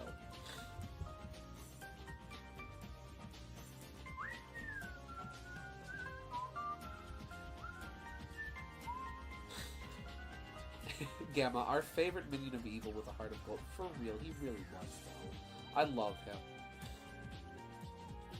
I love, like, there's some really cool implied story stuff, too, even, like, in, excuse me. With Gamma in Sonic Adventure 2, where, like, even though Beta, I believe it was? No. What was it, Beta? I forget who the gray one was. That, like, Eggman winds up, like, really upgrading. I find it fascinating that you can see Eggman still saw a lot of value and recognized something in Gamma. Even though he was defiant and went against Eggman's orders, that, like, as soon as you get to Sonic Adventure 2, in, like, the one or two stage, like, the one stage, the pyramid stage, where you're infiltrating Eggman's base, there are E102 Gamma units present. Or rather, E123. 123 units. Not specifically Gamma, but E123 units that are modeled after Gamma. And so you can kind of see where, like, Eggman recognized that he did something good and wanted to, like, good in terms of design, and wanted to replicate that success. Except, obviously, without the defiant, you know, self-aware personality features that we love him for. E123 is... Oh, E1... Yes, I'm sorry. Correct, that's Omega. E102 is Gamma. My mistake. I am bad with my designation numbers, apparently. My serial codes. Yes, because... Yes. No, you're correct. Sorry, wow. Don't mind me. We also love Omega in this house. Omega is also great.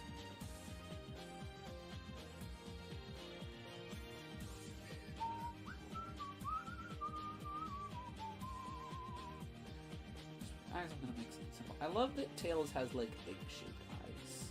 His eyes are egg. That is excellent.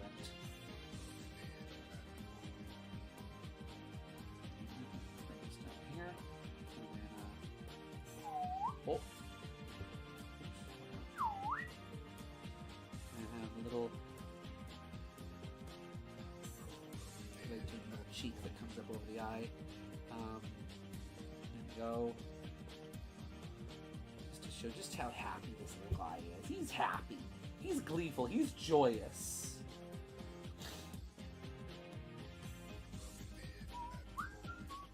Didn't Shadow Generations have a line somewhere that implied that Eggman had Omega locked in a room for so long? Did it? I actually haven't played Shadow Generations. I would not be surprised by that. That would certainly make sense. I would certainly want to annihilate charge somebody if they had me locked up in a room for years.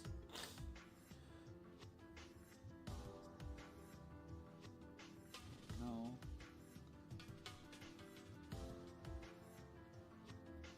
Oh shoot, what song is this?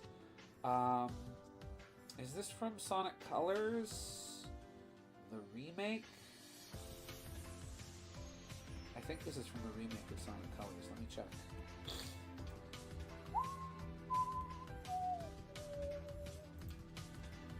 Let's see. This is Sea Bottom Segway. Sonic Lost World. Lost World, of all games, has a really good soundtrack.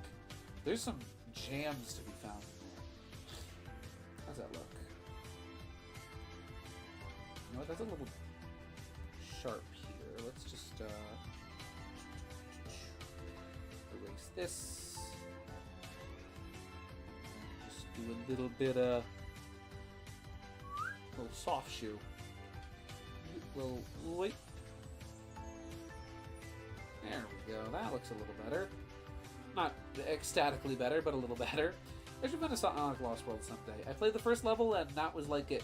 Did you play it on the 3DS or the Wii U? Because it was on both.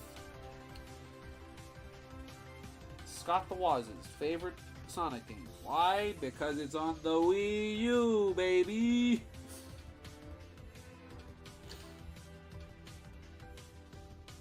That's good stuff too. Holy cow.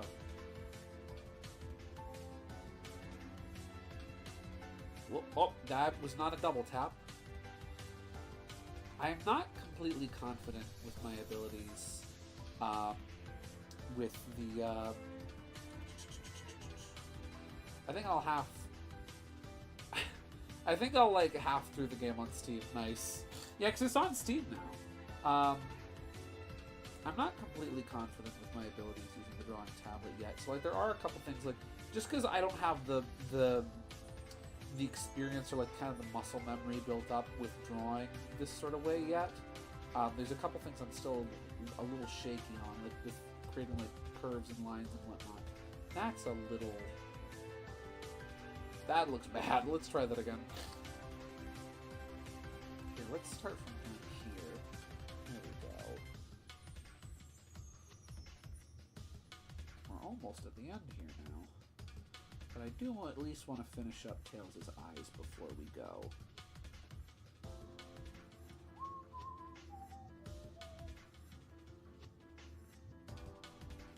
Actually, that's going to be a little rough, so let's... There we go. Let's see that. It looks a little rough at the bottom, but... Here's what we'll do. We'll just erase that. And then... Beautiful. And then just a... Nope. You know, to make life a little simpler, we're going to just select the inside here. There we go. That way I don't have to worry about going outside the lines. Almost. There, we get that. Yeah, let's just... Oh, we're almost there. Almost. Almost got it. There we go. That's... not quite. Now let's adjust the rotation. There we go. And now I can... Whoop. It's a little better. Whoop. There we go. We did have some good games. Not the greatest library, but a good library, yes.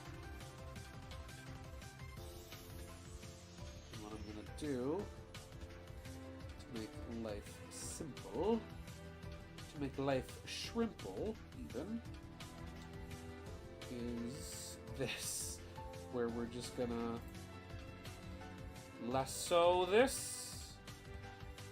There we go. Control-C, Control-V. Hopefully that should be aligned properly. Is it? It is not. So what I'll do, real quick, I'll be off of here in a second, is we'll go here and we'll flip. No flip, no work. So we'll just like, we'll flip, right? And we'll flip. We'll move this. And we'll rotate you. The eyes are generally the same shape. Let's see. Literally all my Steam games are gifted for free except Atlas. Nice. I should have gifted you Atlas and then had the trilogy be complete of all your Steam games being gifted. Most of the games are also playable on Switch. This is true. At least the Switch had a cool hacking scene. It did. Oh, that's the wrong point. Oh, wait, that's the... Wait.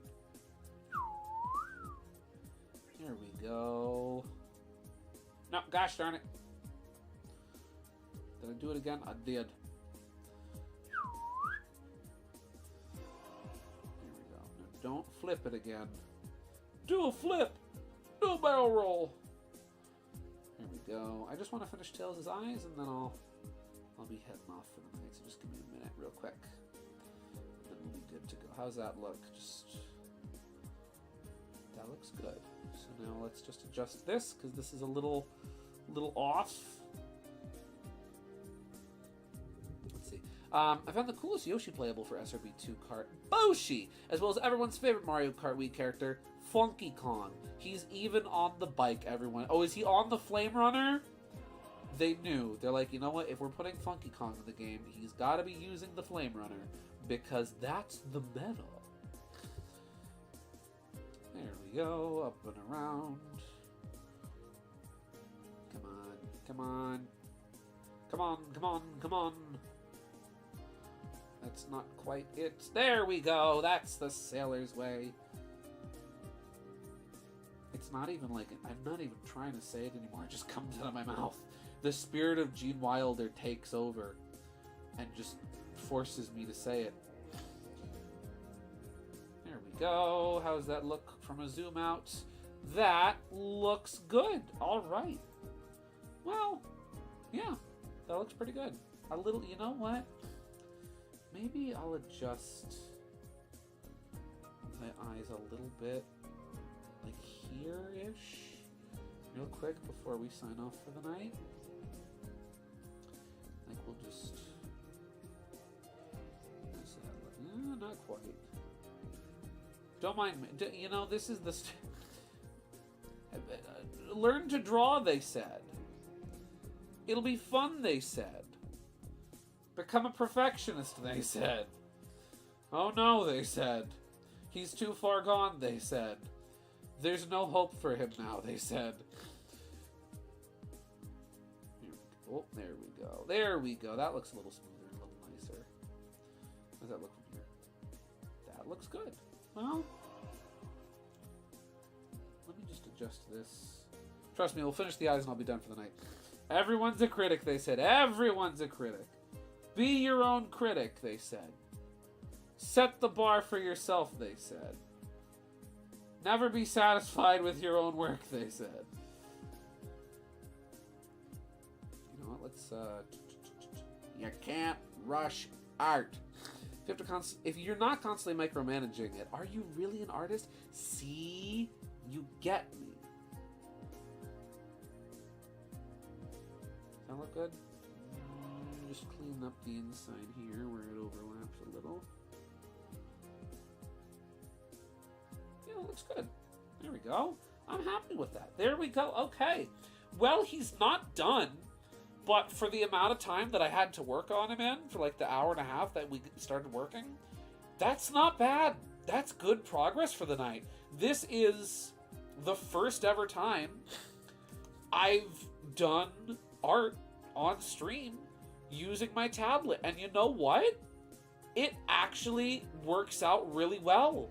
I've managed to make really good progress. This is farther along, better progress I would have made than if I was doing this with, you know, with my old, you know, with my old point and, where's my shift key?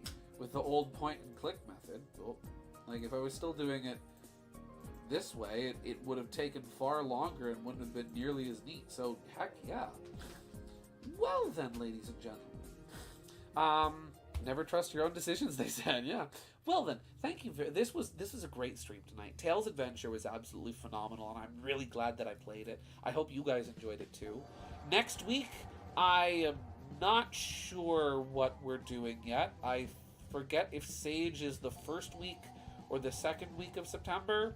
So we will see how that goes. I will determine whether or not we do Sage. I'll figure out whether or not we do Sage next week or the week before on the 1st. It might be the second week of the month, so that could be it. I forget. Either way, possibly Mario Kart DS next week. I'm actually not sure. But that being said, this was great. I hope you guys all had fun. Stop being good at art and being so talented. Okay! Hey guys, I'm gonna draw Tails real quick.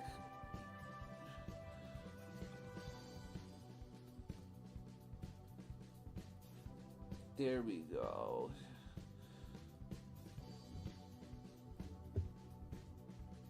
Okay, there we go. And he has... Oh no, that's not the shape of a tail.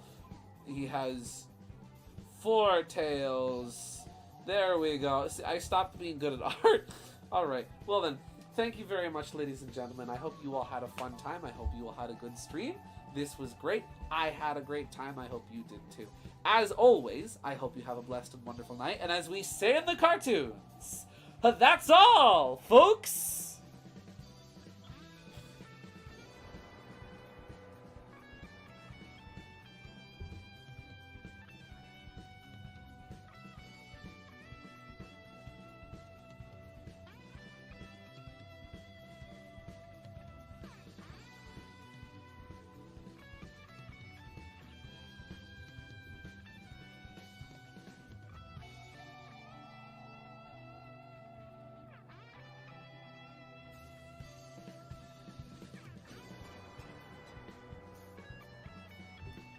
Speedy disapproves.